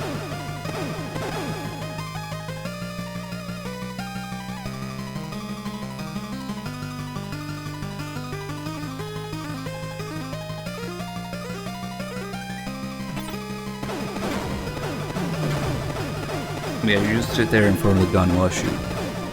Not you? Okay. It does sneeze until the end. Nice. The cold is forever in this game. I mean, it is December. It's probably cold.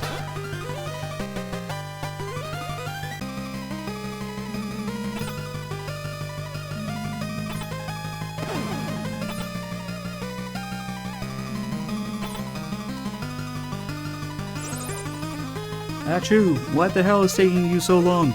We're gonna be here till Christmas. This is Charlie. I'm 10 kilometers from the rendezvous point. Hold tight a little bit longer. Over and out. Hurry!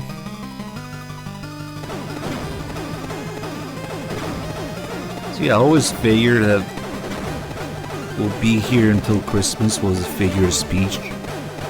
But now later they talk about it again. The game literally does take place on Christmas Eve. Damn, I'm out of ammo. Achoo! Stay.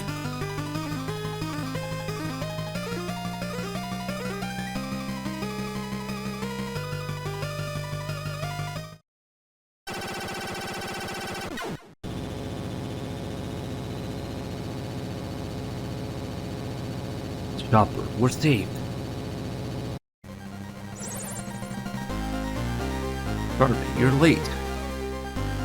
Sorry, man. Didn't want to disturb you two lovebirds.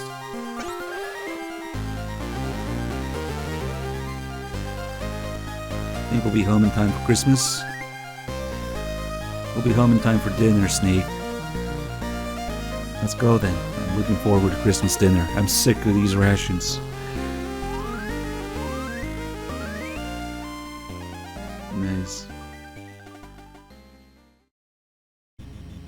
Little tiny credits. I only have so many pixels to work with.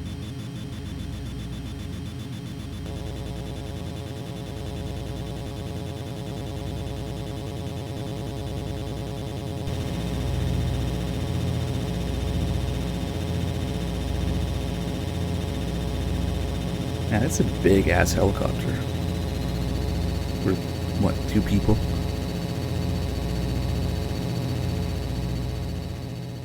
Nah, it doesn't look anything like the Hind.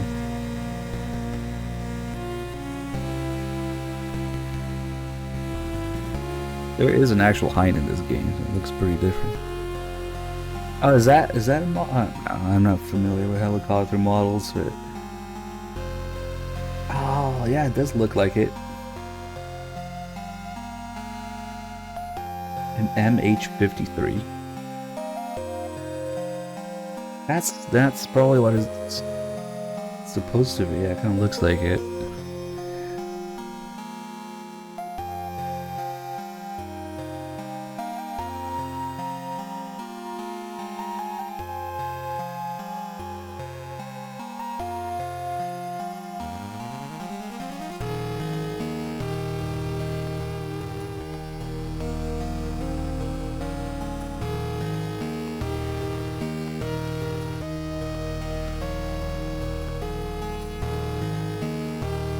Well, boys, MGS1's up next.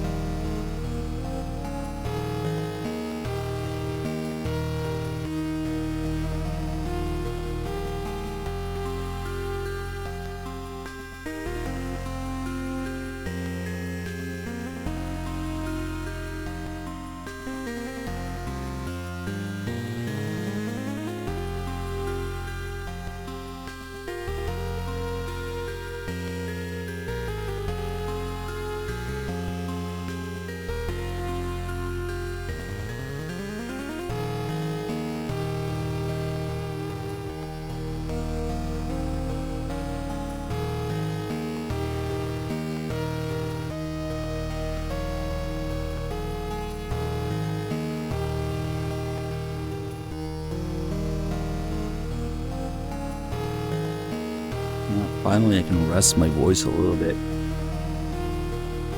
Always makes my throat hurt playing Metal Gear 1 and 2 in a row. Finally, voice acting.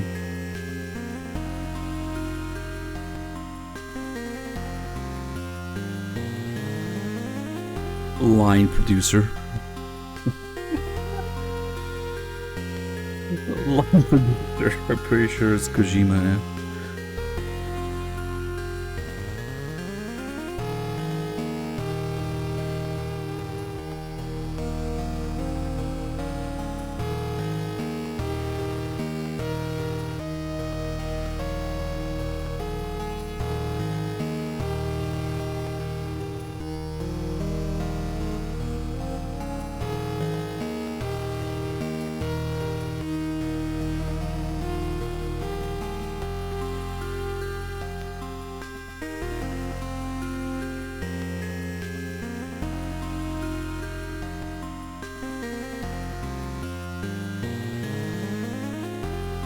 Probably has the same amount of pixels as Metal Gear. It's like maxed out.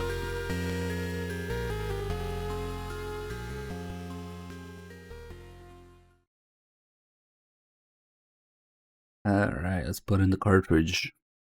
Good work, Snake. Have you thought about coming back to the unit? The nightmares have stopped. I'm a free man now. I see. That's too bad. By the way, about the cartridge. Is it really that one Dr. Marv hid his plans in? Why don't we open it and find out? No need for that. The cartridge I brought back is Dr. Marv's. No question about it. Just put it in the MSX. Alright, here goes. VRAM oik bytes. Huh? Nothing's happening. What on earth? Of course! Snake was right. There's no doubt about it. This is Dr. Marv's cartridge. What are you talking about? I don't see anything. VRAM. Look closer. Dr. Marv left his signature here. It says VRAM. It's written backwards. This is going to do the world a lot of good. So good I will never see it again in the series. Dr. Marv's last performance. He really loved video games, didn't he? From the bottom of his heart. Dr. Marv was entangled in a pointless political game, and it cost him his life. But the game he left behind will save us all. Right, Snake? Snake? Where'd he go? Colonel, Snake's gone. Snake? Where's he off to now? Snake! Snake! He promised to take me out to dinner. How low can you get? So the whole reason that his name is Marv is because it's a VRAM backwards. And Snake fucks off to Alaska for the next 5 years or so.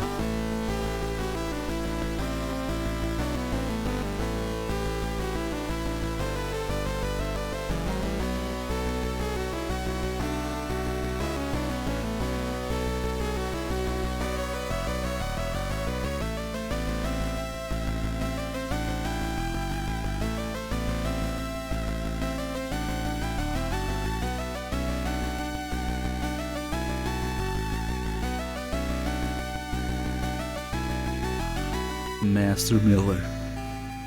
I like how the Hind gets some credit too as a character.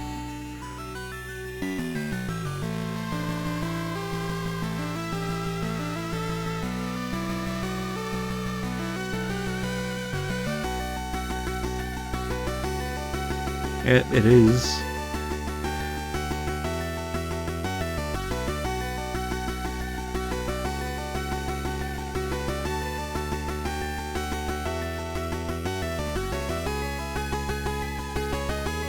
Big slosh.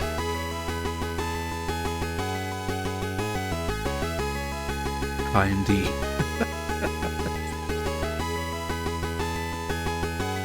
And Metal Gear D.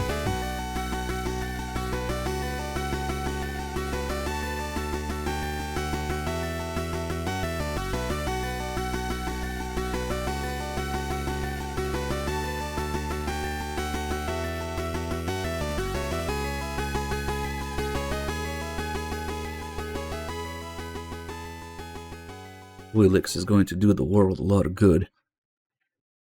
So, just for the record, things like Oilix and Holly and certain other characters, they just get completely erased out of existence after the 2D games.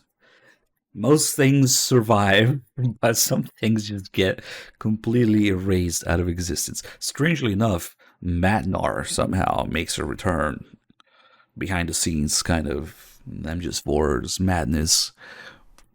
So yeah, no Oilix, No, Holly. Yep. I don't know why it says result easy and then original. I guess it's some sort of bug or something. I don't know. Yeah, I guess Metal Gear D